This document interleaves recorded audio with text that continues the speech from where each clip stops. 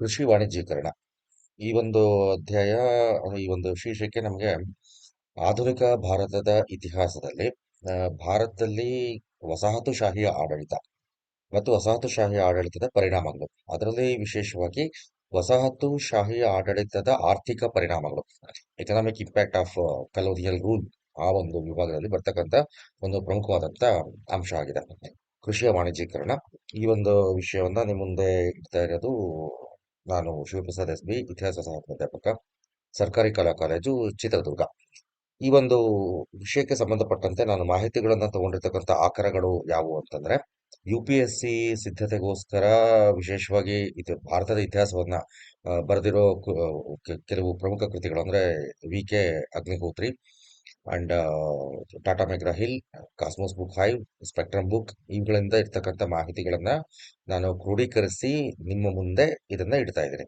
ಈ ಒಂದು ಟೈಟ್ಲ್ ಅನ್ನ ನಾವು ಬ್ರೀಫ್ ಆಗಿ ಆ, ಬ್ರಿಟಿಷ್ ಆಳ್ವಿಕೆಯ ಭಾರತದಲ್ಲಿ ಕೃಷಿಯ ವಾಣಿಜ್ಯೀಕರಣ ಅನ್ನೋದರ ಅಡಿಯಲ್ಲಿ ನಾವು ನೋಡಬಹುದು. ಅಗ್ರಿಕಲ್ಚರ್ ಅಗ್ರಿಕಲ್ಚರ್ ಅದರ ಅಡಿಯಲ್ಲಿ commercialisation of agriculture during British rule ಇದರಲ್ಲಿ ನಾವು ಕಾಣ್ಬೋದು.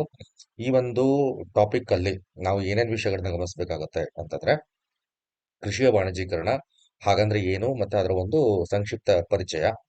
ಅದಾದ್ಮೇಲೆ ಕೃಷಿ ವಾಣಿಜ್ಯೀಕರಣ ಹೇಗಾಯ್ತು ಅನ್ನೋದು. ಅದರ ನಂತರದಲ್ಲಿ ಕೃಷಿ ವಾಣಿಜ್ಯೀಕರಣವನ್ನ ಪ್ರೋತ್ಸಾಹಿಸಿದಂತ ಮತ್ತೆ ಪ್ರೇರೇಪಿಸಿದಂತ ಅಂಶಗಳು ಯಾವ್ಯಾವು, ಕೃಷಿ ವಾಣಿಜ್ಯೀಕರಣದ ದುಷ್ಪರಿಣಾಮಗಳು ಮತ್ತು ಅದರ ಸಕಾರಾತ್ಮಕ ಪರಿಣಾಮಗಳು, ಇಷ್ಟು ಅಂಶಗಳನ್ನು ನಾವಿಲ್ಲಿ ಕಾಣ್ತೇವೆ. ಒಂದ್ ವೇಳೆ ನೀವೇನಾದ್ರೂ SSLC ಅಥವಾ PUC ಮೇಲಿನ ಅಂದ್ರೆ 10+2 ಆನ್ವರ್ಸ್ ಪರೀಕ್ಷೆಗಳಿಗೆ ಅಥವಾ FDA PSI ಈ ತರದ ಪರೀಕ್ಷೆಗಳಿಗೆ ಭಾರತದ ಇತಿಹಾಸನ ಪ್ರಿಪೇರ್ ಆಗೋದಾದ್ರೆ ಮೊದಲನೇ ಟಾಪಿಕ್ ಏನಿದೆ ಅಲ್ವಾ, ಕೃಷಿ ವಾಣಿಜ್ಯೀಕರಣ ಅದರ ಅರ್ಥ ಮತ್ತು ಪಕ್ಷಿ ನೋಟ ಅಥವಾ ಅದು ಒಂದು ಆ, ಸಾರಾಂಶ ಏನಿದೆ ಅಷ್ಟನ್ನ ನೀವು ಗಮನಿಸಿದ್ರೆ ಸಾಕಾಗತ್ತೆ. ಒಂದ್ ವೇಳೆ ನೀವು ಇತಿಹಾಸ ವಿಷಯದಲ್ಲಿ ಆಳವಾಗಿರ್ತಕ್ಕಂಥ ಪರೀಕ್ಷೆಗಳು ಅಂದ್ರೆ ನೆಟ್ ಸ್ಲೆಟ್ KS IAS ಇಂಥದಕ್ಕೆ ನೀವು ಪ್ರಿಪೇರ್ ಆಗ್ತಿರೋದಾದ್ರೆ ಉಳಿದಂತ ಎಲ್ಲ ಟಾಪಿಕ್ಗಳನ್ನು ನೀವು ಸ್ವಲ್ಪ ವಿವರವಾಗಿ ಗಮನಿಸೋದನ್ನ ಗಮನಿಸಿ ಅಂತ ನಿಮ್ ಗಮನಕ್ಕೆ ತರ್ತಾ ಇದ್ದೀನಿ. ಈಗ ಮುಂದುವರೆಯೋಣ ಅಂತ. ಮೊದಲನೇದಾಗಿ ಕೃಷಿ ವಾಣಿಜ್ಯೀಕರಣ ಅದರ ಅರ್ಥ ಮತ್ತು ಒಂದು ಓವರ್ವ್ಯೂ, ಒಂದು ಪಕ್ಷಿ ನೋಟ. ಮೊದಲನೇದಾಗಿ ಕೃಷಿ ವಾಣಿಜ್ಯೀಕರಣ ಅಂದ್ರೆ ಏನು ಅನ್ನೋದು ನೋಡೋಣ ಅಂತ. ವಾಣಿಜ್ಯೀಕರಣ ಅನ್ನೋದ್ರ ಪದದ ಅರ್ಥ ನಮ್ಗೆ ಗೊತ್ತಿದೆ. ವಾಣಿಜ್ಯ ಅಂತಂದ್ರೆ ಕಮರ್ಷಿಯಲ್ ಅಂದ್ರೆ ಯಾವುದೇ ಒಂದು ವಸ್ತುವನ್ನ ಅಥವಾ ಸರಕನ್ನ ನಾವು ವಾಣಿಜ್ಯದ ದೃಷ್ಟಿಯಿಂದ ಅಥವಾ ಹಣಕಾಸಿನ ಲಾಭದ ದೃಷ್ಟಿಯಿಂದ ನೋಡ್ತಕ್ಕಂಥ ಒಂದು ಪ್ರೊಸೀಜರ್, ಒಂದು ವಿದ್ಯಮಾನ. ಆ, ಈಗ ನಾವು ಕೃಷಿ ವಾಣಿಜ್ಯೀಕರಣದ ಒಂದು ಬ್ಯಾಕ್ ಗ್ರೌಂಡ್ ಅದನ್ನ ಸರಿಯಾಗಿ ಅರ್ಥ ಮಾಡ್ಕೋಬೇಕು ಅನ್ನೋದಾದ್ರೆ ಕೃಷಿ ಅನ್ನೋದು ಮೂಲಭೂತವಾಗಿ ಯಾಕೆ ಆರಂಭ ಆಯ್ತು ಅನ್ನೋದನ್ನ ಗಮನಿಸಬೇಕಾಗುತ್ತೆ. ಕೃಷಿ ಅನ್ನೋದು ಮೂಲಭೂತವಾಗಿ ನಮಗೆ ಕಂಡುಬರೋದು ಆದಿಶಿಲಾಯುಗದ ಅವಧಿಯಲ್ಲಿ ಕಂಡುಬರಲ್ಲ. ಮಧ್ಯಶಿಲಾಯುಗದ ಅವಧಿಯಲ್ಲಿ ನಮಗೆ ಅದರಲ್ಲೂ ಕೂಡ ನಂತರ ದಿನಗಳಲ್ಲಿ ಮಧ್ಯಶಿಲಾಯುಗದ ಕೊನೆಯ ದಿನಗಳಷ್ಟೊತ್ತಿಗೆ ಕೃಷಿ ಕೆಲವು ಭಾಗಗಳಲ್ಲಿ ಕಂಡುಬರುತ್ತೆ, ಕೆಲವು ನಾಗರಿಕತೆಗಳಲ್ಲಿ ನಮಗೆ ಕಂಡುಬರುತ್ತೆ. ನವಶಿಲಾಯುಗದಷ್ಟೊತ್ತಿಗೆ ಕೃಷಿ ಮತ್ತು ಪಶುಪಾಲನೆ ಅನ್ನೋದು ಶಿಲಾಯುಗದ ಜನಗಳ ಒಂದು ಪ್ರಮುಖ ಜೀವನೋಪಾಯ ಆಗಿತ್ತು ಅನ್ನೋದು ನಾವು ಗಮನಿಸ್ತೀವಿ. ಅಂದ್ರೆ ಇಲ್ಲಿ ಕೃಷಿಯ ಮೂಲಭೂತ ಉದ್ದೇಶ ಇದ್ದಿದ್ದು ಮನುಷ್ಯನಿಗೆ ಆಹಾರವನ್ನ ಒದಗಿಸೋದಕ್ಕೆ ಅಥವಾ ಆಹಾರದ ಅವಶ್ಯಕತೆಯನ್ನ ಪೂರೈಸೋದಕ್ಕೆ. ಅದು ಹೇಗೆ ಸ್ಟಾರ್ಟ್ ಆಯ್ತು ಅನ್ನೋದ್ರ ಬಗ್ಗೆನೂ ನಾವು ಇತಿಹಾಸ ಪೂರ್ವ ಕಾಲದ ಘಟ್ಟಗಳಲ್ಲಿ ಗಮನಿಸ್ತಾ ಬರ್ತೀವಿ. ಮನುಷ್ಯ ಆದಿಶಿಲಾಯುಗದ ಅವಧಿಯಲ್ಲಿ ಗುಂಪು ಗುಂಪಾಗಿ ವಾಸ ಮಾಡ್ತಾ ದೊಡ್ಡ ದೊಡ್ಡ ಪ್ರಾಣಿಗಳನ್ನ ಬೇಟೆ ಮಾಡ್ತಾ ಇದ್ದ. ದೊಡ್ಡ ದೊಡ್ಡ ಪ್ರಾಣಿಗಳು ಅಂತಂದ್ರೆ ನಾವೀಗ ಏನು ಮೊಲ, ಜಿಂಕೆ ಈ ತರದ್ದಲ್ಲ, ಅಥವಾ ಕಾಡೆಮ್ಮೆ ಈ ತರದ್ದು ಅಲ್ಲ. ಆನೆ ಅಥವಾ ಆ ರೀತಿ ದೊಡ್ಡ ಗಾತ್ರದ ಪ್ರಾಣಿಗಳನ್ನ ಬೇಟೆ ಮಾಡ್ತಾ ಇದ್ದ. ಏಕೆ ಅಂತಂದ್ರೆ ಒಂದ್ ಸಾರಿ ಅವ್ನು ಬೇಟೆ ಆಡ್ದ ಅಂದ್ರೆ ವಾರಗಟ್ಲೆ ಅಥವಾ 15 ದಿನಗಟ್ಲೆ ಒಂದೇ ಸಾರಿ ಅವನಿಗೆ ಆಹಾರ ಸಿಗ್ತಾ ಇತ್ತು. ಆದ್ರೆ ಇಲ್ಲಿ ಒಂದು ಸಮಸ್ಯೆ ಆಗ್ತಾ ಇದ್ದಿದ್ದು ಏನು ಅಂದ್ರೆ ಅವನು ಏನು ಬೇಟೆ ಆಡ್ತಾ ಇದ್ನಲ್ವಾ, ಬೇಟೆ ಆಡೋದಕ್ಕೆ ಅಂತ ಹೋದಾಗ ಅವನು ಬೇಟೆ ಆಡ್ಬೋದಾಗಿತ್ತು ಅಥವಾ ಬೇಟೆ ಆಗಬಹುದಾಗಿತ್ತು. ಇಂಥ ಒಂದು ರಿಸ್ಕ್ ನ ಜೀವನವನ್ನ ಅವನು ಕಳೀತಾ ಇದ್ದ. ಇದನ್ನ ತಪ್ಪಿಸೋದಕ್ಕೆ ಅವನು ಕಂಡ್ಕೊಳ್ಳುವಂತ ವಿಧಾನ ಏನು ಅಂದ್ರೆ ಸ್ವಲ್ಪ ಮಧ್ಯಮ ಗಾತ್ರದ ಪ್ರಾಣಿಗಳನ್ನ ಬಳಸೋದಕ್ಕೆ ಸ್ಟಾರ್ಟ್ ಮಾಡ್ದ. ಉದಾಹರಣೆಗೆ ಎಮ್ಮೆಗಳು, ಕೋಣಗಳು ಇವುಗಳನ್ನ ಬಳಸೋಕೆ ಸ್ಟಾರ್ಟ್ ಮಾಡ್ದ. ಅವುಗಳಿಗೆ ಬೇಕಾದಂತ ಆಹಾರ ಅಂದ್ರೆ ಹುಲ್ಲುಗಳನ್ನ ಕೂಡ ಅವನು ಇರೋ ಪ್ರದೇಶದಲ್ಲಿ ಅಂದ್ರೆ ನದಿ ಪರಿಸರದಲ್ಲಿ ಗುಡ್ಡದ ತಪ್ಪಲು ಪ್ರದೇಶದಲ್ಲಿ ಅವನ್ನ ಬೆಳೆಸೋದಕ್ಕೆ ಸ್ಟಾರ್ಟ್ ಮಾಡ್ದ. ಪ್ರತಿಯೊಂದು ಸಲನೂ ಕೂಡ ಕಾಡಿಗೆ ಹೋಗಿ ಅವನ್ನ ಮೇಯಿಸ್ಕೊಂಡು ಅವುಗಳನ್ನು ಕೂಡ ಕಳ್ಕೊಳ್ಳೋದಕ್ಕೆ ಅಥವಾ ಪ್ರಾಣಕ್ಕೆ ಸಮಸ್ಯೆ ಮಾಡ್ಕೊಳ್ಳೋದಕ್ಕೆ ಅವ್ನು ರೆಡಿ ಇರ್ಲಿಲ್ಲ. ಹಾಗಾಗಿ ಏನ್ ಮಾಡ್ದ, ಪಶುಪಾಲನೆ ಅನ್ನೋದರ ಜೊತೆಗೆ ಅವ್ನು ಗಮನಿಸಿದ್ದೇನು ಅಂತಂದ್ರೆ ಆ ಪಶುಗಳಿಗೆ ಏನು ಗಿಡಗಳು ಬೆಳೆಸ್ತಾ ಇದ್ನಲ್ವಾ, ಎಕ್ಸಾಂಪಲ್ ಮೆಕ್ಕೆಜೋಳ, ಜೋಳ, ಬಾರ್ಲಿ, ಸಜ್ಜೆ, ನವಣೆ ಇಂಥ ಏನು ಗಿಡಗಳಿದ್ವು ಆ ಗಿಡಗಳ ಕಾಳುಗಳನ್ನ ತಾನು ಕೂಡ ತಿನ್ನಬಹುದು ಅನ್ನೋದನ್ನ ಅವನು ಅವನ ಅನುಭವದಲ್ಲಿ ಕಂಡ್ಕೊಂಡ. ಹಾಗಾಗಿ ಕೃಷಿಯ ಮತ್ತು ಪಶುಪಾಲನೆ ಎರಡೂ ಸಹ ಒಟ್ಟೊಟ್ಟಿಗೆ ಮನುಷ್ಯನ ಜೀವನ ಶೈಲಿಯಾಗಿ ಬದಲಾಗ್ತಾ ಬಂತು. ಕೃಷಿ ಮತ್ತು ಪಶುಪಾಲನೆ ಎರಡೂ ಸಹ ಒಟ್ಟೊಟ್ಟಿಗೆ ಮನುಷ್ಯನ ಜೀವನ ಶೈಲಿಯಾಗಿ ಬದಲಾಗ್ತಾ ಬಂತು. ಹೀಗಾಗಿ ಕೃಷಿಯ ಮೂಲಭೂತ ಉದ್ದೇಶ ಇದ್ದಿದ್ದು ಅದು ಮನುಷ್ಯನಿಗೆ ಆಹಾರವನ್ನ ನೀಡೋದಕ್ಕೆ ಮಾತ್ರ. ಆದ್ರೆ ಈ ಕೃಷಿಯ ಉದ್ದೇಶ ಮನುಷ್ಯನಿಗೆ ಆಹಾರ ಅನ್ನೋದನ್ನ ಹೊರತುಪಡಿಸಿ ಮಾರುಕಟ್ಟೆಯಲ್ಲಿ ಅದನ್ನ ಮಾರಾಟ ಮಾಡೋ ಉದ್ದೇಶಕ್ಕೋಸ್ಕರ ಬೆಳೆಯೋದಕ್ಕೆ ಸ್ಟಾರ್ಟ್ ಮಾಡ್ದ. ಅದು ವಿಶೇಷವಾಗಿ ಬ್ರಿಟಿಷರ ಆಡಳಿತದ ಅವಧಿಯಲ್ಲಿ ಈ ಪ್ರಮಾಣ ಜಾಸ್ತಿ ಆಯ್ತು. ಅಂದ್ರೆ ರಾಷ್ಟ್ರೀಯ ಮತ್ತೆ ಅಂತಾರಾಷ್ಟ್ರೀಯ ಮಾರ್ಕೆಟ್ ಅಲ್ಲಿ ಅದನ್ನ ಮಾರಾಟ ಮಾಡೋ ಉದ್ದೇಶಕ್ಕೋಸ್ಕರ ಬೆಳೆಯೋದು. ಅಂದ್ರೆ ಅವ್ನು ಬೆಳೆಯೋದನ್ನ ಅವನ ಆಹಾರಕ್ಕೆ ಮತ್ತೆ ಅವನ ಸ್ವಂತ ಅವಶ್ಯಕತೆಗಳಿಗಲ್ಲದೆ ವಿಶೇಷವಾಗಿ ಮಾರುಕಟ್ಟೆಗೋಸ್ಕರ ಮಾತ್ರ ಬಳಕೆ ಮಾಡ್ತಕ್ಕಂಥದ್ದನ್ನ ಅವನು ಆರಂಭಿಸ್ದ. ಇದು ಕೃಷಿಯ ವಾಣಿಜ್ಯೀಕರಣ ಅಂತ ಅನ್ಸ್ಕೊಳುತ್ತೆ. ಈಗ ಸ್ಪೆಷಲಿ ಭಾರತದ ಸನ್ನಿವೇಶದಲ್ಲಿ ಕೃಷಿ ವಾಣಿಜ್ಯೀಕರಣ ಯಾವ ರೀತಿ ಆಯ್ತು, ಯಾವಾಗಿಂದ ಆಯ್ತು ಅನ್ನೋದು ನಾವು ನೋಡುತ್ತೆ. ಭಾರತದಲ್ಲಿ ಕೃಷಿ ವಾಣಿಜ್ಯೀಕರಣ ಆಗಿದ್ದು ಬ್ರಿಟಿಷರು ಅಥವಾ ಇಂಗ್ಲಿಷರು ಇಲ್ಲಿ ಆಡಳಿತವನ್ನ ಪ್ರಾರಂಭ ಮಾಡಿದಾದ್ಮೇಲೆ, ಅಂದ್ರೆ ಸರಿಸುಮಾರು 1760-70 ನಂತರ, ಅಂದ್ರೆ ನಾವು ಅದನ್ನ 18ನೇ ಶತಮಾನದ ಕೊನೆಯ ವೇಳೆಗೆ ಅಂತ ಕರಿಬಹುದು. ಇಲ್ಲಿ ಯಾವಾಗ ಅವರು ಭೂಕಂದಾಯ ಪದ್ಧತಿಗಳನ್ನ ಅಳವಡಿಸ್ಕೊಳ್ತಾ ಬಂದ್ರು, ಅಲ್ಲಿಂದ ಮುಂದೆ ಕೃಷಿ ಆಸ್ತಿಗಳು ಅಂದ್ರೆ ಭೂಮಿಯಲ್ಲಿ ಬರ್ತಕ್ಕಂಥ ಉತ್ಪಾದನೆ ಮತ್ತೆ ಅವುಗಳಿಗೆ ಸಂಬಂಧಪಟ್ಟಂತ ಮಾರುಕಟ್ಟೆ, ಈ ಇವುಗಳ ಒಂದು ಪರಸ್ಪರ ಸಂಬಂಧದಲ್ಲಿ ದೊಡ್ಡ ಪ್ರಮಾಣದ ಮತ್ತೆ ವೇಗವಾದ ಕ್ರಾಂತಿಕಾರಿ ಬದಲಾವಣೆಗಳಾದವು. ಅದರಲ್ಲೂ ಕೂಡ ವಿಶೇಷವಾಗಿ 1813ರಲ್ಲಿ ಇಂಗ್ಲೆಂಡ್ನಲ್ಲಿ ಕೈಗಾರಿಕಾ ಕ್ರಾಂತಿ ಮತ್ತಷ್ಟು ತೀವ್ರ ಆದ್ಮೇಲಂತೂ ಭಾರತದಲ್ಲಿ ಅವುಗಳಿಗೆ ಕಚ್ಚಾ ವಸ್ತುಗಳನ್ನ ಒದಗಿಸಬೇಕು ಅನ್ನೋ ಒಂದು ಪ್ರಮುಖ ಉದ್ದೇಶದ ಹಿನ್ನೆಲೆಯಲ್ಲಿ ಇಲ್ಲಿ ಕೃಷಿ ವಾಣಿಜ್ಯೀಕರಣ ಮತ್ತಷ್ಟು ಜಾಸ್ತಿ ಆಗ್ತಾ ಬಂತು. ಇದು ಇನ್ನಷ್ಟು ವೇಗವನ್ನ ಪಡ್ಕೊಂಡಿದ್ದು 1860ರಲ್ಲಿ ಅಮೆರಿಕದಲ್ಲಿ ಅಂತರ್ಯುದ್ಧ ಅಥವಾ ಸಿವಿಲ್ ವಾರ್ ಏನ್ ನಾವು ಹೇಳ್ತೀವಿ, ಅಂತರ್ಯುದ್ಧ ಪ್ರಾರಂಭ ಆದಾಗ. ಅಂತರ್ಯುದ್ಧ ಪ್ರಾರಂಭ ಆದ ಕಾರಣದಿಂದಾಗಿ ಅಮೆರಿಕದಿಂದ ಯುರೋಪಿಗೆ ರಫ್ತಾಗ್ತಾ ಇದ್ದಂತಹ ಕಚ್ಚಾ ವಸ್ತುಗಳ ಪ್ರಮಾಣ ಕಡಿಮೆ ಆಯಿತು, ಅಥವಾ ಕೆಲವು ವಸ್ತುಗಳಂತೂ ಬಹುತೇಕ ನಿಂತೇ ಹೋಯ್ತು. ಅದರಲ್ಲೂ ಎಸ್ಪೆಷಲಿ ಹತ್ತಿ, ತಂಬಾಕು ಮತ್ತೆ ಇಂಥ ಮೆಕ್ಕೆಜೋಳ, ಬಟಾಣಿ ಇಂಥ ಕೆಲವು ವಸ್ತುಗಳಂತೂ ಇಡೀ ಯುರೋಪಿನ ಮಾರುಕಟ್ಟೆಗೆ ಅಲಭ್ಯ ಅನ್ನೋ ರೀತಿಯಲ್ಲಿ ಅದು. ಹಾಗಾಗಿ ಅದನ್ನ ಪೂರೈಸೋದಕ್ಕೋಸ್ಕರ ಅಮೆರಿಕಾಗೆ ಬದಲಾಗಿ ಭಾರತದ ಭೂಮಿಯನ್ನ ಕಚ್ಚಾ ವಸ್ತುಗಳನ್ನ ಬೆಳೆಯೋ ಭೂಮಿ ತರ ಮಾಡ್ಕೊಂಡ್ರು. ಅಂದ್ರೆ ಭಾರತದಲ್ಲಿ ಕೃಷಿಯ ವಾಣಿಜ್ಯೀಕರಣ ಬ್ರಿಟಿಷರ ಆಡಳಿತದಲ್ಲಾಯ್ತು. 18ನೇ ಶತಮಾನದ ಅಂತ್ಯದ ವೇಳೆಗೆ ಮೊದಲ ಹಂತದಲ್ಲಿ, 1813ರ ನಂತರದಲ್ಲಿ ಎರಡನೇ ಹಂತದಲ್ಲಿ, ಮತ್ತೆ 1860ರ ನಂತರದಲ್ಲಿ ಮೂರನೇ ಹಂತದಲ್ಲಿ ಕೃಷಿಯ ವಾಣಿಜ್ಯೀಕರಣ ಆಗಿದ್ದನ್ನ ನಾವು ಗಮನಿಸಬಹುದು. ಈಗ ಇಲ್ಲಿ ಭಾರತದ ಕೃಷಿಯ ವಾಣಿಜ್ಯೀಕರಣ ಮತ್ತು ಬೇರೆ ಬೇರೆ ದೇಶಗಳಲ್ಲೂ ಸಹ ಆದಂತಹ ಕೃಷಿಯ ವಾಣಿಜ್ಯೀಕರಣ ಇವುಗಳನ್ನ ಒಟ್ಟೊಟ್ಟಿಗೆ ಇಟ್ಟು ನೋಡೋದಾದ್ರೆ, ನಮ್ಮ ಭಾರತದ ಕೃಷಿಯ ವಾಣಿಜ್ಯೀಕರಣ ಅಂತ ನಾವೇನ್ ಹೇಳ್ತೀವಿ, ಇದು ಒಂದು ವಿಶೇಷವಾಗಿರ್ತಕ್ಕಂಥ ಒಂದು ವಿಭಿನ್ನವಾಗಿರೋ ಸನ್ನಿವೇಶದಲ್ಲಿ ಇದು ನಮಗೆ ಕಂಡು ಬಂತು. ಯಾಕೆ ಇದು ನಾವು ಬೇರೆ ದೇಶಗಳಿಗೆ ಹೋಲಿಕೆ ಮಾಡಿದಾಗ ವಿಭಿನ್ನ ಅಥವಾ ವಿಶೇಷವಾದಂತಹ ಬೆಳವಣಿಗೆ ಅಂತ ಹೇಳ್ತೀವಿ ಅಂದ್ರೆ, ಒಂದೇ ಕಾರಣ. ನಾವೇನೀಗ ಇಂಗ್ಲೆಂಡ್ ಅಲ್ಲಿ ಮತ್ತೆ ಯುರೋಪಿನ ಬೇರೆ ಬೇರೆ ದೇಶಗಳಲ್ಲಿ, ಅಂದ್ರೆ ಯುರೋಪಿನ ಎಲ್ಲಾ ದೇಶಗಳಲ್ಲೂ ಕೂಡ ಕೈಗಾರಿಕಾ ಕ್ರಾಂತಿ ಒಟ್ಟಿಗೆ ಆಗ್ಲಿಲ್ಲ. ಮೊದಲು ಇಂಗ್ಲೆಂಡ್ ಅಲ್ಲಿ, ಅದಾದ್ಮೇಲೆ ಫ್ರಾನ್ಸ್ ಮತ್ತೆ ಬೆಲ್ಜಿಯಂ ಅಲ್ಲಿ, ಅದರ ನಂತರ ಈಗ ಜರ್ಮನಿ, ಇಟಲಿ ಮತ್ತೆ ರಷ್ಯಾದಲ್ಲಿ ಕೈಗಾರಿಕಾ ಕ್ರಾಂತಿ ತುಂಬಾ ಲೇಟ್ ಆಗಾಯ್ತು. ಎನಿವೆ, ಯಾವುದೇ ಒಂದು ದೇಶದಲ್ಲಿ, ಯುರೋಪಿನ ಮತ್ತೆ ಅಮೆರಿಕದ ಯಾವುದೇ ಒಂದು ದೇಶದಲ್ಲಿ ಕೈಗಾರಿಕಾ ಕ್ರಾಂತಿ ಆಗ್ತಾ ಇದೆ ಅಂದಾಗ ಅದಕ್ಕೆ ಜೊತೆಯಾಗಿ ಅಲ್ಲಿ ಕೃಷಿಯ ವಾಣಿಜ್ಯೀಕರಣ ನಡೀತಾ ಬಂದಿದ್ದು ನಾವು ಕಾಣ್ತೇವೆ. ಅಂದ್ರೆ ಭಾರತದಲ್ಲಿ ಆ ರೀತಿ ಆಗ್ಲಿಲ್ಲ. ಭಾರತದಲ್ಲಿ ಕೈಗಾರಿಕಾ ಕ್ರಾಂತಿ ಆಗಲೇ ಇಲ್ಲ, ಆದ್ರೆ ಕೃಷಿ ವಾಣಿಜ್ಯೀಕರಣ ಆಯ್ತು. ಯಾಕೆ ಅಂತಂದ್ರೆ ಇಲ್ಲಿ ಇದ್ದಂತಹ ಕೃಷಿ ಅದು ವಾಣಿಜ್ಯೀಕರಣಗೊಂಡಿದ್ದು ಇಲ್ಲಿರೋ ಕೈಗಾರಿಕೆಗಳನ್ನ ಬೆಳೆಸೋದಕ್ಕಲ್ಲ. ಆದ್ರೆ ಇಲ್ಲಿರೋ ಕೃಷಿಯ ವಾಣಿಜ್ಯ ಬೆಳೆಗಳನ್ನ ಬಳಸಿಕೊಂಡು ಯುರೋಪಿನ ಮತ್ತು ಬ್ರಿಟನ್ನಿನ ಫ್ಯಾಕ್ಟರಿಗಳಿಗೆ, ಕಾರ್ಖಾನೆಗಳಿಗೆ ಅಥವಾ ಕೈಗಾರಿಕೆಗಳಿಗೆ ಕಚ್ಚಾ ವಸ್ತುಗಳನ್ನ ಪೂರೈಸುವ ಉದ್ದೇಶಗಳಿಂದಾಗಿ ಭಾರತದಲ್ಲಿ ಕೃಷಿ ವಾಣಿಜ್ಯೀಕರಣ ಆಯ್ತು.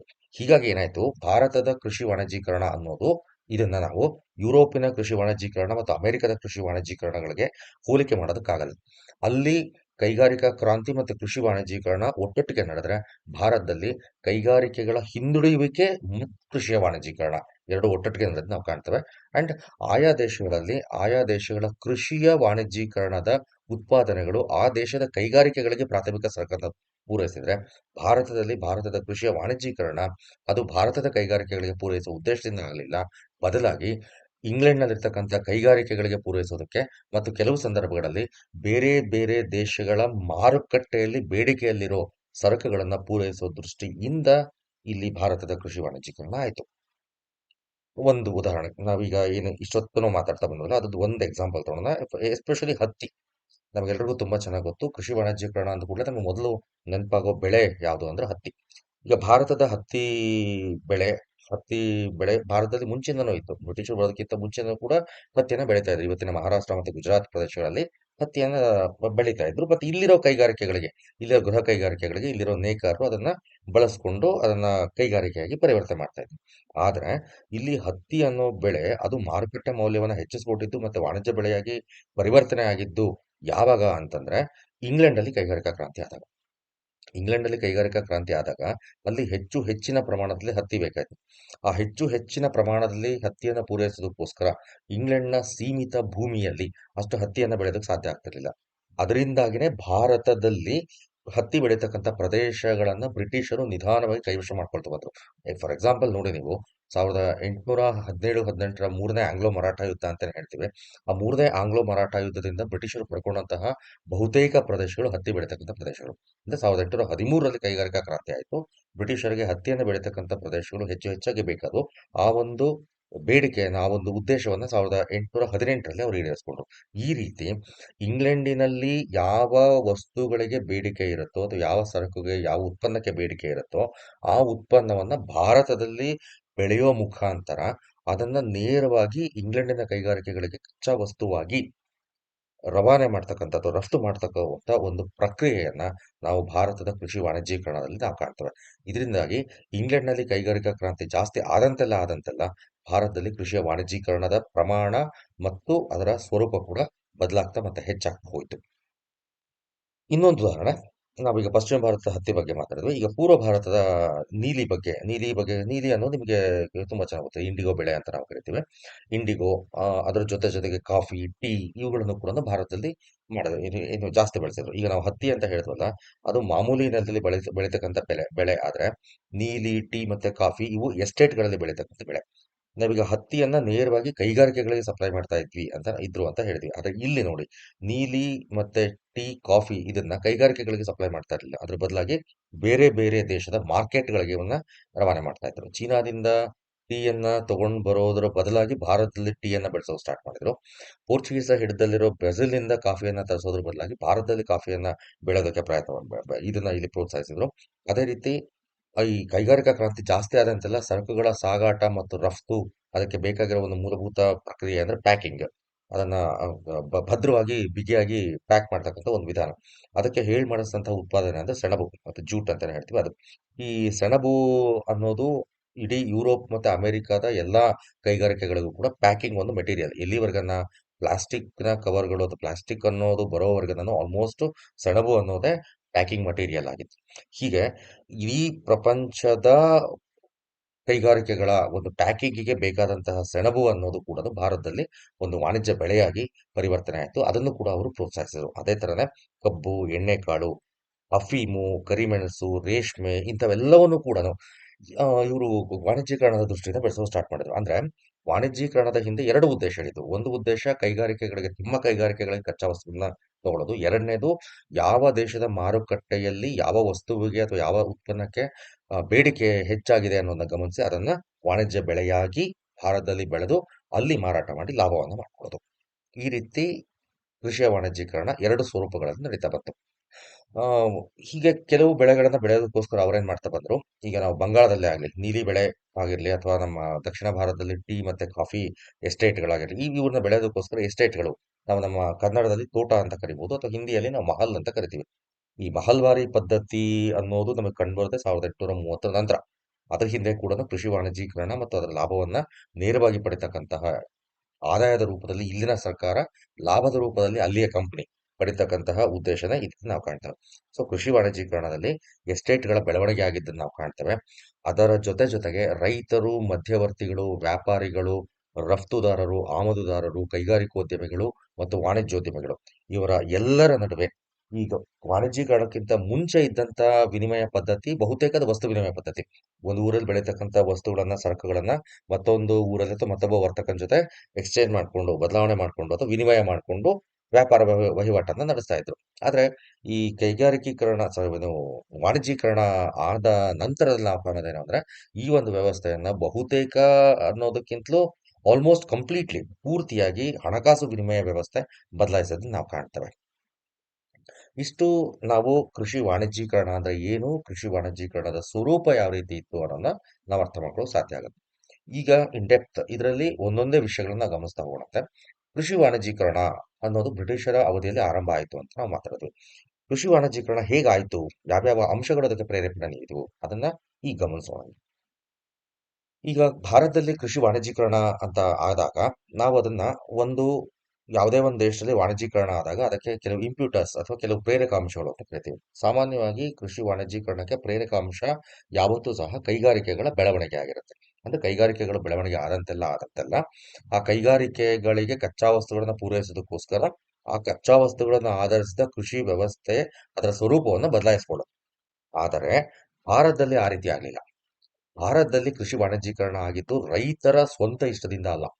ಬದಲಾಗಿ ಭಾರತದಲ್ಲಿ ಆಳ್ವಿಕೆ ಮಾಡ್ತಾ ಇದ್ದಂತಹ ಬ್ರಿಟಿಷರು ಮತ್ತು ಆ ಒಂದು ಆಡಳಿತದ ಹಿಂದೆ ಇದ್ದಂತಹ company, East India company. East India company ಮತ್ತು ಬ್ರಿಟಿಷ್ ಆಡಳಿತದ ನೀತಿಗಳು ಮತ್ತು ಅವರು ಜಾರಿಗೊಳಿಸಿದಂತಹ ಕ್ರಮಗಳ ಮುಖಾಂತರ ಭಾರತದಲ್ಲಿ ಇಲ್ಲಿ ವಾಣಿಜ್ಯೀಕರಣ ಆಗಿದ್ದು ನಾವು ಕಾಣ್ತೇವೆ. ಫಾರ್ ಎಕ್ಸಾಂಪಲ್ ಮೊದಲನೇದಾಗಿ ಸ್ಟಾರ್ಟ್ ಮಾಡೋಣ. ಅದು ಎಲ್ಲಿಂದ ಶುರು ಮಾಡೋಣ ಅಂದ್ರೆ ಭೂ ಕಂದಾಯ ಪದ್ಧತಿ. ಯಾಕಂದ್ರೆ ನಾವು ಫಸ್ಟ್ ಶುರು ಮಾಡಿದ್ದೆ ಅಲ್ಲಿಂದ 18ನೇ ಶತಮಾನದ ಅಂತ್ಯಭಾಗದಿಂದ ಅಂತ. 1790ರಲ್ಲಿ ಏನು ಜಮೀನ್ದಾರಿ ಪದ್ಧತಿ ಅಂತ ಜಾರಿಯಾಗಿ 1793ರಲ್ಲಿ ಕಾಯಂ ಜಮೀನ್ದಾರಿ ಪದ್ಧತಿಯಾಗಿ ಬದಲಾವಣೆ ಆಯ್ತಲ್ಲ, ಇದು ಒಂದು ವ್ಯವಸ್ಥೆ. 1820ರಲ್ಲಿ ಜಾರಿಯಾದಂತಹ ರೈತವಾರಿ ಪದ್ಧತಿ ಮತ್ತು 1830ರಲ್ಲಿ ಜಾರಿಯಾದಂತಹ ಮಹಲ್ವಾರಿ ಪದ್ಧತಿ ವಿವಿಧ ಸ್ವರೂಪಗಳು ಈ ಎಲ್ಲವೂ ಕೂಡ ಭಾರತದಲ್ಲಿ ಕೃಷಿ ಭೂಮಿ ಅಂತ ಏನಿತ್ತಲ್ಲ ಆ ಕೃಷಿ ಭೂಮಿಯನ್ನ ಒಂದು ಸರಕಿನ ರೀತಿಯಲ್ಲಿ ಪರಿವರ್ತನೆ ಮಾಡಿದೆವು. ಅಂದ್ರೆ ಈ ಭೂಕಂದಾಯ ಪದ್ಧತಿಗಳು ಬರೋದಕ್ಕಿಂತ ಮುಂಚೆ ಭೂಮಿ ಅನ್ನೋದು ಒಂದು ಸರಕು ಅಥವಾ ಕಮಾಡಿಟಿ ವಸ್ತು ತರ ಆಗಿರ್ಲಿಲ್ಲ. ಒಂದು ಭೂಮಿ ಅಂತಂದ್ರೆ ಅದಕ್ಕೋಸ್ಕರ ಇದ್ದಂತಹ ಒಂದು ರೈತಾಪಿ ವರ್ಗ ಇರ್ತಿತ್ತು. ಅಲ್ಲಿ ಆಳ್ವಿಕೆ ಅಥವಾ ಅಲ್ಲಿ ಕಂದಾಯ ವಸೂಲಿ ಮಾಡೋ ಒಂದು ವರ್ಗ ಇರ್ತಾ ಇತ್ತು. ಆಮೇಲೆ ಅದರ ನಿರ್ವಹಣೆ ಮಾಡ್ತಕ್ಕಂಥ ಒಂದು ಆಡಳಿತ ಸ್ವರೂಪ ಇರ್ತಾ ಇತ್ತು. ಅದು ಒಂದು ನಿರ್ದಿಷ್ಟ ರಾಜನಿಗೆ ಸೇರಿರ್ತಾ ಇತ್ತು ಅಥವಾ ಒಬ್ಬ ನವಾಬನಿಗೋ ನಿಜಾಮನಿಗೋ ರಾಜನಿಗೂ ಸೇರಿರ್ತಾ ಇತ್ತು. ಅಂದ್ರೆ ಅದಕ್ಕಿಂತ ಮುಂಚೆ ಈ ಭೂಮಿ ಅನ್ನೋದನ್ನ ನೇರವಾಗಿ ಅಥವಾ ತುಂಡು ತುಂಡಾಗಿ ಯಾರೋ ಒಬ್ರು ಹಣದ ರೂಪದಲ್ಲಿ ನಾವು ಹೆಂಗೆ ಮನಿ ಎಕ್ಸ್ಚೇಂಜ್ ಮಾಡ್ತೀವಲ್ಲ ಆ ರೀತಿಯಲ್ಲಿ ಭೂಮಿಯನ್ನ ಮಾರಾಟ ಮಾಡೋದಕ್ಕಾಗ್ಲಿ ಅಥವಾ ಅಡಮಾನ ಮಾಡೋದಕ್ಕಾಗ್ಲಿ ಅಥವಾ ಅದನ್ನ ಮುಂದುವರ್ಸೋದಕ್ಕಾಗ್ಲಿ ಅದನ್ನ ಆ, ಹಸ್ತಾಂತರ ಮಾಡೋದಾಗ್ಲಿ ಬರ್ತಿರ್ಲಿಲ್ಲ. ಏನಿತ್ತು ಅಂತಂದ್ರೆ ವಂಶ ಪಾರಂಪರ್ಯವಾಗಿ ಆಯಾ ವರ್ಗಗಳು ಅದನ್ನ ಹಸ್ತಾಂತರಿಸಬಹುದಾಯ್ತು. ಎಕ್ಸಾಂಪಲ್, ರೈತ ಅವನ ಮಕ್ಕಳಿಗೆ ಆ ಭೂಮಿನ ವರ್ಗಾವಣೆ ಮಾಡ್ತಾ ಇದ್ದ. ಅಲ್ಲಿದ್ದಂತ ಅಧಿಕಾರಿ ಅವನ ಮಗನಿಗೆ ಆ ಅಧಿಕಾರವನ್ನು ಹಸ್ತಾಂತರ ಮಾಡ್ತಾ ಇದ್ದ. ಅಲ್ಲಿರೋ ರಾಜ ಅವನ ಮಗನಿಗೆ ಆ ಒಂದು ಸಾರ್ವಭೌಮತ್ವವನ್ನು ಹಸ್ತಾಂತರ ಮಾಡ್ತಾ ಇದ್ದ. ಅಂದ್ರೆ ಭೂಮಿ ಅನ್ನೋದು ಫಿಕ್ಸ್ ಆಗಿತ್ತು. ಅದಕ್ಕೆ ಒಂದು ನಿರ್ದಿಷ್ಟವಾದಂತಹ ಎಕ್ಸ್ಚೇಂಜ್ ವ್ಯಾಲ್ಯೂ ಅನ್ನೋದು ಇರಲಿಲ್ಲ. ಆದ್ರೆ ಈ ವ್ಯವಸ್ಥೆಗಳು ಬಂದಾದ್ಮೇಲೆ ವಿಶೇಷವಾಗಿ ಈಗ ಜಮೀನ್ದಾರಿ ಪದ್ಧತಿನ ಗಮನಿಸಿ. ಜಮೀನ್ದಾರಿ ಪದ್ಧತಿಯಲ್ಲಿ ಜಮೀನ್ದಾರರಿಗೆ ಭೂ ಮಾಲೀಕತ್ವದ ಹಕ್ಕನ್ನ ಕೊಟ್ಟರು. ಅದರ ಜೊತೆಗೆ ಆ ಭೂಮಿಯನ್ನ ಜಮೀನ್ದಾರರು ಮಾರಾಟ ಮಾಡಬಹುದು, ಅಡಮಾನ ಮಾಡಬಹುದು, ಪೂರ್ತಿಯಾಗಿ ಮಾರಾಟ ಮಾಡಬಹುದು ಅಥವಾ ಅರ್ಧದಷ್ಟನ್ನು ಮಾರಾಟ ಮಾಡಬಹುದು ಅಥವಾ ಅವರು ಬೇರೆಯವರ ಭೂಮಿಯನ್ನ ಖರೀದಿಸಬಹುದು. ಈ ರೀತಿಯೆಲ್ಲ ಅಂಶಗಳು ಸೇರಿಸಿದ್ದಾಗಿ ಭೂಮಿ ಅನ್ನೋದು ಒಂದು ಸರಕು, ಸರಕಿನ ಸ್ವರೂಪವನ್ನು ಪಡ್ಕೊಳ್ತು. ಅದಾದ್ಮೇಲೆ ಈ ಕೃಷಿನ ನಾವು ಫಸ್ಟ್ ಏನ್ ಮಾತಾಡಿದ್ವಲ್ಲ ಶಿಲಾಯುಗದ ಕಾಲದಿಂದ ಅಂತ. ನಂತರದಲ್ಲೂ ಕೂಡ ಕೆಲವು ಬೆಳೆಗಳು ವಾಣಿಜ್ಯ ಮಹತ್ವವನ್ನು ಪಡ್ಕೊಂಡಿದ್ದು ಹೌದು. ಆದ್ರೆ ಕೇವಲ ವಾಣಿಜ್ಯಕ್ಕೋಸ್ಕರ ಮಾತ್ರ ಅನ್ನೋ ರೀತಿಯಲ್ಲಿ ಬೆಳೆ ಯಾವತ್ತೂ ಇರಲಿಲ್ಲ. ಆದ್ರೆ ಈಗ ಈ ಕೃಷಿಯ ಒಂದು ಹೊಸ ಬೆಳೆಗಳು ಮತ್ತು ಆ ಬೆಳೆಗಳಿಗೆ ಕಂಪನಿ ಕೊಡ್ತಾ ಇದ್ದಂತಹ ಒಂದು ಡಿಮ್ಯಾಂಡ್ ಏನಿತ್ತಲ್ವಾ, ಬೇಡಿಕೆ, ಆ ಬೇಡಿಕೆ ಪ್ರಮಾಣ ಎಷ್ಟಕ್ಕಿತ್ತು ಅಂತಂದ್ರೆ ಆ ಇಲ್ಲಿವರೆಗನ್ನ ಅವರು ಏನಿದ್ರು ಕೂಡ ಬೆಳೆದಿದ್ದನ್ನ ಬೇರೆ ರೈತರ ಜೊತೆ ಅಥವಾ ಬೇರೆ ವರ್ತಕರ ಜೊತೆ ಎಕ್ಸ್ಚೇಂಜ್ ಮಾಡ್ಕೊಳ್ತಾ ಇದ್ರು ಹಣದ ಸ್ವರೂಪ, ಹಣದ ಒಂದು ಸಹಾಯ ಇಲ್ಲದೆ. ಅದೇ ಈಗ ಅದೇ ಒಂದು ಮಾರ್ಕೆಟ್, ಅದೇ ಒಂದು ವಸ್ತು ಬರೀ ಆ ಒಂದು ಪ್ರದೇಶದಲ್ಲಿ ಅಷ್ಟೇ ಅಲ್ಲದೆ ರಾಷ್ಟ್ರ ಮಟ್ಟದಲ್ಲಿ ಮತ್ತು ಅಂತಾರಾಷ್ಟ್ರೀಯ ಮಟ್ಟದಲ್ಲಿ ಮಾರಾಟ ಆಗೋದಕ್ಕೆ ಅದಕ್ಕೆ ಬೇಡಿಕೆ ಸಿಗೋದಕ್ಕೆ ಸ್ಟಾರ್ಟ್ ಆಯ್ತು. ಹಾಗಾಗಿ ಏನಾಯ್ತು, ಬರೀ ಸ್ಥಳೀಯವಾಗಿ ಬೇಡಿಕೆ ಇರೋ ವಸ್ತುಗಳು ಅಥವಾ ಸರಕುಗಳು ಮಾತ್ರ ಅಲ್ಲದೆ ರಾಷ್ಟ್ರೀಯ ಮಟ್ಟದಲ್ಲಿ ಬೇಡಿಕೆ ಇರೋ ಸರಕುಗಳು ಅಥವಾ ಉತ್ಪಾದನೆಗಳು ಅಥವಾ ಕೃಷಿ ಬೆಳೆಗಳು, ಅಂತಾರಾಷ್ಟ್ರೀಯ ಮಟ್ಟದಲ್ಲಿ ಬೇಡಿಕೆ ಇದ್ದಂಥ ಕೃಷಿ ಬೆಳೆಗಳು ಈ ಎಲ್ಲವೂ ಸಹ ಭಾರತದಲ್ಲಿ ಬೆಳೆಯೋದಕ್ಕೆ ಆರಂಭ ಆಯಿತು.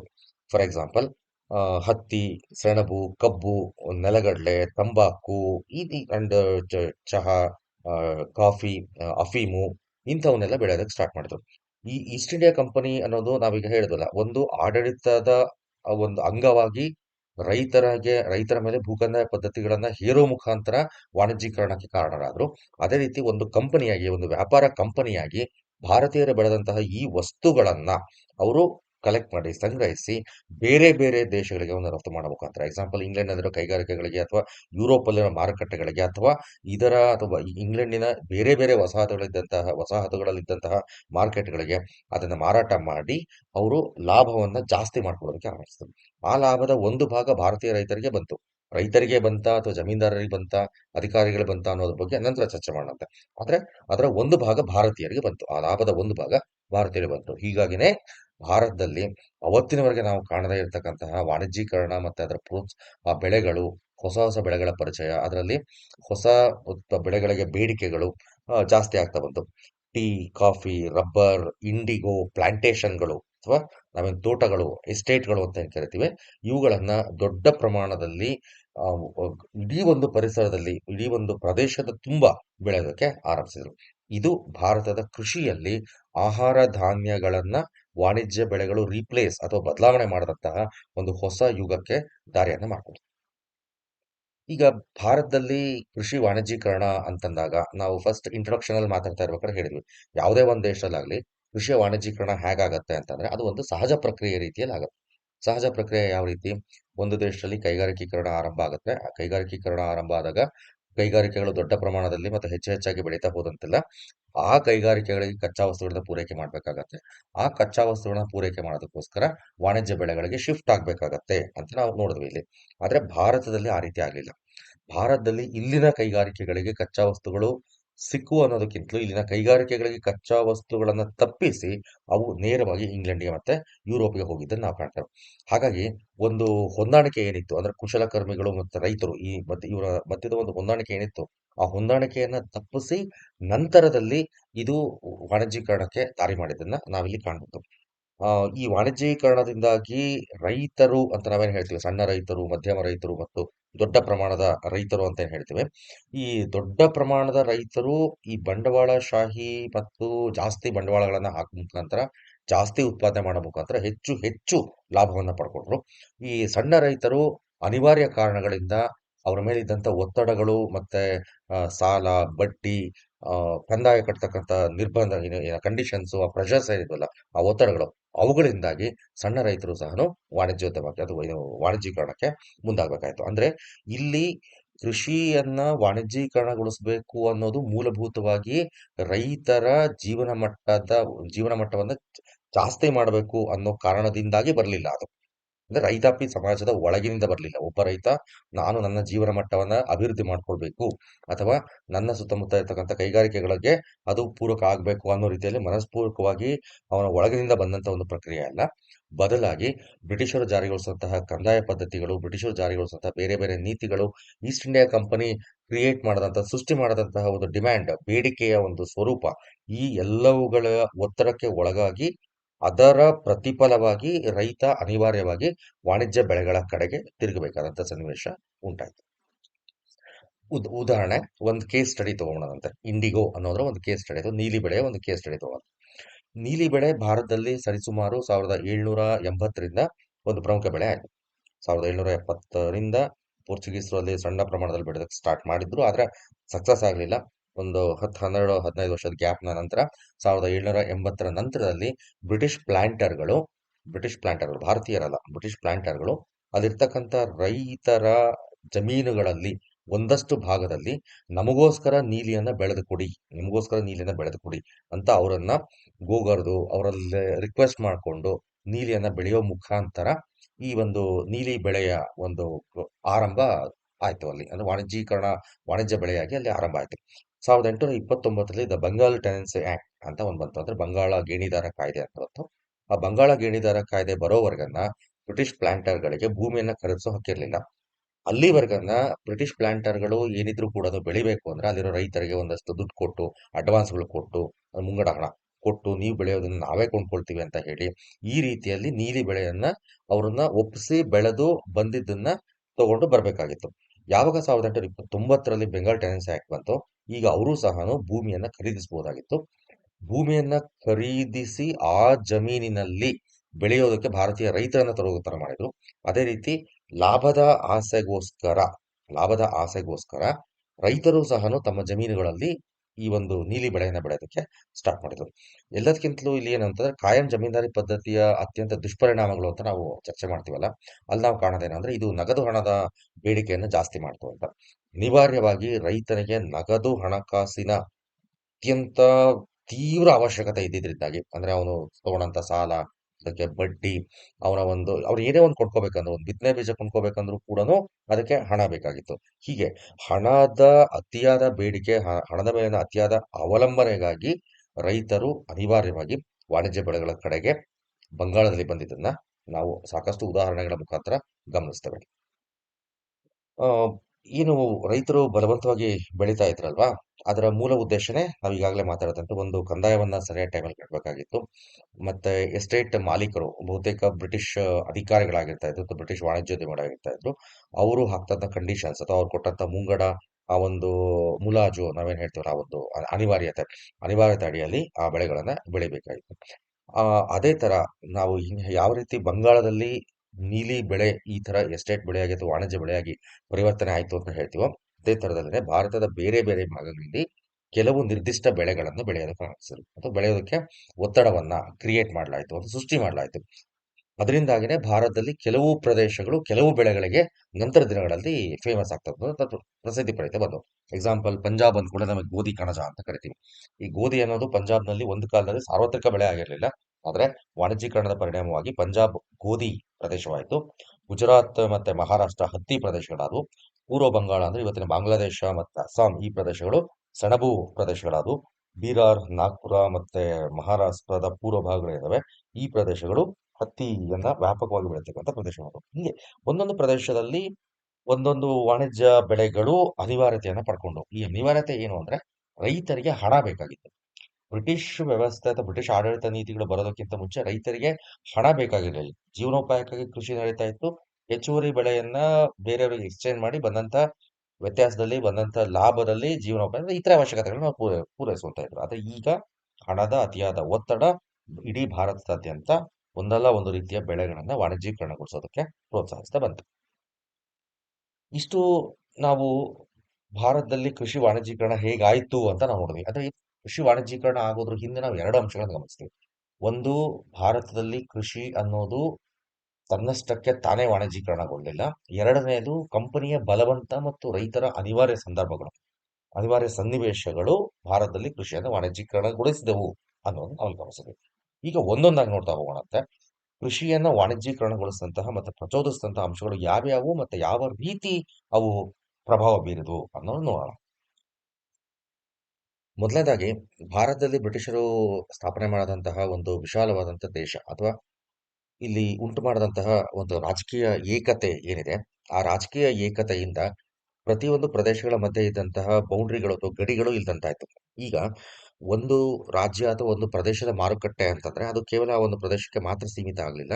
ಇಡೀ ರಾಷ್ಟ್ರೀಯ ಮಟ್ಟದ ಮಾರುಕಟ್ಟೆ ಮತ್ತು ಒಂದು ಪ್ರದೇಶದಿಂದ ಇನ್ನೊಂದು ಪ್ರದೇಶಕ್ಕೆ ಸರಕುಗಳು ಸಲೀಸಾಗಿ ಸಾಗಾಟ ಆಗೋದಕ್ಕೆ ಒಂದು ವೇದಿಕೆಯಾಗಿ ಅದು ಪರಿವರ್ತನೆ ಆಯಿತು.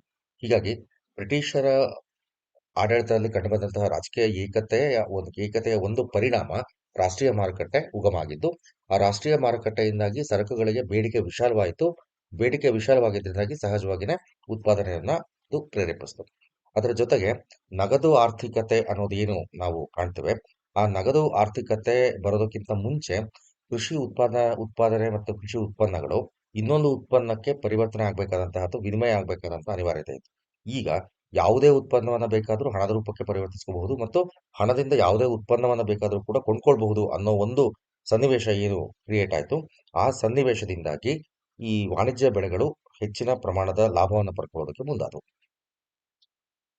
ಈಗ ಭಾರತ ಅನ್ನೋದು ಬ್ರಿಟಿಷರ ವಸಾಹತು ಆಗಿತ್ತು ಅನ್ನೋದು ನಾವು ಗಮನಿಸಿದ್ವಿ. ಅಂಡ್ ಭಾರತದ ಕೃಷಿಯ ವಾಣಿಜ್ಯೀಕರಣ ಆಗಿದ್ದು ಕೂಡ ಒಂದು ಬ್ರಿಟಿಷರ ಈ ಒಂದು ಆಡಳಿತದ ಅವಧಿಯಲ್ಲಿ ಅನ್ನೋದನ್ನು ಕೂಡ ನಾವು ಇಲ್ಲಿವರೆಗೂ ಗಮನಿಸ್ತಾ ಬಂದ್ವಿ.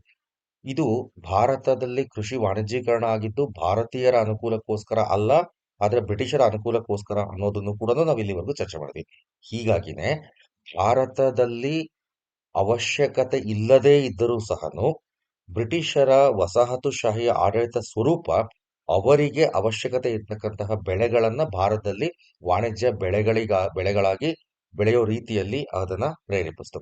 ಸೊ ಇದರ ಒಂದು ನೇರ ಪರಿಣಾಮ ಏನು ಅಂತಂದ್ರೆ, ಭಾರತೀಯರಿಗೆ ಅವಶ್ಯಕತೆ ಇರಲಿ ಬಿಡಲಿ, ಕಂಪನಿ ಅಥವಾ ಇಂಗ್ಲಿಷರಿಗೆ ಅವಶ್ಯಕತೆ ಇದ್ದರೆ ಅವರು ತಮ್ಮ ಸಾಮ್ರಾಜ್ಯಶಾಹಿ ಅಧಿಕಾರವನ್ನು ಬಳಸಿಕೊಂಡು ಭಾರತ ಅನ್ನೋ ಒಂದು ವಸಾಹತುವಿನಲ್ಲಿ ಅವರಿಗೆ ಬೇಕಾದಂತ ಬೆಳೆಗಳನ್ನ ಬೆಳೆಸುವ ಒಂದು ಸಾಮರ್ಥ್ಯವನ್ನು ಪಡ್ಕೊಂಡ್ರು. ಇದು ನೇರವಾಗಿ ಭಾರತದಲ್ಲಿ ಹತ್ತಿ, ಸೆಣಬು, ಚಹಾ, ತಂಬಾಕು, ಅಫೀಮು ಈ ತರ ಬೇರೆ ಬೇರೆ ವಾಣಿಜ್ಯ ಬೆಳೆಗಳನ್ನ ಬೆಳೆಯಲೇಬೇಕಾದಂತ ಅನಿವಾರ್ಯತೆ ಸೃಷ್ಟಿ ಮಾಡ್ತು ಮತ್ತು ಈ ವಸಾಹತುಶಾಹಿ ಸ್ವರೂಪದ ಆಡಳಿತ ಭಾರತದಲ್ಲಿ ಕೃಷಿಯ ವಾಣಿಜ್ಯೀಕರಣಕ್ಕೆ ಒಂದು ಅಂಶ ಆಯಿತು. ಇನ್ನು ಭಾರತದಲ್ಲಿ ಕೃಷಿಯ ಪಾರಂಪರಿಕ ಪದ್ಧತಿ ಮತ್ತು ಸಂಪ್ರದಾಯಗಳು ಏನಿದ್ವಲ್ವಾ, ಅಂದ್ರೆ ಪಾರಂಪರಿಕ ಪದ್ಧತಿ ಮತ್ತು ಸಂಪ್ರದಾಯ ಅಂದ್ರೆ ಭಾರತದ ಕೃಷಿ ಅಂತಂದ್ರೆ ಅದು ಮೂಲಭೂತವಾಗಿ ಆಹಾರ ಧಾನ್ಯಗಳನ್ನ ಬೆಳೆಯೋದು ಮತ್ತು ಸ್ಥಳೀಯ ಅವಶ್ಯಕತೆಗಳನ್ನು ಪೂರೈಸೋದು. ಇದು ಭಾರತದ ಪಾರಂಪರಿಕ ಪದ್ಧತಿ ಮತ್ತು ಕೃಷಿಯ ಸಂಪ್ರದಾಯ. ಆದ್ರೆ ಈಗ ಇದು ಈ ಒಂದು ಜಾಗದಲ್ಲಿ ಸ್ಪರ್ಧೆ ಮತ್ತು ರೈತ ಮತ್ತು ಎಸ್ಟೇಟ್ ಓನರ್ಗಳ ನಡುವಿನ, ಎಸ್ಟೇಟ್ ಮಾಲೀಕರ ನಡುವಿನ ಒಪ್ಪಂದಗಳು, ಇದು ಕೃಷಿಯ ಅತ್ಯಂತ ಮೂಲಭೂತ ಅವಶ್ಯಕತೆ ಆಯ್ತು. ಇಲ್ಲಿವರೆಗನ್ನ ಆಹಾರದ ಅವಶ್ಯಕತೆ ಮತ್ತು ಸ್ಥಳೀಯ ಅವಶ್ಯಕತೆಗಳು ಮೂಲಭೂತ ಅವಶ್ಯಕತೆಗಳಾಯ್ತು. ಆದ್ರೆ ಈಗ ತಾವು ಬೆಳೀತಕ್ಕಂಥ ಬೆಳೆಗಳಿಗಿರ್ತಕ್ಕಂಥ ಬೇಡಿಕೆ ಮತ್ತು ಸರ್ಕಾರದ ಜೊತೆ ಎಸ್ಟೇಟ್ ಮಾಲೀಕರ ಜೊತೆ ಮಾಡ್ಕೊಳ್ಳುವಂಥ ಒಪ್ಪಂದಗಳು ಅಂದ್ರೆ ಭೂ ಕಂದಾಯ ಪದ್ಧತಿಗಳು ಮತ್ತೆ ಇತರೆ ವ್ಯವಸ್ಥೆಗಳೇನೈತಲ್ಲ, ಆ ಜಾಗಕ್ಕೆ ಇದು ಬಂತು. ಹೀಗಾಗಿ ಅನಿವಾರ್ಯವಾಗಿ ತಮ್ಮ ಅವಶ್ಯಕತೆಗಳಿಗಲ್ಲದೆ ತಮ್ಮ ಅನಿವಾರ್ಯತೆಗಳಿಗಾಗಿ ವಾಣಿಜ್ಯ ಬೆಳೆಗಳನ್ನ ಬೆಳೆಯೋದಕ್ಕೆ ಆರಂಭಿಸಬೇಕಾಯ್ತು. ನಂತರದಲ್ಲಿ ನಾವು ಕಾಣೋದು ಸುಮಾರು 1813 ಅಥವಾ 1820-30 ನಂತರದಲ್ಲಿ ಭಾರತದಲ್ಲಿ ರಸ್ತೆಗಳು ಮತ್ತು 1850 ನಂತರದಲ್ಲಿ ರೈಲ್ವೆಗಳನ್ನ ದೊಡ್ಡ ಪ್ರಮಾಣದಲ್ಲಿ ವಿಸ್ತಾರವಾಗಿರೋ ಪ್ರದೇಶಗಳಲ್ಲಿ ವಿಸ್ತರಿಸೋದಕ್ಕೆ ಪ್ರಾರಂಭಿಸಿದರು. ಈ ರೀತಿ ರೈಲ್ವೆ ಮಾರ್ಗಗಳು ರಚನೆ ಆಗಿದ್ದು ಮತ್ತೆ ರಸ್ತೆಗಳು ಉತ್ತಮ ಆಗಿದ್ರಿಂದಾಗಿ ಸರಕುಗಳು ಈಗ ಒಂದು ಪ್ರದೇಶದಿಂದ ಇನ್ನೊಂದು ಪ್ರದೇಶಕ್ಕೆ ಅದು ಸಾಗಾಟ ಮಾಡಬಹುದಾಯಿತು. ಈ ರಸ್ತೆಗಳು ಮತ್ತು ರೈಲು ಮಾರ್ಗಗಳನ್ನ ವಿಸ್ತಾರ ಮಾಡಿದ್ದು ಅಥವಾ ರಚನೆ ಮಾಡಿದ್ದೇನೆ ಭಾರತದ ನೈಸರ್ಗಿಕ ಸಂಪನ್ಮೂಲಗಳನ್ನು ಮತ್ತು ಕೃಷಿ ಉತ್ಪಾದನೆಗಳನ್ನ ಅತ್ಯಂತ ಸುಲಭವಾಗಿ ಬಂದರು ಪ್ರದೇಶಗಳಿಗೆ ತಗೊಂಡು ಹೋಗಿ ಅಲ್ಲಿಂದ ರಫ್ತು ಮಾಡೋದಕ್ಕೆ ಅನ್ನೋದನ್ನ ನಾವು ಈಗಾಗಲೇ ಅರ್ಥ ಮಾಡ್ಕೊಂಡಿದ್ವಿ. ಅದೇ ರೀತಿ ಒಂದು ಪ್ರದೇಶದಿಂದ ಇನ್ನೊಂದು ಪ್ರದೇಶಕ್ಕೆ ರೈತರು, ಮಧ್ಯವರ್ತಿಗಳು, ವ್ಯಾಪಾರಿಗಳು ತಮ್ಮ ಬೇಕಾದಂತಹ ಉತ್ಪನ್ನವನ್ನ ಸಾಗಾಟ ಮಾಡೋದಕ್ಕೆ ಮತ್ತು ಒಂದು ಮಾರುಕಟ್ಟೆಯಿಂದ ಇನ್ನೊಂದು ಮಾರುಕಟ್ಟೆಗೆ ತಲುಪಿಸೋದಕ್ಕೂ ಕೂಡ ಇವೇ ಒಂದು ರಸ್ತೆ ಸಂಪರ್ಕದ ಮತ್ತು ರೈಲ್ವೆ ಸಂಪರ್ಕದ ಜಾಲಗಳನ್ನೇ ಬಳಸ್ಕೊಂಡಿದ್ರಿಂದಾಗಿ ಮಾರುಕಟ್ಟೆ ಅಥವಾ ಕೃಷಿ ಉತ್ಪಾದನೆಗಳಿಗೆ ವಿಶಾಲವಾದಂತಹ ಡಿಮ್ಯಾಂಡ್ ಅಥವಾ ಬೇಡಿಕೆ ಕ್ರಿಯೇಟ್ ಆಯಿತು. ಒಂದು ಪ್ರದೇಶದಿಂದ ಇನ್ನೊಂದು ಪ್ರದೇಶಕ್ಕೆ ಬೇಡಿಕೆ ಹೆಚ್ಚಾದಂತೆಲ್ಲ ಇಲ್ಲಿ ವಾಣಿಜ್ಯ ಬೆಳೆಗಳ ಉತ್ಪಾದನೆ ಪ್ರಮಾಣ ಜಾಸ್ತಿ ಆಗ್ತಾ ಬಂತು. ಈ ಒಂದು ವಾಣಿಜ್ಯೀಕರಣ ಅಂತ ನಾವೇನ್ ಹೇಳ್ತೀವಿ, ವಾಣಿಜ್ಯೀಕರಣ ಆರಂಭ ಆಗೋದಕ್ಕಿಂತ ಮುಂಚೆ ಭಾರತದಲ್ಲಿ ಗ್ರಾಮೀಣ ಆರ್ಥಿಕತೆಯನ್ನ ನಾವು ಸ್ವಾವಲಂಬಿ ಆರ್ಥಿಕತೆಯ ಒಂದು ಸ್ವರೂಪದಲ್ಲಿ ನಾವು ಗಮನಿಸ್ತೇವೆ. ಅಂದ್ರೆ ಒಂದು ಪ್ರದೇಶ, ಒಂದು ಗ್ರಾಮ ಅಥವಾ ಒಂದು ಸಣ್ಣ ಪ್ರದೇಶ ಏನಿರುತ್ತೆ, ಆ ಪ್ರದೇಶ ತನಗೆ ಬೇಕಾದಂತಹ ಅವಶ್ಯಕತೆಗಳನ್ನ ಸಮಗ್ರವಾಗಿ ಪೂರೈಸ್ಕೊಳ್ತಾ ಇತ್ತು ಮತ್ತು ಸಣ್ಣ ಪುಟ್ಟ ಅವಶ್ಯಕತೆಗಳನ್ನು ನೆರೆಹೊರೆ ಪ್ರದೇಶದಿಂದ ಅದು ಸರಿತೂಗಿಸ್ಕೊಳ್ತಾ ಇತ್ತು. ಆದ್ರೆ ಈಗ ಗ್ರಾಮಗಳಲ್ಲಿ ಬೆಳೀತಕ್ಕಂತಹ ಕೃಷಿ ಉತ್ಪಾದನೆ ಬರೀ ಗ್ರಾಮಕ್ಕೆ ಮಾತ್ರ ಸೀಮಿತ ಆಗಿರಲ್ಲ, ಸುತ್ತಮುತ್ತ ಇರೋ ನಗರಗಳಿಗೂ ಸೀಮಿತ ಆಗಿರಲ್ಲ. ಅದನ್ನ ದಾಟಿ ವಿಶಾಲವಾಗಿರ್ತಕ್ಕಂಥ ರಾಷ್ಟ್ರೀಯ ಮತ್ತು ಅಂತಾರಾಷ್ಟ್ರೀಯ ಮಾರುಕಟ್ಟೆಗೆ ಅದು ತಲುಪುವ ಕಾರಣದಿಂದಾಗಿ ಈ ರೈತರು ಮತ್ತು ಮಧ್ಯವರ್ತಿಗಳು ಏನ್ ಮಾಡಿದ್ರು, ತಮ್ಮ ಕೃಷಿಯನ್ನ ವಿಶಾಲವಾಗಿರೋ ಪ್ರದೇಶದಲ್ಲಿ ಮಾರಾಟ ಮಾಡಿ ಲಾಭ ಗಳಿಸೋದಕ್ಕೋಸ್ಕರ ಆ ಒಂದು ಆಸೆ, ಆ ಒಂದು ಉದ್ದೇಶದಿಂದಾಗಿ ವಾಣಿಜ್ಯ ಬೆಳೆಗಳನ್ನ ಬೆಳೆಯೋದಕ್ಕೆ ಆರಂಭಿಸಿದ್ರು. ಸೊ ಅದರರ್ಥ ಕೇವಲ ಗ್ರಾಮೀಣ ಪ್ರದೇಶಗಳಿಗೆ ಮತ್ತು ಸುತ್ತಮುತ್ತಲ ನಗರ ಪ್ರದೇಶಗಳಿಗೆ ಮಾತ್ರ ಸೀಮಿತವಾಗಿದ್ದಂತಹ ಕೃಷಿಯ ಬೇಡಿಕೆ, ಕೃಷಿ ಉತ್ಪನ್ನದ ಬೇಡಿಕೆ ಅದು ರಾಷ್ಟ್ರೀಯ ಮತ್ತು ಅಂತಾರಾಷ್ಟ್ರೀಯ ಮಾರುಕಟ್ಟೆಗಳ ಹೊರಗೆ ತಲುಪಿಸೋಕೆ ಸಾಧ್ಯ ಆಗಿದ್ದು ವಾಣಿಜ್ಯೀಕರಣಕ್ಕೆ ಒಂದು ಪ್ರಚೋದನೆ ನೀಡಿತು. ಈ ಒಂದು ಕೆಲಸದಲ್ಲಿ ಅಥವಾ ಈ ಒಂದು ಪ್ರೋಸೆಸ್ ಅಲ್ಲಿ, ಈ ಒಂದು ಪ್ರಕ್ರಿಯೆಯಲ್ಲಿ ಮೀಡಿಯೇಟರ್ ತರ ಕೆಲಸ ಮಾಡಿದ್ದು ಯಾರು ಅಂತಂದ್ರೆ ಗ್ರೈನ್ ಮರ್ಚೆಂಟ್ಸ್ ಅಥವಾ ಧಾನ್ಯ ವ್ಯಾಪಾರಿಗಳು. ಈ ಧಾನ್ಯ ವ್ಯಾಪಾರಿಗಳು ಪ್ರಮುಖವಾಗಿ ಮಾಡ್ತಾ ಇದ್ದಂತ ಕೆಲಸ ಏನು ಅಂತಂದ್ರೆ ಹಳ್ಳಿಗಳಲ್ಲಿ ಬೆಳೀತಕ್ಕಂಥ ಧಾನ್ಯಗಳನ್ನ ಸುಗ್ಗಿ ಸಂದರ್ಭದಲ್ಲಿನೇ ದೊಡ್ಡ ಪ್ರಮಾಣದಲ್ಲಿ ಖರೀದಿಸಿ ಅದನ್ನ ಕೆಲವು ಬಾರಿ ಅವರು ಸ್ಟಾಕ್ ಮಾಡಿ ಮಾರಾಟ ಮಾಡ್ತಾ ಇದ್ರು ಅಥವಾ ಸಂಗ್ರಹಿಸಿ ಮಾರಾಟ ಮಾಡ್ತಾ ಇದ್ರು. ಇನ್ನು ಕೆಲಸ ತಕ್ಷಣದಲ್ಲಿ ಮಾರಾಟ ಮಾಡ್ತಾ ಇದ್ರು. ಅಂದ್ರೆ ಒಂದು ಪ್ರದೇಶದಲ್ಲಿ ಬೆಳೀತಕ್ಕಂಥ ಎಕ್ಸಾಂಪಲ್ ತಗೊಳ್ರಿ, ಇವಾಗ ಪಂಜಾಬ್ನಲ್ಲಿ ಬೆಳೀತಕ್ಕಂಥ ಗೋಧಿ ಅದು ಪಂಜಾಬ್ಗೆ ಮಾತ್ರ ಸೀಮಿತ ಆಗಲಿಲ್ಲ. ಈ ಧಾನ್ಯ ವ್ಯಾಪಾರಿಗಳು ಅದನ್ನ ಸಂಗ್ರಹಿಸಿ ಭಾರತದಾದ್ಯಂತ ಮಾರಾಟ ಮಾಡೋದಕ್ಕೆ ಮತ್ತೆ ಕಂಪನಿಗೆ ಮಾರಾಟ ಮಾಡೋ ಮುಖಾಂತರ ಬೇರೆ ದೇಶಗಳಿಗೆ ರಫ್ತು ಮಾಡೋ ಮುಖಾಂತರ ಆ ಗೋಧಿ ಬೆಳೆಗೆ ಪ್ರೋತ್ಸಾಹವನ್ನ ಕೊಟ್ರು. ಅದೇ ರೀತಿ ಹತ್ತಿ ಬೆಳೆ, ನೀಲಿ ಬೆಳೆ, ಎಣ್ಣೆಕಾಳುಗಳ ಬೆಳೆ, ಈ ರೀತಿ ಪ್ರತಿಯೊಂದು ಬೆಳೆಗೂ ಸಹನು ಈ ಧಾನ್ಯ ವ್ಯಾಪಾರಿಗಳು, ಸ್ಥಳೀಯವಾಗಿ ಇದ್ದಂತಹ ಧಾನ್ಯ ವ್ಯಾಪಾರಿಗಳ ಕೊಡುಗೆ ಹೆಚ್ಚಾಗಿದೆ. ಆ ಧಾನ್ಯ ವ್ಯಾಪಾರಿಗಳು ಕೊಡ್ತಾ ಇದ್ದಂತಹ ಅಡ್ವಾನ್ಸಸ್, ಮುಂಗಡ ಹಣ, ಆ ಮುಂಗಡ ಹಣವನ್ನು ಪೂರೈಸಲೇಬೇಕು ಅಥವಾ ತೀರಿಸಲೇಬೇಕು ಅನ್ನೋ ಕಾರಣಕ್ಕೋಸ್ಕರ ರೈತರು ಇನ್ನೂ ಜಾಸ್ತಿ ಜಾಸ್ತಿ ಭೂಮಿಯಲ್ಲಿ ಬೆಳೆಯೋದಕ್ಕೆ ಆರಂಭಿಸಿದ್ದು ವಾಣಿಜ್ಯೀಕರಣಕ್ಕೆ ಒಂದು ಕಾರಣ ಆಯಿತು. ಅಂಡ್ ಭೂ ಕಂದಾಯ ಪದ್ಧತಿಗಳು ಏನು ಜಾರಿ ಆದವಲ್ಲ ಭಾರತದಲ್ಲಿ ಬ್ರಿಟಿಷರ ಅವಧಿಯಲ್ಲಿ, ಎಸ್ಪೆಷಲಿ ಬ್ರಿಟಿಷರ ಅವಧಿಯಲ್ಲಿ ಜಾರಿಯಾದಂತಹ ಭೂ ಕಂದಾಯ ಪದ್ಧತಿಗಳಲ್ಲಿ ಭೂ ಕಂದಾಯದ ಪಾವತಿ ಅದು ನಗದು ರೂಪದಲ್ಲಿತ್ತು. ಹೀಗಾಗಿ ನಗದು ರೂಪದಲ್ಲಿ ಹಣವನ್ನ ಪಾವತಿಸಲೇಬೇಕು ಅಂತಂದ್ರೆ ರೈತ ತನ್ನ ಬೆಳೆಯನ್ನ ನಗದು ರೂಪಕ್ಕೆ ಮಾರಾಟ ಮಾಡಬೇಕು. ಅದರರ್ಥ ಅವನು ವಾಣಿಜ್ಯ ಬೆಳೆಯನ್ನ ಬೆಳಿಬೇಕಾಗುತ್ತೆ. ಆಹಾರ ಧಾನ್ಯ ಬೇರೆವನ್ನ ಬೆಳೆದ್ರೆ ಅವನು ಮುಂಚಿನ ತರ ವಿನಿಮಯ ಮಾಡ್ಕೊಳ್ಳೋದಕ್ಕೆ ಸಾಧ್ಯ ಆಗ್ತಿತ್ತು ಅಷ್ಟೇ ಹೊರತು ಅದನ್ನ ಮಾರಾಟ ಮಾಡೋದಕ್ಕೆ ಸಾಧ್ಯ ಆಗ್ತಿರ್ಲಿಲ್ಲ. ಹೀಗಾಗಿ ಮಾರಾಟ ಮಾಡೋದಕ್ಕೆ ಸುಲಭ ಆಗ್ತಕ್ಕಂತ, ಮಾರಾಟ ಮಾಡೋದಕ್ಕೆ ಬೇಡಿಕೆ ಇರ್ತಕ್ಕಂತಹ ಬೆಳೆಗಳು ಅಂದ್ರೆ ವಾಣಿಜ್ಯ ಬೆಳೆಗಳನ್ನೇ ರೈತ ಸಹ ಬೆಳೆಯೋದಕ್ಕೆ ಆರಂಭಿಸಲೇಬೇಕಾಯ್ತು. ಸೊ ಮತ್ತೊಂದು ಕಾರಣ ನಾವು ಗಮನಿಸೋದು ಭೂಕಂದಾಯದ ಪಾವತಿಗಾಗಿ ಅಥವಾ ನಗದು ಹಣಕ್ಕೆ ಅತಿಯಾಗ್ತಾ ಇದ್ದಂತಹ ಅಥವಾ ಹೆಚ್ಚಾಗ್ತಾ ಇದ್ದಂತಹ ಬೇಡಿಕೆ ವಾಣಿಜ್ಯೀಕರಣಕ್ಕೆ ಮತ್ತೊಂದು ಕಾರಣ ಆಗಿದ್ದು ನಾವಿಲ್ಲಿ ಕಾಣ್ತೇವೆ. ಅದೇ ರೀತಿ ಇದು ಬರೀ ಭೂಕಂದಾಯದ ಕಾರಣಕ್ಕೋಸ್ಕರ ಅಷ್ಟೇ ಅಲ್ಲ. ರೈತರು ಮಾಡ್ತಾ ಇದ್ದಂತಹ ಸಾಲ ಮತ್ತೆ ಅದರ ಬಡ್ಡಿ ಹಣವನ್ನ ಪಾವತಿಸಬೇಕಾಗ್ತಿದ್ದು, ಕೊಡ್ಬೇಕಾಗ್ತಿದ್ದು, ಇವೆಲ್ಲವೂ ಕೂಡ ರೈತರ ಮೇಲೆ ಹಣವನ್ನ ತಕ್ಷಣದಲ್ಲಿ ಪಡೆಯಲೇಬೇಕು ಅನ್ನೋ ಒಂದು ಅನಿವಾರ್ಯತೆ ಸೃಷ್ಟಿ ಮಾಡ್ತವೆ. ಹೀಗಾಗಿ ಮುಂಚಿನ ತರ ಅವನು ಕೃಷಿ ಮಾಡಿ ಅದರಿಂದ ಬಂದಂತ ಉತ್ಪಾದನೆಯನ್ನ ಬಹಳ ದಿನಗಳ ಕಾಲ ಕಾಪಾಡಿಟ್ಕೊಂಡು ಒಳ್ಳೆ ಬೆಳೆ ಸಿಕ್ಕಾಗ ಅಥವಾ ಒಳ್ಳೆ ವಿನಿಮಯ ಮೌಲ್ಯ ಸಿಕ್ಕಾಗ ಅದನ್ನ ಕೊಡ್ತೀನಿ ಅಂತ ಅವನಿಗೆ ಕಾಯೋದಕ್ಕೆ ಸಾಧ್ಯ ಆಗಲಿಲ್ಲ.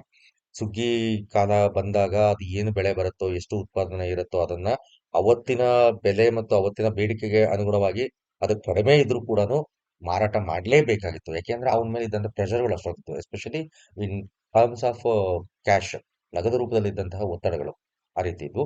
ನಗದು ರೂಪದಲ್ಲಿದ್ದಂತಹ ಈ ಒತ್ತಡಗಳು ವಾಣಿಜ್ಯೀಕರಣವನ್ನ ಮತ್ತಷ್ಟು ಪ್ರೋತ್ಸಾಹಿಸಿದ್ವು. ಮತ್ತೊಂದು ಪ್ರಮುಖ ಅಂಶ ನಾವು ಕಾಣೋದು ಭಾರತದ ಒಳಗಿನಿಂದ ಅಲ್ಲ, ಹೊರಗಡೆ ಇರೋ ಅಂಶಗಳು ಗಮನಿಸುವಾಗ ಭಾರತದ ಕೃಷಿ ವಾಣಿಜ್ಯೀಕರಣಕ್ಕೆ ಹೊರಗಿನಿಂದ ಉಂಟಾದಂತಹ ಪ್ರೇರೇಪಣೆಗಳು ಅಥವಾ ಪ್ರಚೋದನೆಗಳೇನು ಅಂತ ನೋಡಿದ್ರೆ, ಮೊದಲನೇದು ಇಂಗ್ಲೆಂಡ್ನಲ್ಲಿ ಆದಂತಹ ಕೈಗಾರಿಕಾ ಕ್ರಾಂತಿ. ಇಂಗ್ಲೆಂಡ್ನಲ್ಲಿ 1760 ನಂತರದಲ್ಲಿ ನಿಧಾನವಾಗಿ ಮೊಳಕೆ ಹೊಡಿತಾ ಇದ್ದಂತಹ ಕೈಗಾರಿಕಾ ಕ್ರಾಂತಿ 1790ರಷ್ಟೊತ್ತಿಗೆ ಸ್ವಲ್ಪ ವೇಗ ಪಡ್ಕೊಳ್ತು. 1810-12ರಷ್ಟೊತ್ತಿಗೆ ಮತ್ತಷ್ಟು ವೇಗವನ್ನು ಪಡೀತಾ ಬಂತು. ಅದೇ ರೀತಿ 1850, 1865, 1890 ಹೀಗೆ ಹಂತ ಹಂತವಾಗಿ ಇಂಗ್ಲೆಂಡ್ನಲ್ಲಿ ಕೈಗಾರಿಕಾ ಕ್ರಾಂತಿ ಅದು ವೇಗವನ್ನು ಪಡೀತಾ ಬಂತು. ಪ್ರತಿಯೊಂದು ಹಂತದಲ್ಲೂ ಕೂಡ ಇಂಗ್ಲೆಂಡ್ನ ಕೈಗಾರಿಕೆಗಳಿಗೆ ಯಾವ ಕಚ್ಚಾ ವಸ್ತುಗಳು ಬೇಡಿಕೆ ಇತ್ತು, ಆ ಬೇಡಿಕೆಯನ್ನ ಪ್ರಪಂಚದ ಬೇರೆ ಬೇರೆ ಪ್ರದೇಶಗಳಿಂದ ಅವ್ರು ಪೂರೈಸೋದಕ್ಕೆ ಸ್ಟಾರ್ಟ್ ಮಾಡಿದ್ರು. ಆದ್ರೆ ಬ್ರಿಟಿಷರಿಗೆ ಅತ್ಯಂತ ಲಾಭವನ್ನು ಕೊಡ್ತಾ ಇದ್ದಂತ ವ್ಯವಹಾರ ಅಂದ್ರೆ ಅದು ಭಾರತದ ಭೂಮಿ. ಹೀಗಾಗಿ ಇಂಗ್ಲೆಂಡ್ನಲ್ಲಿ ಬೇಕಾದಂತಹ ಕಚ್ಚಾ ವಸ್ತುಗಳನ್ನ ಹೆಚ್ಚಾಗಿ ಆಮದು ಮಾಡ್ಕೊಳ್ಳೋದಕ್ಕೆ ಅಥವಾ ಹೆಚ್ಚಾಗಿ ಬೆಳೆಸೋದಕ್ಕೆ ಪ್ರಯತ್ನ ಪಟ್ಟಿದ್ದು ಭಾರತದಲ್ಲಿ. ಇದರಿಂದ ಏನಾಯ್ತು, ಭಾರತೀಯ ರೈತರು ಇಂಗ್ಲೆಂಡಿನ ಕೈಗಾರಿಕೆಗಳ ಕಚ್ಚಾ ವಸ್ತುಗಳ ಬೇಡಿಕೆಯನ್ನ ಪೂರೈಸೋದಕ್ಕೋಸ್ಕರ ಜಾಸ್ತಿ ಜಾಸ್ತಿ ವಾಣಿಜ್ಯ ಬೆಳೆಗಳನ್ನ ಬೆಳಿಬೇಕಾಯ್ತು. ಇದು ವಾಣಿಜ್ಯೀಕರಣಕ್ಕೆ ಮತ್ತೊಂದು ಕಾರಣ ಆಯ್ತು. ಅದೇ ರೀತಿ ಬರೀ ಇಂಗ್ಲೆಂಡ್ ಜೊತೆ ಮಾತ್ರ ಅಲ್ಲ, ಬೇರೆ ಬೇರೆ ದೇಶಗಳ ಜೊತೆ ಕೂಡ ನಾವಿಲ್ಲಿ ಭಾರತದ ಭಾರತದ ಸರಕುಗಳು ವ್ಯಾಪಾರ ಆಗ್ತಿದ್ದು ನಾವು ಕಾಣ್ತೇವೆ. ಭಾರತದ ಸರಕುಗಳಿಗೆ ಬೇರೆ ಬೇರೆ ದೇಶಗಳ ಮಾರುಕಟ್ಟೆಯಲ್ಲಿ ಬೇಡಿಕೆ ಜಾಸ್ತಿ ಆದಂತೆಲ್ಲ ಭಾರತೀಯ ರೈತರು ವಾಣಿಜ್ಯೀಕರಣಕ್ಕೆ ಹೆಚ್ಚಾಗಿ ಒಳಗಾಗ್ತಾ ಬಂದ್ರು. ಅದರ ಜೊತೆಗೆ ಕೆಲವು ಬ್ರಿಟಿಷ್ ಪ್ಲಾಂಟರ್ಗಳು, ಕೆಲವು ವಿದೇಶಿ ಪ್ಲಾಂಟರ್ಗಳು ಭಾರತದಲ್ಲಿ ನೇರವಾಗಿ ಹಣವನ್ನು ಹೂಡೋ ಮುಖಾಂತರ ಇಲ್ಲಿರೋ ರೈತರನ್ನ ವಾಣಿಜ್ಯ ಬೆಳೆಗಳನ್ನ ಹೆಚ್ಚಾಗಿ ಬೆಳೆಯೋದಕ್ಕೆ ಅವರು ಪ್ರೋತ್ಸಾಹಿಸ್ತಾ ಬಂದ್ರು. ಇದು ವಾಣಿಜ್ಯೀಕರಣಕ್ಕೆ ಮತ್ತೊಂದು ಪ್ರಮುಖ ಕಾರಣ ಆಯಿತು. ಅಂದ್ರೆ ಇಂಗ್ಲೆಂಡ್ ಮತ್ತು ಅಂತಾರಾಷ್ಟ್ರೀಯ ಮಾರುಕಟ್ಟೆಯಲ್ಲಿ ಭಾರತೀಯ ಕೃಷಿ ಉತ್ಪನ್ನಗಳಿಗೆ ಹೆಚ್ಚಾಗ್ತಾ ಇದ್ದಂತ ಬೇಡಿಕೆ ಮತ್ತು ಆ ವಾಣಿಜ್ಯ ಬೆಳೆಗಳ ಬೇಡಿಕೆಯನ್ನು ಪೂರೈಸೋದಕ್ಕೆ ಮತ್ತಷ್ಟು ಜಾಸ್ತಿ ಹೆಚ್ಚಿನ ಪ್ರದೇಶಗಳಲ್ಲಿ ಬೆಳೆಯಲೇಬೇಕಾದಂತ ಅನಿವಾರ್ಯತೆ ವಾಣಿಜ್ಯೀಕರಣವನ್ನ ಮತ್ತಷ್ಟು ಪ್ರೇರೇಪಿಸ್ತು. ಆ ಇದು ನಾವು ಅರ್ಥ ಮಾಡ್ಕೋಬೇಕು ಅಂದ್ರೆ ಒಂದು ಕೇಸ್ ಸ್ಟಡಿ ತಗೊಳ್ಳೋದಂತ ಯಾವುದು ಅಂತಂದ್ರೆ ಭಾರತ ಮತ್ತೆ ಚೀನಾ, ಅಂದ್ರೆ ಇಂಗ್ಲೆಂಡ್, ಭಾರತ ಮತ್ತೆ ಚೀನಾ ಇವುಗಳ ಮಧ್ಯೆ ಇದ್ದಂತ ಒಂದು ವಾಣಿಜ್ಯ ಬೆಳೆಗಳ ಮಾರುಕಟ್ಟೆ. ಎಕ್ಸಾಂಪಲ್ ಈಗ ಚೀನಾ ತಗೊಳ್ರಿ. ಚೀನಾದಲ್ಲಿ ಕೂಡ ಈಸ್ಟ್ ಇಂಡಿಯಾ ಕಂಪನಿ ವ್ಯಾಪಾರ ಮಾಡ್ತಾ ಇತ್ತು. ಚೀನಾದಲ್ಲಿ ಈಸ್ಟ್ ಇಂಡಿಯಾ ಕಂಪನಿ ವ್ಯಾಪಾರ ಮಾಡ್ತಾ ಇದ್ದಾಗ ಅಲ್ಲಿ ಅದು ಪ್ರಮುಖವಾಗಿ ಖರೀದಿ ಮಾಡ್ತಾ ಇದ್ದು ಚಹಾ ಮತ್ತೆ ಅಫೀಮನ್ನ ಈಸ್ಟ್ ಇಂಡಿಯಾ ಕಂಪನಿ ಇಂಗ್ಲೆಂಡ್ ಅಲ್ಲಿ ಅದು ಈ ಚೀನಾದಿಂದ ಖರೀದಿ ಮಾಡ್ತಾ ಇತ್ತು. ಸಹಜವಾಗಿನೇ ಚೀನಾದಲ್ಲಿ ಕಂಪನಿಯ ಬಂಡವಾಳ ಜಾಸ್ತಿ ಇತ್ತು. ಅಂದ್ರೆ ವ್ಯಾಪಾರ ಸಮತೋಲನ ಅಂತ ಏನ್ ಕರಿತೀವಿ ಅದು ಚೀನಾದ ಪರವಾಗಿತ್ತು. ಆಮದು ಮತ್ತು ರಫ್ತು ಚೀನಾಗೆ ಕಂಪನಿ ಕಳಿಸ್ತಾ ಇದ್ದ ವಸ್ತುಗಳಿಗೂ ಚೀನಾದಿಂದ ಆಮದು ಮಾಡ್ಕೊಳ್ಳೋ ವಸ್ತುಗಳಿಗೂ ಹೋಲಿಕೆ ಮಾಡಿ ನೋಡಿದಾಗ ಅದು ಕಂಪನಿಯ ವ್ಯಾಪಾರ ಚೀನಾದ ಪರವಾಗಿ. ಈ ಒಂದು ಸಮತೋಲನ ಏನೈತಲ್ಲ ಅದನ್ನ ಕಂಪನಿ ತನ್ನ ಕಡೆ ಮಾಡ್ಕೋಬೇಕು ಅಂತಂದ್ರೆ ಚೀನಾಗೆ ಹೆಚ್ಚು ಸರಕುಗಳನ್ನ ಅದು ಕಳಿಸ್ಬೇಕಾಗಿತ್ತು, ರಫ್ತು ಮಾಡ್ಬೇಕಾಗಿತ್ತು. ಚೀನಾಗೆ ಹೆಚ್ಚು ವಸ್ತುಗಳನ್ನು ರಫ್ತು ಮಾಡಬೇಕು ಅಂತಂದ್ರೆ ಅಲ್ಲಿ ಆಮದು ಮಾಡ್ಕೊಳ್ಳೋ ವಸ್ತುಗಳನ್ನು ಕಡಿಮೆ ಮಾಡ್ಕೋಬೇಕು, ಅಲ್ಲಿ ಬೇಡಿಕೆ ಇರೋವನ್ನು ಜಾಸ್ತಿ ಮಾಡಬೇಕು. ಅಲ್ಲಿಂದ ಆಮದು ಮಾಡ್ಕೊಳ್ತಾ ಇದ್ದಂತ ವಸ್ತುಗಳು ಅಂತಂದ್ರೆ ಟೀ ಮತ್ತೆ ಅಫೀಮು, ಚಹಾ ಮತ್ತೆ ಅಫೀಮನ್ನ ಅಲ್ಲಿ ಜಾಸ್ತಿ ಆಮದು ಮಾಡ್ಕೊಳ್ತಿತ್ತು. ಚೀನಾದಿಂದ ಆ ಸರಕುಗಳನ್ನ ಆಮದು ಮಾಡ್ಕೊಳ್ಳೋದು ತಪ್ಪಿಸ್ಬೇಕು ಅಂದ್ರೆ ಅವನ್ನ ಭಾರತದಲ್ಲಿ ಬೆಳೆಸೋದು ಅನಿವಾರ್ಯ ಆಯಿತು. ಇದೇ ಕಾರಣದಿಂದಾಗಿ ಭಾರತದಲ್ಲಿ ಟೀ ಮತ್ತೆ ಅಫೀಮನ್ನ ಜಾಸ್ತಿ ಬೆಳೆಯೋದಕ್ಕೆ ಪ್ರೋತ್ಸಾಹಿಸಿದ್ರು. ಅದು ಭಾರತದ ವಾಣಿಜ್ಯೀಕರಣ ಅವ್ರಿಗೆ ಎಷ್ಟು ಕೋಆಪರೇಟ್ ಮಾಡ್ತು, ಎಷ್ಟು ಅವ್ರಿಗೆ ಸಹಕಾರ ಕೊಡ್ತು ಅಂತ ಅನ್ನೋದನ್ನ ನಾವು ನೋಡಿದ್ರೆ, ಇಲ್ಲಿ ಭಾರತದಲ್ಲಿ ಬೆಳೀತಾ ಇದ್ದಂತಹ ಚಹಾ ಮತ್ತೆ ಅಫೀಮನ್ನ ಚೀನಾಗೆ ರಫ್ತು ಮಾಡೋ ಮುಖಾಂತರ ಚೀನಾದ ವ್ಯಾಪಾರ ಸಮತೋಲನವನ್ನ ಕಂಪನಿ ಅದ್ರ ಕಡೆಗೆ ತಿರುಗಿಸ್ಕೊಡ್ತು. ಭಾರತದ ವಾಣಿಜ್ಯೀಕರಣ ಅನ್ನೋದು ಭಾರತದ ಭಾರತ ಕೃಷಿ ವಾಣಿಜ್ಯೀಕರಣ ಅನ್ನೋದು ಬರೀ ಭಾರತದಿಂದ ಇಂಗ್ಲೆಂಡಿಗೆ ಹೋಗೋದಕ್ಕೆ ಮಾತ್ರ ಸೀಮಿತ ಆಗಿರಲಿಲ್ಲ. ಇಂಗ್ಲೆಂಡ್ ಯಾವ್ಯಾವ ದೇಶದಲ್ಲಿ ಯಾವ್ಯಾವ ಸರಕುಗಳನ್ನ ಕೊಂಡ್ಕೊಳ್ತಾ ಇತ್ತು, ಅದನ್ನ ರೀಪ್ಲೇಸ್ ಮಾಡೋದಕ್ಕೆ, ಅದನ್ನ ಬದಲಾಯಿಸೋದಕ್ಕೂ ಕೂಡ ಭಾರತದಲ್ಲಿ ಕೃಷಿ ವಾಣಿಜ್ಯೀಕರಣ ಜಾಸ್ತಿ ಆಗ್ಲೇಬೇಕಾಯ್ತು. ಎರಡನೇ ಹಂತದಲ್ಲಿ ನಾವು ಕಾಣೋದು ಅಮೆರಿಕಾದಲ್ಲಿ. ಅಮೆರಿಕಾದಲ್ಲಿ 1861 1866 ಸುಮಾರಿಗೆ ಅಂತರ್ಯುದ್ಧ ಅಂತ ಏನ್ ಕರಿತೀವಿ ನಾವು, ಬಿಳಿಯರ ಮತ್ತು ಕರಿಯರ ನಡುವಿನ ಅಂತರ್ಯುದ್ಧ ಏನ್ ಹೇಳ್ತೀವಿ, ಆ ಅಂತರ್ಯುದ್ಧದ ಕಾರಣದಿಂದಾಗಿ ಅಲ್ಲಿ ಕೃಷಿ ಮತ್ತು ತೋಟಗಾರಿಕೆ ಮತ್ತು ಆಮದು ರಫ್ತು ಇವು ಸಾಕಷ್ಟು ಹೊಡೆತ ಇತ್ತು ಅಲ್ಲಿ. ಅವು ಅಲ್ಲಿ ಸಿಗ್ತಕ್ಕಂಥ ಸರಕುಗಳ ಮೇಲೆನೆ ಡಿಪೆಂಡ್ ಆಗಿದ್ದಂತ ಇಂಗ್ಲೆಂಡ್ ಮತ್ತು ಯುರೋಪಿನ ದೇಶಗಳಿಗೆ ಅಮೆರಿಕದಿಂದ ಯಾವುದೇ ರೀತಿಯ ರಫ್ತುಗಳು ಇಲ್ದಂತಾದ್ರು. ಆ ಅಂತರ್ಯುದ್ಧದ ಕಾರಣದಿಂದ ಉತ್ಪಾದನೆ ಕೂಡ ಕಡಿಮೆ ಆಯಿತು, ರಫ್ತುಗಳು ಕೂಡ ಕಡಿಮೆ ಆದವು. ಅಮೆರಿಕದಿಂದ ಪೂರೈಕೆ ಆಗ್ತಾ ಇದ್ದಂತ ಪ್ರಮುಖ ವಸ್ತುಗಳನ್ನ ಭಾರತದಿಂದ ಪೂರೈಕೆ ಮಾಡಿಕೊಳ್ಳೋ ಉದ್ದೇಶದಿಂದಾಗಿ 1860ರ ದಶಕದಲ್ಲಿ ಅಲ್ಲಿ ಬೆಳೀತಾ ಇದ್ದಂತಹ ಬೆಳೆಗಳನ್ನ ಭಾರತದಲ್ಲಿ ವಾಣಿಜ್ಯ ಬೆಳೆಗಳಾಗಿ ದೊಡ್ಡ ಪ್ರಮಾಣದಲ್ಲಿ ಪ್ರೋತ್ಸಾಹಿಸಲಾಯಿತು. ಎಕ್ಸಾಂಪಲ್ ಹತ್ತಿ. ಹತ್ತಿ 1860ರ ದಶಕದಲ್ಲಿ ಗುಜರಾತ್ ಮತ್ತೆ ಮಹಾರಾಷ್ಟ್ರ ಪ್ರದೇಶದಲ್ಲಿ ಆ ಹತ್ತಿ ಬೆಳೆಯನ್ನ ಯಾವ ಪ್ರಮಾಣದಲ್ಲಿ ಪ್ರೋತ್ಸಾಹಿಸಲಾಯಿತು ಅಂದ್ರೆ, ಹತ್ತಿಯನ್ನ ವೈಟ್ ಗೋಲ್ಡ್ ಅಂತ ಕರೆಯೋ ಮಟ್ಟಕ್ಕೆ, ಅಂದ್ರೆ ಬಿಳಿ ಚಿನ್ನ ಅಂತ ಕರೆಯೋ ಮಟ್ಟಕ್ಕೆ ಹತ್ತಿ ಬೆಳೆಯನ್ನ ಬೆಳೆದಂತವ್ರು ಲಾಭ ಮಾಡ್ಕೊಳಕ್ ಸ್ಟಾರ್ಟ್ ಮಾಡಿದ್ರು. ಈ ಬಿಳಿ ಚಿನ್ನ ಏನಿದೆ, ಆ ಹತ್ತಿಯನ್ನ ಬೆಳೆದಂತವ್ರು ಪಡ್ಕೊಳ್ತಾ ಇದ್ದಂತ ಲಾಭವನ್ನ ನೋಡಿ ಉಳಿದಂತ ರೈತರು ಕೂಡ ಹತ್ತಿಯನ್ನ ಜಾಸ್ತಿ ಜಾಸ್ತಿ ಬೆಳೆದಕ್ಕೆ ಸ್ಟಾರ್ಟ್ ಮಾಡಿದ್ರು. ಈ ಜಾಸ್ತಿ ಬೆಳೆದಂತ ಹತ್ತಿಯನ್ನ ಇಂಗ್ಲೆಂಡ್ ಖರೀದಿ ಮಾಡ್ತು. ಖರೀದಿ ಮಾಡಿ ಇಂಗ್ಲೆಂಡ್‌ನ ಕೈಗಾರಿಕೆಗಳಿಗೆ ಪೂರೈಸಿತು. ಆದ್ರೆ ಅಮೆರಿಕದ ಈ ಪರಿಸ್ಥಿತಿ ಇತ್ತಲ್ಲ, ಅಂತರ್ಯುದ್ಧದ ಪರಿಸ್ಥಿತಿ 1870 ಸುಮಾರಲ್ಲಿ ಅಲ್ಲಿ ಪರಿಸ್ಥಿತಿ ಸರಿಯಾದ್ಮೇಲೆ ಭಾರತದ ಹತ್ತಿಗೆ ಬೇಡಿಕೆ ಇಲ್ದಂತಾಯ್ತು. ಇಲ್ಲಿ ಹತ್ತಿ ಬೆಳೆದಂತವ್ರು ಅವರು ನಷ್ಟ ಅನುಭವಿಸೋದಕ್ಕೆ, ಅವ್ರ ಜೀವನವನ್ನೇ ಕಳ್ಕೊಳ್ಳೋದಕ್ಕೆ ಸ್ಟಾರ್ಟ್ ಮಾಡಿದ್ರು. ಇದು ನಂತರದಲ್ಲಿ ಕೆಲವು ದಂಗೆಗಳ ಕಾರಣ ಆಗಿದ್ದು ನಾವು ನೋಡ್ತೀವಿ. 1875ರ ದಖನ್ ರೈತರ ದಂಗೆ ಏನಿದೆ, ಅದಕ್ಕೆ ಪ್ರಮುಖ ಕಾರಣ ಇದೆ. ಇದ್ದಕ್ಕಿದ್ದಂತೆ ಹತ್ತಿ ಅನ್ನೋದು ವಾಣಿಜ್ಯೀಕರಣ ಬೆಳೆಯಾಗಿ ಬೆಳೆಯೋದಕ್ಕೆ ಆರಂಭ ಆಗಿದ್ದು, ದೊಡ್ಡ ಪ್ರಮಾಣದಲ್ಲಿ ಬೆಳೆದಿದ್ದು, ಅದರ ಬೆಲೆ ಇದ್ದಕ್ಕಿದ್ದಂತೆ ಜಾಸ್ತಿ ಆಗಿದ್ದು, ನಂತರ ಇದ್ದಕ್ಕಿದ್ದಂತೆ ಕಡಿಮೆ ಆದಾಗ ಹತ್ತಿಯನ್ನ ತೆಗೆದು ಆ ಜಾಗದಲ್ಲಿ ಮಾಮೂಲಿ ಬೆಳೆಗಳನ್ನ, ಹಿಂದಿನ ಬೆಳೆಗಳನ್ನ ಬೆಳೆಯೋದಕ್ಕೆ ರೈತರು ಮನಸ್ಸು ಮಾಡಲಿಲ್ಲ. ಅಂದ್ರೆ ವಾಣಿಜ್ಯೀಕರಣ ಅನ್ನೋದು ಒನ್ ಸೈಡೆಡ್ ಪ್ರೊಸೆಸ್, ಒಂದು ಒಂದು ಏಕಮುಖ ಪ್ರಕ್ರಿಯೆಯಾಗಿ ಬೆಳೆದು ನಾವು ಕಾಣ್ತೇವೆ. ಬೇರೆ ದೇಶಗಳ ಬೇಡಿಕೆ ಮತ್ತು ಇಂಗ್ಲೆಂಡಿನ ಬೇಡಿಕೆಗಳಿಗೆ ತಕ್ಕಂತೆ ವಾಣಿಜ್ಯೀಕರಣ ಆಯಿತು, ಭಾರತ ಸನ್ನಿವೇಶಗಳಿಗೆ ತಕ್ಕಂತೆ ಆಗಲಿಲ್ಲ.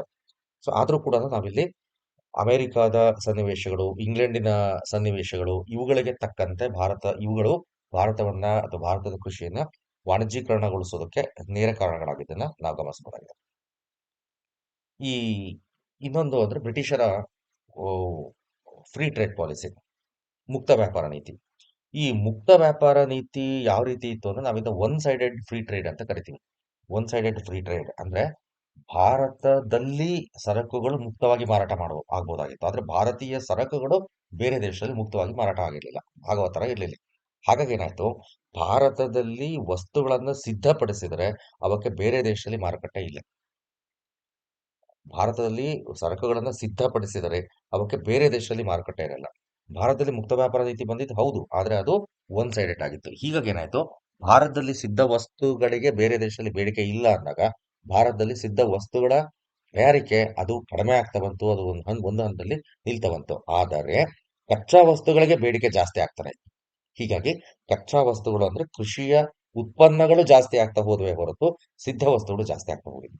ಸೊ ಕೃಷಿಯ ಕಚ್ಚಾ ವಸ್ತುಗಳು ಅಂದ್ರೆ ವಾಣಿಜ್ಯ ಬೆಳೆಗಳು. ವಾಣಿಜ್ಯ ಬೆಳೆಗಳು ಈ ರೀತಿ ಪ್ರೇರೇಪಣೆ ಆಗೋದಕ್ಕೆ ಪ್ರಮುಖ ಕಾರಣ ಅಂತಂದ್ರೆ ಈ ಒಂದು ಬ್ರಿಟಿಷರ ಏಕಮುಖ ಮುಕ್ತ ವ್ಯಾಪಾರ ನೀತಿ ಅಂತ ಕರೀಬಹುದು. ಒಂದು ವೇಳೆ ಇದು ದ್ವಿಮುಖ ವ್ಯಾಪಾರ ನೀತಿ, ದ್ವಿಮುಖ ಮುಕ್ತ ವ್ಯಾಪಾರ ಆಗಿದ್ದರೆ ಏನಾಗ್ತಾ ಇತ್ತು, ಭಾರತೀಯ ಕೃಷಿಯ ಬೆಳೆಗಳು ಭಾರತದಲ್ಲಿಯೇ ಸಿದ್ಧ ಆಗ್ತಾ ಇತ್ತು. ಅದಕ್ಕೆ ವಾಣಿಜ್ಯ ಬೆಳೆ ಸ್ವರೂಪ ಬರ್ತಿರ್ಲಿಲ್ಲ. ಅದು ಒಂದು ಪ್ರಾಥಮಿಕ ಕೈಗಾರಿಕೆಗಳಿಗೆ ಕಚ್ಚಾ ವಸ್ತುವಾಗಿನೇ ಉಳಿತಾ ಇತ್ತು. ಅದು ವಾಣಿಜ್ಯ ಸ್ವರೂಪ ಪಡ್ಕೊಳ್ಳೋದಕ್ಕೆ ಸಾಧ್ಯ ಆಗ್ತಿರ್ಲಿಲ್ಲ. ಕಚ್ಚಾ ವಸ್ತುಗಳಿಗೆ ಎಷ್ಟು ಬೇಕೋ ಅಷ್ಟು ಮಾತ್ರ ಬೆಳೀತಾ ಇದ್ರು, ರಫ್ತು ಮಾಡೋದ್ರ ಕಡೆ ಆಸಕ್ತಿನ ಹೊಂದ್ತಾ ಇರಲಿಲ್ಲ. ಈ ಏಕಮುಖ ಮುಕ್ತ ವ್ಯಾಪಾರದ ನೀತಿಯಿಂದ ಕಚ್ಚಾ ವಸ್ತುಗಳಿಗೆ ಮಾತ್ರ ಬೇಡಿಕೆ ಇದ್ದಿದ್ರಿಂದ ವಾಣಿಜ್ಯ ಬೆಳೆಗಳನ್ನ ಬೆಳೆದು ಅವುಗಳಿಗೆ ಬೇಡಿಕೆಯನ್ನ ಕಂಡುಕೊಳ್ಳೋ ಮುಖಾಂತರ ವಾಣಿಜ್ಯೀಕರಣ ವೇಗ ತೀವ್ರ ಆಯ್ತು. ನಂತರದಲ್ಲಿ ಇದಕ್ಕೆ ಎಕ್ಸಾಂಪಲ್ ಅಂದ್ರೆ ಸೆಣಬು. ನಾವು ಇದಕ್ಕೂ ಮುಂಚೆನೆ ಮಾತಾಡ್ತಾ ಇರ್ಬೇಕಾದ್ರೆ ಇದ್ರ ಬಗ್ಗೆ ಹೇಳಿದ್ವಿ. ಸೆಣಬು ಅದು ಯಾಕೆ ಅವಶ್ಯಕತೆ ಇತ್ತು ಅಂದ್ರೆ, ಬರೀ ಭಾರತ ಅನ್ನೋದಕ್ಕಿಂತ ಹೆಚ್ಚಾಗಿ ಕೈಗಾರಿಕಾ ಕ್ರಾಂತಿ ಆದಂತ ಎಲ್ಲಾ ದೇಶಗಳಲ್ಲೂ ಕೂಡ ಸೆಣಬಿಗೆ ಅತ್ಯಂತ ಬೇಡಿಕೆ ಇತ್ತು. ಯಾಕಂದ್ರೆ ಅದೊಂದು ಪ್ಯಾಕಿಂಗ್ ಮೆಟೀರಿಯಲ್ ಆಗಿ ಅದು ಬಳಕೆ ಆಗ್ತಾ ಇತ್ತು. ಮಳೆಯಲ್ಲಿ ನೆಂದ್ರೂ ಕೂಡ ಅದು ಬೇಗ ಹಾಳಾಗಲ್ಲ. ಅದೇ ರೀತಿ ಬಿಸಿಲಲ್ಲಿ ಒಣಗಿದ್ರೂ ಬೇಗ ಹಾಳಾಗಲ್ಲ. ತುಂಬಾ ಬಿಗಿಯಾಗಿರುತ್ತೆ. ವಸ್ತುಗಳನ್ನ, ಸರಕುಗಳನ್ನ ಕಟ್ಟಿಡೋದಕ್ಕೆ ತುಂಬಾ ಸೂಕ್ತವಾಗಿರುತ್ತೆ.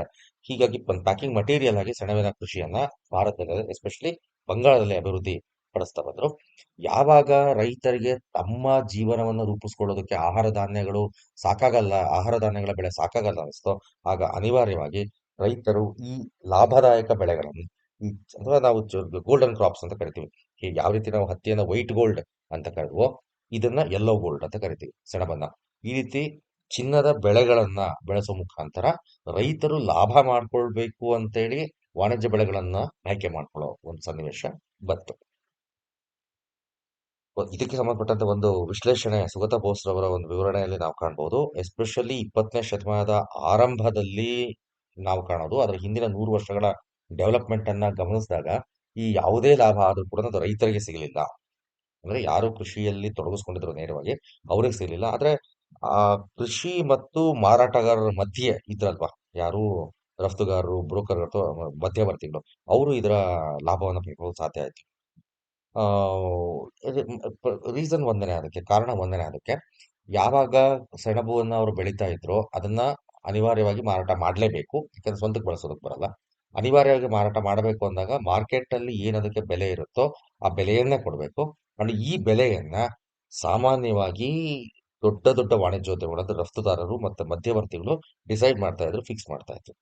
ಹಾಗಾಗಿ ಈ ಕೃಷಿ ವಾಣಿಜ್ಯೀಕರಣದ ಲಾಭ ಅನ್ನೋದು ರೈತರಿಗೆ ಸಿಗಲಿಲ್ಲ. ನಾವು ಈ ಹಿಂದೆ ನಾವೊಂದು ಅಂಶ ನಾವೇನ್ ಹೇಳಿದ್ವಿ, ರೈತರು ಲಾಭಕ್ಕೋಸ್ಕರ ವಾಣಿಜ್ಯೀಕರಣಕ್ಕೆ ಒಳಗಾದ್ರು ಅಂತ ನಾವು ಈ ತರ ಚರ್ಚೆ ಮಾಡಿದ್ವಿ. ಆದ್ರೆ ಕೆಲವು ಸಂಶೋಧನೆಗಳು ಹೇಳೋ ಪ್ರಕಾರ ರೈತರ ಲಾಭಕ್ಕಾಗಿ ಇದನ್ನ ಮಾಡಲಿಲ್ಲ, ಮಧ್ಯವರ್ತಿಗಳು ಅವರ ಲಾಭವನ್ನು ಹೆಚ್ಚು ಮಾಡ್ಕೊಳ್ಳೋದಕ್ಕೋಸ್ಕರ ವಾಣಿಜ್ಯೀಕರಣವನ್ನು ಪ್ರೋತ್ಸಾಹಿಸಿದ್ರು ಅಂತ ಹೇಳಿ ಅಭಿಪ್ರಾಯ ಪಡ್ತಾರೆ. ಎನಿವೆ, ಕೃಷಿ ವಾಣಿಜ್ಯೀಕರಣವನ್ನು ಪ್ರೋತ್ಸಾಹಿಸಿದ ಅಂಶಗಳಲ್ಲಿ ರೈತರು ತಮ್ಮ ಲಾಭವನ್ನ ಹೆಚ್ಚು ಮಾಡ್ಕೊಳ್ಬೇಕು ಅಂತ ಪ್ರಯತ್ನ ಪಟ್ಟಿದ್ದು ಒಂದು ಕಾರಣ, ಮಧ್ಯವರ್ತಿಗಳು ತಮ್ಮ ಲಾಭವನ್ನ ಹೆಚ್ಚು ಮಾಡ್ಕೊಳ್ಬೇಕು ಅಂತ ಪ್ರಯತ್ನ ಪಟ್ಟಿದ್ದು ಒಂದು ಕಾರಣ ಅಂತ ನಾವಿಲ್ಲಿ ಪರಿಗಣಿಸಬಹುದು. ಈಗ ಕೃಷಿ ವಾಣಿಜ್ಯೀಕರಣದಿಂದ ಆದಂತಹ ದುಷ್ಪರಿಣಾಮಗಳು ಮತ್ತು ಸಕಾರಾತ್ಮಕ ಪರಿಣಾಮಗಳು. ಅದರಲ್ಲಿ ಮೊದಲನೇದಾಗಿ ಕೃಷಿ ವಾಣಿಜ್ಯೀಕರಣದಿಂದ ಅಂದ್ರೆ ಭಾರತದಲ್ಲಿ ಆದಂತಹ ಕೃಷಿಯ ವಾಣಿಜ್ಯೀಕರಣದಿಂದ ಭಾರತೀಯರ ಮೇಲೆ ವಿವಿಧ ಕ್ಷೇತ್ರಗಳಲ್ಲಿ, ವಿವಿಧ ವಲಯಗಳಲ್ಲಿ ಆದಂತಹ ದುಷ್ಪರಿಣಾಮಗಳು ಏನು ಅನ್ನೋದನ್ನ ನಾವಿಲ್ಲಿ ಗಮನಿಸೋಣಂತೆ. ಮೊದಲನೇದಾಗಿ ಅಸಮಾನತೆಯಲ್ಲಿ ಹೆಚ್ಚಳ ಆಯಿತು. ಅಂದ್ರೆ ಈಗ ಅಸಮಾನತೆ ಹೆಚ್ಚಳ ಅನ್ನೋದು ನಾವು ಯಾವ ಅರ್ಥದಲ್ಲಿ ಇದನ್ನ ಪರಿಗಣಿಸ್ತೇವೆ ಅಂತಂದ್ರೆ, ಈಗ ಕೃಷಿ ವಾಣಿಜ್ಯೀಕರಣ ಅಂದಾಗ ನಮಗೆ ತಕ್ಷಣ ತಲೆ ಒಳಗೆ ಬರೋದೇನು ಅಂತಂದ್ರೆ, ವಾಣಿಜ್ಯ ಬೆಳೆಗಳನ್ನ ರೈತರು ಬೆಳೆಯೋದಕ್ಕೆ ಸ್ಟಾರ್ಟ್ ಮಾಡಿದ್ರು. ವಾಣಿಜ್ಯ ಬೆಳೆಗಳನ್ನ ಬೆಳೆಯೋದಕ್ಕೆ ಸ್ಟಾರ್ಟ್ ಮಾಡಿದ್ರಿಂದಾಗಿ ಲಾಭ ಅವ್ರಿಗೆ ಸಿಗೋದಕ್ಕೆ ಸ್ಟಾರ್ಟ್ ಆಯ್ತು. ಲಾಭ ಸಿಗ್ತಾ ಇತ್ತು ಅಂತಂದಾಗ ಅವರ ಆರ್ಥಿಕ ಪರಿಸ್ಥಿತಿ ಮತ್ತೆ ಜೀವನ ಮಟ್ಟ ಜಾಸ್ತಿ ಆಗ್ತಾ ಬಂತು ಅಂತಂದು ನಾವು ಅರ್ಥ ಮಾಡ್ಕೊಳ್ತೀವಿ. ಆದ್ರೆ ಭಾರತದ ಸಂದರ್ಭದಲ್ಲಿ ಅಥವಾ ಭಾರತದ ಒಂದು ಸನ್ನಿವೇಶದಲ್ಲಿ ಆಗಿದ್ದೇನು ಅಂತಂದ್ರೆ, ದೊಡ್ಡ ಪ್ರಮಾಣದ ಅಥವಾ ದೊಡ್ಡ ರೈತರು ಮತ್ತು ಸಣ್ಣ ರೈತರು ಅಂತ ಎರಡು ಭಾಗ ಮಾಡ್ಕೋಬಹುದು ಅವರು. ಅಥವಾ ಶ್ರೀಮಂತ ರೈತರು ಮತ್ತು ಬಡ ಮತ್ತು ಮಧ್ಯಮ ರೈತರು ಅನ್ನೋ ಮೂರು ವರ್ಗಗಳನ್ನ ಬೇಕಾದ್ರೂ ಮಾಡ್ಕೋಬಹುದು. ಇಲ್ಲಿ ಏನಾಗ್ತಾ ಬಂತು, ಶ್ರೀಮಂತ ರೈತರು ಮತ್ತು ದೊಡ್ಡ ರೈತರು ದೊಡ್ಡ ಪ್ರಮಾಣದಲ್ಲಿ ಬೆಳೆಗಳನ್ನ ಬೆಳೆದ್ರು, ದೊಡ್ಡ ಪ್ರಮಾಣದಲ್ಲಿ ಲಾಭಗಳನ್ನ ಗಳಿಸಿದ್ರು. ಅಂದ್ರೆ ಲಾಭ ಅಂತಂದ್ರೆ ನಾವು ನಮ್ಮ ಯೂಶುವಲ್ ಎಕನಾಮಿಕ್ಸ್ ಟರ್ಮ್ ಅಲ್ಲಿ ಏನ್ ಹೇಳ್ತೀವಿ ಅಂದ್ರೆ, ಒಟ್ಟು ಖರ್ಚು ಅಥವಾ ಒಟ್ಟು ವೆಚ್ಚ, ಅದನ್ನ ಒಟ್ಟು ಆದಾಯದಲ್ಲಿ, ಅದರಿಂದ ಬಂದಂತ ಒಟ್ಟು ಆದಾಯದಲ್ಲಿ ಕಳೆದಾಗ ಉಳಿಕೆ ಹಣ ಏನಿರುತ್ತಲ್ವ ಅದನ್ನ ಲಾಭ ಅಂತ ಹೇಳೋದು ಸಾಮಾನ್ಯವಾಗಿ ಎಲ್ರಿಗೂ ಗೊತ್ತಿರೋ ವಿಷಯ. ಜಾಸ್ತಿ ಶ್ರೀಮಂತಿಕೆ ಇರ್ತಕ್ಕಂಥವ್ರು ಅಥವಾ ಶ್ರೀಮಂತ ರೈತರು ಜಾಸ್ತಿ ಬಂಡವಾಳ ಹಾಕಿದ್ರು, ಅದರ ಮಾರ್ಜಿನ್ ನಲ್ಲಿ ಜಾಸ್ತಿ ಲಾಭ ಬಂತು, ಹೆಚ್ಚುವರಿ ಹೆಚ್ಚು ಹೆಚ್ಚು ಹಣ ಅವರ ಹತ್ರ ಉಳಿತಾ ಬಂತು. ಆದ್ರೆ ಸಣ್ಣ ರೈತರು ಮತ್ತು ಮಧ್ಯಮ ವರ್ಗದ ರೈತರ ಹತ್ರ ಅವರ ಭೂಮಿಯ ಪ್ರಮಾಣ ಕಡಿಮೆ ಇತ್ತು, ಅವ್ರ ಹತ್ರ ಬಂಡವಾಳದ ಕೊರತೆ ಇತ್ತು. ಆ ಬಂಡವಾಳವನ್ನ ಸರಿತೂಗಿಸ್ಕೊಳ್ಳೋದಕ್ಕೆ ಅವರು ಜಾಸ್ತಿ ಸಾಲ ಮಾಡ್ಬೇಕಾಯ್ತು. ಇನ್ನು ಸಣ್ಣ ರೈತರು ಆ ಸಣ್ಣ ಹಿಡುವಳಿಯಲ್ಲಿ ಖರ್ಚಂತೂ ಕಡಿಮೆ ಆಗ್ಲಿಲ್ಲ, ಅಷ್ಟೇ ಖರ್ಚನ್ನ ಮಾಡ್ಬೇಕಾಯ್ತು. ಅದರಿಂದ ಬಂದಂತ ಲಾಭವನ್ನ ಬಡ್ಡಿ ಮತ್ತೆ ಸಾಲ ತೀರಿಸೋದಕ್ಕೆ ಬಳಸ್ಕೋಬೇಕಾಯ್ತು. ಅವರಲ್ಲಿ ಒಟ್ಟಾರೆ ಉಳಿಕೆ ಹಣ ಕಡಿಮೆ ಆಯ್ತು. ಶ್ರೀಮಂತ ರೈತರು ಸಾಲ ಮಾಡ್ಲಿಲ್ಲ, ಇರೋ ಬಂಡವಾಳವನ್ನ ಟರ್ನ್ ಓವರ್ ಮಾಡ್ತಾ ಮಾಡ್ತಾ ಮಾಡ್ತಾ ಜಾಸ್ತಿ ಜಾಸ್ತಿ ಲಾಭ ಪಡೆಯೋದಕ್ಕೆ ತಗೊಂಡ್ರು. ಇದಕ್ಕೆ ಇನ್ನೊಂದು ಪೂರಕ ಸನ್ನಿವೇಶ ಯಾವುದು ಅಂತಂದ್ರೆ, ನಮ್ಮಲ್ಲಿ ಕೃಷಿ ವಾಣಿಜ್ಯೀಕರಣ ಆಗಿದ್ದು ರೈತರ ಸ್ವ ಇಚ್ಛೆಯಿಂದ ಅಲ್ಲ ಅನ್ನೋದನ್ನ ನಾವು ಗಮನಿಸಿದ್ವಿ. ಹಾಗಾಗಿ ರೈತರು ತಮ್ಮ ಬಳಿ ಏನಿರುತ್ತೋ ಅವೇ ಸಂಪನ್ಮೂಲಗಳನ್ನ, ತಮ್ಮ ಬಳಿ ಇದ್ದಂತ ತಂತ್ರಜ್ಞಾನಗಳನ್ನೇ ಅವರು ಬಳಸ್ಕೊಂಡು ವಾಣಿಜ್ಯೀಕರಣಕ್ಕೆ ಒಳಗಾಗಬೇಕಾಯ್ತು. ಹೀಗಾಗಿ ಹಳೆ ವಿಧಾನಗಳಿಗೆ ಖರ್ಚು ಜಾಸ್ತಿ ಆಗ್ತಾ ಇದ್ದಿದ್ದು, ಈ ಎಲ್ಲದರನ್ನ ಒಟ್ಟುಗೂಡಿಸಿ ನಾವು ನೋಡಿದಾಗ ಶ್ರೀಮಂತ ರೈತರು ಶ್ರೀಮಂತರಾಗ್ತಾನೆ ಹೋದ್ರು, ಬಡ ರೈತರು ಬಡವರಾಗ್ತಾನೆ ಹೋದ್ರು. ಅಂದ್ರೆ ಅದರ ಅರ್ಥ ಮತ್ತೊಂದು ಸ್ವಲ್ಪ ವಿವರವಾಗಿ ನಾವು ನೋಡೋದಾದರೆ, ತೀರ್ಥಂಕರ್ ರಾಯ್ ಅವರ ಅಭಿಪ್ರಾಯವನ್ನ ಅಲ್ಲಿ ತಗೋಬೇಕಾಗತ್ತೆ. ಏನು ಅಂತಂದ್ರೆ, ಶ್ರೀಮಂತ ರೈತರು ಶ್ರೀಮಂತರಾಗ್ತಾನೆ ಹೋದ್ರು, ಬಡ ರೈತರು ಬಡವರಾಗ್ತಾನೆ ಹೋದ್ರು ಅಂತಂದ್ರೆ ಅದರ ಅರ್ಥ ಶ್ರೀಮಂತರು ಜಾಸ್ತಿ ಶ್ರೀಮಂತರಾದ್ರು, ಇದು ನಮಗೆ ಅನುಮಾನ ಇಲ್ಲ. ಆದ್ರೆ ಬಡವರು ಮತ್ತಷ್ಟು ಬಡವರಾದ್ರು ಅಂತಂದಲ್ಲ. ಶ್ರೀಮಂತರಿಗೆ ಸಿಗ್ತಕ್ಕಂಥ ಲಾಭದ ಪ್ರಮಾಣ ಇನ್ ಟರ್ಮ್ಸ್ ಆಫ್ ಪರ್ಸೆಂಟೇಜ್ ಮಾತಾಡೋದಾದ್ರೆ, ಶ್ರೀಮಂತರು ಗಳಿಸಿದಂತಹ ಲಾಭದ ಪ್ರಮಾಣ ಮತ್ತು ಬಡವರು ಗಳಿಸಿದಂತಹ ಲಾಭದ ಪ್ರಮಾಣ ಇವುಗಳನ್ನ ಗಮನಿಸ್ತಾ ಹೋದಾಗ ಅವರ ಮಧ್ಯದ ಅಂತರ ಜಾಸ್ತಿ ಜಾಸ್ತಿ ಆಗ್ತಾ ಹೋಯ್ತು. ಅಂದ್ರೆ ಶ್ರೀಮಂತರು ಜಾಸ್ತಿ ಶ್ರೀಮಂತರಾದ್ರು, ಬಡವರು ಬಡವರಾಗಿ ಉಳಿದೇ ಹೋದ್ರು ಕೂಡ ಸ್ವಲ್ಪ ಬಡತನದಿಂದ ಹೊರಗಡೆ ಬಂದ್ರು ಅಂತ ಹೇಳ್ಬೋದು. ಅಂದ್ರೆ ಒಟ್ಟಾರೆಯಾಗಿ ಉದಾಹರಣೆಗೆ ₹100, ₹50 ಮತ್ತು ₹10 ಬಂಡವಾಳ ಇದ್ದಂತಹ ರೈತರನ್ನ 3 ಉದಾಹರಣೆ ತಗೊಳಂತೆ. ₹100 ಇದ್ದವನು ₹200 ಲಾಭ ಮಾಡ್ಕೊಂಡ, ಅವ್ನು ಯಾವುದೇ ಸಾಲಗಳಿರ್ಲಿಲ್ಲ. ₹50 ಇದ್ದವನು ₹10 ಸಾಲ ಮಾಡ್ಕೊಂಡ, ಬಂದಂತ ಒಟ್ಟು ₹100 ಲಾಭದಲ್ಲಿ ₹10 ವಾಪಸ್ ಕೊಟ್ಟ. ಅಂದ್ರೆ ಇಲ್ಲಿ ಶ್ರೀಮಂತಿಗೆ ₹100 ಲಾಭ ಬಂತು, ಇವನಿಗೆ ಬರೀ ₹40, ₹50 ಲಾಭ ಬರಕ್ನ ₹40 ಬಂತು. ಇನ್ನೊಬ್ಬ ಬರೀ ₹10 ಬಂಡವಾಳ ಹಾಕಿದವನಿಗೆ ₹10 ಸಾಲ ಮಾಡಿದ್ದ, ಬಂದಂತ ಒಟ್ಟು ₹20ಗಳನ್ನ ಅವನು ಸಾಲ ಬಡ್ಡಿ ತೀರಿಸಿ ಕೊನೆಗೆ ಅವನದು ₹5-10 ಉಳಿತು. ಅಂದ್ರೆ ₹200 ಒಬ್ಬನಿಗೆ ಲಾಭ ಆದ್ರೆ ಇನ್ನೊಬ್ಬರಿಗೆ ₹5 ಮಾತ್ರ ಲಾಭ ಆಯ್ತು. ಹೀಗೆ ಆ, ಇದರ ಆದಾಯದ ಕೃಷಿ ವಾಣಿಜ್ಯೀಕರಣಕ್ಕೆ ಒಳಗಾದ ನಂತರದಲ್ಲಿ ರೈತರ ಆದಾಯದಲ್ಲಿ ಸಾಕಷ್ಟು ಮಟ್ಟದ ಅಸಮಾನತೆ ಉಂಟಾಯಿತು ಅನ್ನೋದನ್ನ ಹೇಳ್ಬೋದು. ಈ ರೀತಿ ಅಸಮಾನತೆ ಆಗುವುದು ಅದು ಯಾವುದೇ ರೀತಿಯ ಆರೋಗ್ಯಕರ ಪ್ರಗತಿಯ ಲಕ್ಷಣ ಅಲ್ಲ ಅನ್ನೋದು ನಾವೆಲ್ಲರೂ ಅರ್ಥ ಮಾಡ್ಕೊಂಡಿದೀವಿ. ಹೀಗಾಗಿ ಮೊದಲನೇ ದುಷ್ಪರಿಣಾಮ ಏನು ಅಂದ್ರೆ ಕೃಷಿಯ ವಾಣಿಜ್ಯೀಕರಣದಿಂದ ಶ್ರೀಮಂತರು ಶ್ರೀಮಂತರಾಗ್ತಾ ಹೋದ್ರು, ಬಡವರು ಮತ್ತಷ್ಟು ಬಡವರಾದ್ರು ಅಂತಲ್ಲ, ಬಡವರು ಬಡತನದಿಂದ ಹೊರಗಡೆ ಬರಕ್ ಸಾಧ್ಯ ಆಗದೆ ಸಮಾನತೆಯ ಪ್ರಮಾಣ ಜಾಸ್ತಿ ಆಗ್ತಾ ಹೋಯ್ತು. ಎರಡನೇದಾಗಿ ಈ ವಾಣಿಜ್ಯೀಕರಣದಿಂದ ಆದಂತಹ ಪ್ರಮುಖ ಲಾಭಗಳು ಮತ್ತೆ ಪ್ರಯೋಜನಗಳು ಯಾರಿಗೆ ಸಿಕ್ಕುವು ಅಂತಂದ್ರೆ ಎಸ್ಟೇಟ್ ಮಾಲೀಕರಿಗೆ ಸಿಕ್ಕುವು, ವ್ಯಾಪಾರಿಗಳಿಗೆ ಸಿಕ್ಕುವು ಮತ್ತು ಉತ್ಪಾದಕರಿಗೆ ಸಿಕ್ಕುವು. ಅಂದ್ರೆ ಫ್ಯಾಕ್ಟರಿ ಓನರ್ಗಳಿಗೆ, ಅಂದ್ರೆ ಕಾರ್ಖಾನೆಗಳ ಮಾಲೀಕರಿಗೆ, ಇಂಥವ್ರಿಗೆ ಸಿಕ್ಕು. ಆಕ್ಚುಲಿ ಈ ಒಂದು ಕೃಷಿಯಲ್ಲಿ ಯಾವ್ದಾದ್ರು ಒಂದು ಲಾಭ ಅಂತ ಬಂದಾಗ ಅದರ ಪ್ರಾಥಮಿಕ ಫಲಾನುಭವಿ ಯಾರಾಗಿರ್ತಾರೆ ಅಂದ್ರೆ ರೈತ ಆಗಿರ್ತಾನೆ. ಆದ್ರೆ ಭಾರತದ ಕೃಷಿ ವಾಣಿಜ್ಯೀಕರಣದ ಸನ್ನಿವೇಶದಲ್ಲಿ ಈ ಲಾಭವನ್ನ ರೈತರಿಗೆ ಸಿಗೋದಕ್ಕೆ ಇವರು ಬಿಡ್ಲಿಲ್ಲ. ಎಕ್ಸಾಂಪಲ್, ಒಬ್ಬ ರೈತ ಬೆಳೆದಂತಹ ಬೆಳೆಯನ್ನ ಮಧ್ಯವರ್ತಿಗಳು ಕಡಿಮೆ ಬೆಲೆಗೆ ಖರೀದಿ ಮಾಡ್ತಾ ಇದ್ರು. ಹೀಗಾಗಿ ಆ ಮಧ್ಯವರ್ತಿಗಳು ಅಂದ್ರೆ ವ್ಯಾಪಾರಿಗಳು ಹೆಚ್ಚಿನ ಲಾಭ ಮಾಡ್ಕೊಂಡ್ರೆ ಹೊರತು ರೈತರಲ್ಲ. ಅದೇ ರೀತಿ ಎಸ್ಟೇಟ್ಗಳನ್ನ ಹೊಂದಿದಂತಹ ಮಾಲೀಕರು ತಮ್ಮ ಎಸ್ಟೇಟ್ಗಳಲ್ಲಿ ಬಲವಂತವಾಗಿ ರೈತರಿಂದ ದುಡಿಮೆ ಮಾಡಿಸ್ಕೊಂಡ್ರು. ಅದರಿಂದ ಬಂದಂತ ಆದಾಯ ಮತ್ತೆ ಅದರ ಲಾಭವನ್ನ ಎಸ್ಟೇಟ್ ಮಾಲೀಕರು ತಗೊಂಡ್ರು ಮತ್ತು ಆ ರೈತರಿಗೆ ಜೀವನೋಪಾಯ ಅನ್ನೋದು ಏನಿತ್ತೋ ಅವರನ್ನ ಅದೇ ಮಟ್ಟದಲ್ಲೇ ಉಳಿಸ್ಕೊಂಡ್ರು. ಅದೇ ರೀತಿ ಈ ಕಚ್ಚಾ ವಸ್ತುಗಳನ್ನ ಪಡೆದುಕೊಂಡಂತಹ ಕೈಗಾರಿಕೋದ್ಯಮಿಗಳು ಏನ್ ಮಾಡಿದ್ರು, ಅವರು ಅದರಿಂದ ಅಂದ್ರೆ ಕಡಿಮೆ ಬೆಲೆಗೆ ಖರೀದಿಸಿ ಅದರಿಂದ ತಯಾರಾದ ವಸ್ತುಗಳನ್ನ ಜಾಸ್ತಿ ಬೆಲೆಗೆ ಮಾರಾಟ ಮಾಡಿ ಅವರು ಸಹ ಲಾಭ ಮಾಡಿದ್ರು. ಇಲ್ಲೂ ಕೂಡ ರೈತರಿಗೆ ಅನುಕೂಲ ಆಗಲಿಲ್ಲ. ಅಂದ್ರೆ ವಾಣಿಜ್ಯೀಕರಣದ ಲಾಭ ರೈತರಿಗೆ ಯಾವುದೇ ರೀತಿಯಿಂದಲೂ ಕೂಡ ಆಗಿದ್ದು ತುಂಬಾ ಕಡಿಮೆ. ಅದರ ಬದಲಾಗಿ ಕಡಿಮೆ ಬೆಲೆಗೆ ಖರೀದಿಸಿ ಜಾಸ್ತಿ ಬೆಲೆಗೆ ಮಾರಾಟ ಮಾಡ್ತಿದ್ದಂತಹ ವ್ಯಾಪಾರಿಗಳಿಗೆ, ತಮ್ಮದೇ ಜಮೀನಿನಲ್ಲಿ ರೈತರನ್ನ ಕೃಷಿ ಕಾರ್ಮಿಕರ ತರ ದುಡಿಸ್ಕೊಂಡು ಲಾಭವನ್ನ ತಗೊಳ್ತಾ ಇದ್ದಂತ ಎಸ್ಟೇಟ್ ಮಾಲೀಕರಿಗೆ ಮತ್ತು ಕಡಿಮೆ ಬೆಲೆಗೆ ಕಚ್ಚಾ ವಸ್ತುಗಳನ್ನ ಖರೀದಿಸಿ ಸಿದ್ಧ ವಸ್ತುಗಳನ್ನ ಜಾಸ್ತಿ ಬೆಲೆ ಮಾರಾಟ ಮಾಡ್ತಾ ಇದ್ದಂತಹ ತಯಾರಕರಿಗೆ ಜಾಸ್ತಿ ಲಾಭಗಳು ದೊರೆತು ರೈತರಿಗೆ ಸಿಗಲಿಲ್ಲ. ಈ ಎಲ್ಲದರ ಮಧ್ಯೆ ಲಾಭ ಮಾಡ್ಕೊಳ್ಳುವಂತಹ ಮತ್ತೊಂದು ಗುಂಪು ಯಾವುದು ಅಂದ್ರೆ ಲೇವಾದೇವಿಗಾರರು. ಈ ಲೇವಾದೇವಿಗಾರರು ರೈತರಿಗೂ ಸಾಲ ಕೊಡ್ತಾ ಇದ್ರು, ವ್ಯಾಪಾರಿಗಳಿಗೂ ಸಾಲ ಕೊಡ್ತಾ ಇದ್ರು. ಕೆಲವು ಸಂದರ್ಭಗಳಲ್ಲಿ ಭಾರತದಲ್ಲಿ ಫ್ಯಾಕ್ಟರಿ ಅಥವಾ ಕಾರ್ಖಾನೆಗಳನ್ನ ನಡೆಸ್ತಾ ಇದ್ದಂತಹ ಬ್ರಿಟಿಷ್ ವ್ಯಕ್ತಿಗಳಿಗೂ ಕೂಡ ಸಾಲ ಕೊಡ್ತಾ ಇದ್ರು. ಅವರು ಕೊಟ್ಟಂತಹ ಸಾಲ, ಅದರ ಬಡ್ಡಿ ಮತ್ತು ಅದರ ವಸೂಲಾತಿಗಳನ್ನ ಸಮರ್ಪಕವಾಗಿ ನಿಭಾಯಿಸುವ ಮುಖಾಂತರ ಒಂದು ರೀತಿ ಮಿಡ್ಲ್ ಮನ್ಸ್ ಅಥವಾ ಮಧ್ಯವರ್ತಿಗಳ ಮುಖಾಂತರ ನಿಭಾಯಿಸಿ ಇವರು ಸಹ ಸಾಕಷ್ಟು ಲಾಭವನ್ನ ಗಳಿಸ್ಕೊಂಡ್ರು. ಹೀಗಾಗಿ ಮುಖ್ಯವಾದಂತ ಅಥವಾ ದೊಡ್ಡ ಪ್ರಮಾಣದ ಲಾಭ ಆಗಿದ್ದು ರೈತರಿಗಲ್ಲ, ಮಧ್ಯವರ್ತಿಗಳಿಗೆ, ಎಸ್ಟೇಟ್ಗಳ ಮಾಲೀಕರಿಗೆ ಮತ್ತು ಕಚ್ಚಾ ವಸ್ತುಗಳನ್ನ ಸಿದ್ಧ ವಸ್ತುಗಳಾಗಿ ತಯಾರಿಸ್ತಾ ಇದ್ದಂತಹ ಕಾರ್ಖಾನೆಗಳ ಮಾಲೀಕರಿಗೆ ಹಾಗೂ ಲೇವಾದೇವಿಗಾರರಿಗೆ. ಇದನ್ನ ನಾವು ವಾಣಿಜ್ಯೀಕರಣದ ಮತ್ತೊಂದು ದುಷ್ಪರಿಣಾಮವಾಗಿ ಗಮನಿಸಬಹುದು. ಇನ್ನ ಈ ವಾಣಿಜ್ಯೀಕರಣ ಅನ್ನೋದು ಏನಾಯ್ತು, ಪ್ರತಿಯೊಂದನ್ನು ಕೂಡ ಹಣದ ರೂಪದಲ್ಲಿನೇ ಇಲ್ಲಿ ವ್ಯವಹಾರ ನಡೀತಾ ಇದ್ದಿದ್ರಿಂದಾಗಿ, ಅಂದ್ರೆ ಕೃಷಿ ವಾಣಿಜ್ಯೀಕರಣ ಅಂದಾಗ ಅವನೊಂದು ಭೂಮಿಯನ್ನ ಬಿತ್ತನೆ ಮಾಡೋದಕ್ಕೆ ಸಿದ್ಧತೆ ಮಾಡ್ಕೋಬೇಕು ಅಂದ್ರೆ ಅದಕ್ಕೂ ಹಣ ಬೇಕಾಗಿತ್ತು. ಹಣವನ್ನ ಕೊಟ್ಟು, ಇದಕ್ಕೂ ಮುಂಚೆ ಏನಾಗಿತ್ತು, ವಾಣಿಜ್ಯೀಕರಣಕ್ಕಿಂತ ಮುಂಚೆ ಏನಾಗಿತ್ತು, ಬಿತ್ತನೆ ಮಾಡೋದಕ್ಕೆ ಬೇಕಾಗಿರೋ ಬೀಜವನ್ನ ಅವನು ಎತ್ತಿಟ್ಟಿರ್ತಾ ಇದ್ದ, ಮುಂದಿನ ವರ್ಷಕ್ಕೆ ಬೇಕಾಗೋ ಬೀಜನ ಎತ್ತಿಟ್ಟಿರ್ತಾ ಇದ್ದ. ಅವಂದೇ ಆದ ಬಿತ್ತನೆ ಬೀಜ ತಗೊಳ್ತಾ ಇದ್ದ, ಅವಂದೇ ಆದ ಸಾಂಪ್ರದಾಯಿಕ ಕೃಷಿ ಸಲಕರಣೆಗಳಿರ್ತಾ ಇದ್ವು. ಮನೆಯಲ್ಲಿರ್ತಕ್ಕಂಥ ವ್ಯಕ್ತಿಗಳು ಸೇರಿ ಅದರಲ್ಲಿ ತೊಡಗಿಸ್ಕೊಳ್ತಾ ಇದ್ರು. ಅದಾದ್ಮೇಲೆ ಬಂದಂತ ಏನು ಬೆಳೆ ಅಥವಾ ಫಸಲು ಏನಿರ್ತಾ ಇತ್ತು ಅದನ್ನ ತನಗೆ ಬೇಕಾದಷ್ಟು ಉಳಿಸ್ಕೊಂಡು ಉಳಿದಿರೋದನ್ನ ಎಕ್ಸ್ಚೇಂಜ್ ಅಥವಾ ವಿನಿಮಯ ರೀತಿಯಲ್ಲಿ ತಗೊಂಡು ತನ್ನ ಮೂಲಭೂತ ಅವಶ್ಯಕತೆಗಳನ್ನ ಮೊದಲು ಪೂರೈಸ್ಕೊಳ್ತಾ ಇದ್ದ. ವಾಣಿಜ್ಯೀಕರಣದಿಂದ ಆದಂತ ಅತಿ ದೊಡ್ಡ ಬದಲಾವಣೆ ಏನು ಅಂದ್ರೆ ಕೃಷಿಯ ಆರಂಭ, ಕೃಷಿಯ ನಿರ್ವಹಣೆ ಮತ್ತು ಕೃಷಿಯ ಮಾರಾಟ, ಈ ಮೂರೂ ಹಂತದಲ್ಲಿ ಸಹನು ಅವನು ಹಣದ ಮೇಲೆ ಅವಲಂಬನೆ ಆಗ್ಬೇಕಾಯ್ತು. ಹಣಕಾಸು ಅಥವಾ ನಗದು ಹಣದ ಮೇಲೆ ಅವನು ಡಿಪೆಂಡ್ ಆಗ್ಬೇಕಾಯ್ತು, ಅವಲಂಬನೆ ಆಗ್ಬೇಕಾಯ್ತು. ಇದರಿಂದಾಗಿ ಆ ಆ ನಗದು ಹಣವನ್ನ ಅವನು ಯಾರ್ಯಾರಿಗೆ ಕೊಡ್ಬೇಕಾಗಿತ್ತೋ ಅವರೆಲ್ಲರ ಋಣದಲ್ಲಿ ಬದುಕಬೇಕಾದಂತ ಸನ್ನಿವೇಶ ಬಂತು. ನಗದು ಹಣವನ್ನು ಯಾರ್ಯಾರಿಗೆ ಕೊಡಬೇಕಾಗಿತ್ತು? ಸರ್ಕಾರಕ್ಕೆ ಭೂ ಕಂದಾಯ, ಅದು ನಗದು ರೂಪದಲ್ಲಿ.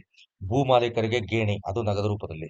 ಲೇವಾದೇವಿಗಾರರಿಗೆ ಸಾಲ ಮತ್ತು ಬಡ್ಡಿ, ಅದು ಸಹ ನಗದು ರೂಪದಲ್ಲಿ. ಮತ್ತೆ ಅವನ ಸ್ವಂತ ಕುಟುಂಬಕ್ಕೆ ಬೇಕಾದಂತಹ ಧಾನ್ಯಗಳು ಮತ್ತಿತರ ವಸ್ತುಗಳನ್ನ ತಗೋಬೇಕು ಅಂದ್ರೂ ಅದಕ್ಕೂ ಅವನಿಗೆ ಹಣದ ಅವಶ್ಯಕತೆ ಇತ್ತು.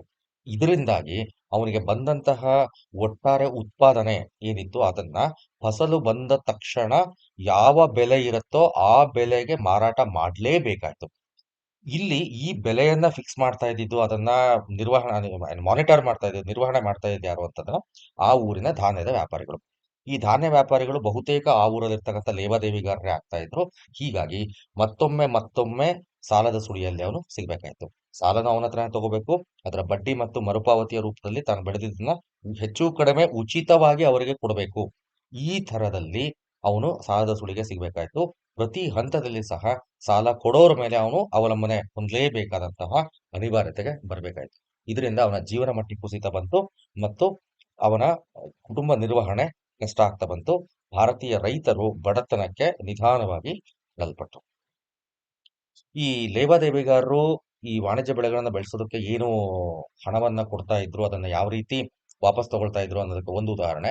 ಈ ಕೃಷಿ ಆರಂಭದ ಸಂದರ್ಭದಲ್ಲಿ ಕೆಲವನ್ನ ಮುಂಗಡ ಹಣ ಅಂತ ಕೊಡ್ತಾ ಇದ್ರು. ಸಾಮಾನ್ಯವಾಗಿ ಈ ಮುಂಗಡ ಹಣಕ್ಕೆ ಕೆಲವು ಸಂದರ್ಭಗಳಲ್ಲಿ ಬಡ್ಡಿ ಇರ್ತಾ ಇತ್ತು, ಕೆಲವು ಸಂದರ್ಭಗಳಲ್ಲಿ ಬಡ್ಡಿ ಇರ್ತಾ ಇರ್ಲಿಲ್ಲ. ಈ ಬಡ್ಡಿ ಇರ್ಲಿ ಅಥವಾ ಬಡ್ಡಿ ಇಲ್ಲದೆ ಇರ್ಲಿ, ಅಲ್ಲಿ ಒಂದು ಕಂಡೀಷನ್ ಅಥವಾ ಒಂದು ನಿಬಂಧನೆ ಇರ್ತಿತ್ತು. ಏನು ಅಂದ್ರೆ ಆ ಬೆಳೆ ಬಂದಾಗ ಆ ಬೆಳೆಯನ್ನ ಕಡ್ಡಾಯವಾಗಿ ಅವರಿಗೆ ಮಾರಾಟ ಮಾಡಬೇಕು ಅಂತ. ಈ ರೀತಿಯಲ್ಲಿ ಅತ್ಯಂತ ಕಡಿಮೆ ಬೆಲೆಗೆ ಮಾರ್ಕೆಟ್ ಅಲ್ಲಿ ಸಿಗಬಹುದಾದಂತಹ ಬೆಲೆಗಿಂತಲೂ ಕಡಿಮೆ ಬೆಲೆಗೆ ಅವನಿಗೆ ಮಾರಾಟ ಮಾಡುವಂತ ಸಂದರ್ಭಗಳನ್ನ ನಾವು ಕಾಣಬಹುದು. ಅದರ ಜೊತೆಗೆ ಒಂದು ವೇಳೆ ಏನಾದ್ರೂ ಕೃಷಿಯಲ್ಲಿ ಉತ್ಪಾದನೆ ಕಡಿಮೆಯಾಗಿ ಅಥವಾ ಅಂದ್ಕೊಂಡಷ್ಟು ಲಾಭ ಬರದೇ ಇದ್ದಾಗ ಇದೇ ಲೇವಾದೇವಿಗಾರರು ಆ ರೈತರ ಭೂಮಿಯನ್ನ ವಶಪಡಿಸಿಕೊಂಡು ಆ ಭೂಮಿಯ ಮಾಲೀಕರಾಗಿ ಅವರೇ ಚಲಾವಣೆ ಆದರು. ರೈತ ಅಲ್ಲ, ಭೂಮಿಯ ಮಾಲೀಕರಾಗಿ ಅವ್ರು ಚಲಾವಣೆ ಆದರು. ಈ ರೀತಿ ಲೇವಾದೇವಿಗಾರರ ಭೂಮಿಯಲ್ಲಿ ರೈತರು ಕೃಷಿ ಕಾರ್ಮಿಕರಾಗಿ ಜೀವನವನ್ನ ನಡೆಸಬೇಕಾಯ್ತು, ಕೃಷಿಯಲ್ಲಿ ತೊಡಗಿಸ್ಕೋಬೇಕಾಯ್ತು. ಅಲ್ಲಿಗೆ ಅವರು ಒಂದು ಕಾಲದಲ್ಲಿ ಭೂ ಮಾಲೀಕರಾಗಿದ್ದಂಥವ್ರು ರೈತರು ಒಂದು ಕಾಲದಲ್ಲಿ ಭೂ ಮಾಲೀಕರಾಗಿದ್ರು. ವಾಣಿಜ್ಯೀಕರಣದ ಪರಿಣಾಮವಾಗಿ ಭೂ ಮಾಲೀಕನ ಸ್ಥಾನದಿಂದ ಗೇಣಿದಾರ ಸ್ಥಾನಕ್ಕೆ ಇಳಿಸಲ್ಪಟ್ರು. ಅದಾದ್ಮೇಲೆ ಕೃಷಿಕನ ಸ್ಥಾನಕ್ಕೆ ಇಳಿಸಲ್ಪಟ್ರು. ಅದಾದ್ಮೇಲೆ ಕೃಷಿ ಕಾರ್ಮಿಕನ ಸ್ಥಾನಕ್ಕೆ ಇಳಿಸಲ್ಪಟ್ರು. ಇಷ್ಟೆಲ್ಲ ಆದ್ರೂ ಕೂಡ ನಾವೇನು ಮೇಲ್ನೋಟಕ್ಕೆ ನೋಡ್ತೀವಲ್ಲ, ವಾಣಿಜ್ಯೀಕರಣದಿಂದ ದೊಡ್ಡ ಲಾಭ ಬಂತು ಅಂತ. ಲಾಭ ಯಾಕೆ ರೈತರಿಗೆ ಬರಲಿಲ್ಲ, ಆ ಲಾಭದ ಪರಿಣಾಮ ರೈತರ ಮೇಲೆ ಏನಾಯ್ತು ಅನ್ನೋದಕ್ಕೆ ಈ ಒಂದು ಪ್ರಕ್ರಿಯೆಯನ್ನ ನಾವಿಲ್ಲಿ ಗಮನಿಸಬಹುದು. ಹಾಗಾದ್ರೆ ಲಾಭ ಎಲ್ಲೋಯ್ತು ಅನ್ನೋ ಪ್ರಶ್ನೆಗೆ ನಮಗೆ ಈಗಾಗಲೇ ಉತ್ತರ ಸಿಕ್ಕಿದೆ. ಲಾಭ ಅದು ವ್ಯಾಪಾರಿಗಳಿಗೆ, ಮಧ್ಯವರ್ತಿಗಳಿಗೆ, ಲೇವಾದೇವಿಗಾರರಿಗೆ ಮತ್ತು ಬ್ರಿಟಿಷರು ಅಥವಾ ಯುರೋಪಿಯನ್ ಹೊಂದಿದಂತಹ ಎಸ್ಟೇಟ್ಗಳ ಮಾಲೀಕರಿಗೆ ಅದು ಹೋಯ್ತು. ಮತ್ತೊಂದು ದುಷ್ಪರಿಣಾಮ ಏನು ಅಂತಂದ್ರೆ, ಆಹಾರದ ಉತ್ಪಾದನೆ ಮತ್ತೆ ಅದರ ಬೆಳೆ ಪ್ರಮಾಣದಲ್ಲಿ ಕಡಿಮೆ ಆಗಿದ್ದು, ಅದು ಕುಸಿತ ಕಂಡು ಬಂದಿದ್ದು. ಆಹಾರದ ಕೊರತೆಯಿಂದ ಮಾನವ ನಿರ್ಮಿತ ಬರಗಾಲಗಳು ಉಂಟಾಗಿತ್ತು. ಭಾರತದಲ್ಲಿ ಕೃಷಿ ವಾಣಿಜ್ಯೀಕರಣ ಅಂತಂದ್ರೆ ನಾವೀಗಾಗಲೇ ಗಮನಿಸಿರೋ ಪ್ರಕಾರ ಕೃಷಿಯಲ್ಲಿ ಆಹಾರ ಧಾನ್ಯಗಳ ಬದಲಾಗಿ ಮಾರುಕಟ್ಟೆಯಲ್ಲಿ ಬೇಡಿಕೆ ಇರೋ ಸರಕುಗಳನ್ನ ಅಥವಾ ಉತ್ಪಾದನೆಗಳನ್ನ ಬೆಳೆಯೋದಕ್ಕೆ ಆರಂಭಿಸಿದ್ದನ್ನು ನಾವು ವಾಣಿಜ್ಯೀಕರಣ ಅಂತ ಕರೆದಿದ್ದೀವಿ. ಸೊ ಅದರ ಪರಿಣಾಮ ಏನು ಅಂತ ನಾವು ಮೇಲ್ನೋಟಕ್ಕೆ ಅರ್ಥ ಮಾಡ್ಕೋಬಹುದು. ಆಹಾರ ಧಾನ್ಯಗಳ ಬೆಳೆಯ ಪ್ರಮಾಣದಲ್ಲಿ ಕುಸಿತ ಉಂಟಾಯ್ತು ಅಥವಾ ಧಾನ್ಯಗಳ ಪ್ರಮಾಣ ಕಡಿಮೆ ಆಯ್ತು. ಕಡಿಮೆ ಅಂತಂದ್ರೆ ಜನಸಂಖ್ಯೆಯ ಬೆಳವಣಿಗೆಗೆ ಅನುಗುಣವಾಗಿ ನಾವು ಪರಿಗಣನೆ ತಗೊಂಡಾಗ ಜನಸಂಖ್ಯೆ ಎಷ್ಟು ಜಾಸ್ತಿ ಆಗ್ತಾ ಇತ್ತು, ಅದಕ್ಕೆ ತಕ್ಕಂತೆ ಆಹಾರ ಧಾನ್ಯಗಳ ಉತ್ಪಾದನೆ ಸಹ ಜಾಸ್ತಿ ಆಗ್ಬೇಕು. ಆದರೆ ಜನಸಂಖ್ಯೆ ಬೆಳವಣಿಗೆಗೆ ಅನುಗುಣವಾಗಿ ಪರಿಗಣಿಸಿದಾಗ ಆಹಾರ ಧಾನ್ಯಗಳ ಉತ್ಪಾದನೆಯಲ್ಲಿ ಶೇಕಡವಾರು ಕಡಿಮೆ ಆಗ್ತಾ ಬಂತು. ಆದರೆ ವಾಣಿಜ್ಯ ಬೆಳೆಗಳ ಉತ್ಪಾದನೆಯಲ್ಲಿ ಶೇಕಡವಾರು ಜಾಸ್ತಿ ಆಗ್ತಾ ಬಂತು. ಇದಕ್ಕೆ ಆರ್ ಪಿ ದತ್ ಅವರ ಒಂದು ಅಧ್ಯಯನ ಮತ್ತು ನಂತರದ ಆರ್ಥಿಕ ಇತಿಹಾಸ, ಎಕನಾಮಿಕ್ ಹಿಸ್ಟರಿ ಏನಿದೆ ಅದನ್ನ, ವಸಾಹತುಶಾಹಿಯ ಆರ್ಥಿಕ ಇತಿಹಾಸವನ್ನು ಅಧ್ಯಯನ ಮಾಡಿದವರ ಕೆಲವು ವರದಿಗಳನ್ನ ಮತ್ತೆ ಕೆಲವು ಟೇಬಲ್ಗಳನ್ನ, ಕೋಷ್ಟಕಗಳನ್ನ ನಾವು ಪರಿಗಣಿಸಿ ಒಂದು ಉದಾಹರಣೆಯನ್ನು ನಾವಿಲ್ಲಿ ತಗೋಬಹುದು. 1893-94 ಅಂದ್ರೆ 1890ರಲ್ಲಿ ಏನೊಂದು ಭೀಕರ ಬರಗಾಲ ಬಂತು. ಅಲ್ಲಿಂದ ಮುಂದೆ 1893-94ರಿಂದ 1947ರಲ್ಲಿ ಬಂಗಾಳದಲ್ಲಿ ಏನು ಭೀಕರವಾದಂತಹ ಬರಗಾಲ ಬಂತು. ಇವು ಭಾರತದ ಇತಿಹಾಸದಲ್ಲಿ ಅತ್ಯಂತ ಭೀಕರ ಬರಗಾಲಗಳ ಸಾಲಿಗೆ ಸೇರ್ತಕ್ಕಂಥವು. ಈ ಎರಡೂ ಬರಗಾಲಗಳ ನಡುವಿನ ಸುಮಾರು 50 ವರ್ಷಗಳ ಅವಧಿಯ ಬೆಳವಣಿಗೆಯನ್ನ, ಪ್ಯಾಟ್ರನ್ ಅನ್ನು ನಾವು ಗಮನಿಸೋದಾದ್ರೆ 1893-94ರಿಂದ 1945-46ರ ನಡುವಿನ ಪ್ಯಾಟ್ರನ್, ಬೆಳೆಗಳ ಒಂದು ವಿನ್ಯಾಸವನ್ನ, ಅದರ ಒಂದು ಪ್ರಮಾಣಗಳನ್ನ ಗಮನಿಸೋದಾದ್ರೆ ವಾಣಿಜ್ಯ ಬೆಳೆಗಳು 85% ಅಥವಾ ಸರಿಸುಮಾರು 2 ಪಟ್ಟು ಜಾಸ್ತಿ ಆಯ್ತು. ಆಹಾರ ಉತ್ಪಾದನೆಗಳ ಪ್ರಮಾಣ 7% ಕಡಿಮೆಯಾಯಿತು. ಆಹಾರ ಉತ್ಪಾದನೆ ಆಹಾರ ಬೆಳೆಗಳ ಉತ್ಪಾದನೆ ಅದು 7% ಕಡಿಮೆ ಆಯಿತು. ಡೆಫಿನೆಟ್ಲಿ ಇದೇನಾಗುತ್ತೆ ಅಂತಂದ್ರೆ ಗ್ರಾಮೀಣ ಆರ್ಥಿಕತೆಯಲ್ಲಿ ಕೈಗಾರಿಕೆಗಳಿಗಾಗ್ಲಿ ಕಚ್ಚಾ ವಸ್ತುಗಳ ಬೆಳೆಗಳಿಗಾಗ್ಲಿ ಪ್ರಾಮುಖ್ಯತೆ ಇರಲ್ಲ. ಅಲ್ಲಿ ಆಹಾರದ ಬೆಳೆಗಳಿಗೆ ಪ್ರಾಮುಖ್ಯತೆ ಇರುತ್ತೆ. ಆದ್ರಿಂದಾಗಿ ಇದು ಗ್ರಾಮೀಣ ಆರ್ಥಿಕತೆಯನ್ನ ನಾಶಗೊಳಿಸ್ತಾ ಬಂತು. ಅಂಡ್ ಗ್ರಾಮೀಣ ಆರ್ಥಿಕತೆಯಲ್ಲಿ ಆಹಾರ ಸಂಗ್ರಹ ಕೊರತೆ ಆಗಿದ್ರಿಂದ ಒಂದು ಸಣ್ಣ ಪ್ರಮಾಣದ ಬರಗಾಲ ಸಹನು ದೊಡ್ಡ ಪ್ರಮಾಣದಲ್ಲಿ ಜೀವಹಾನಿಗೆ ಕಾರಣ ಆಗೋದಕ್ಕೆ ದಾರಿ ಮಾಡಿಕೊಡ್ತು.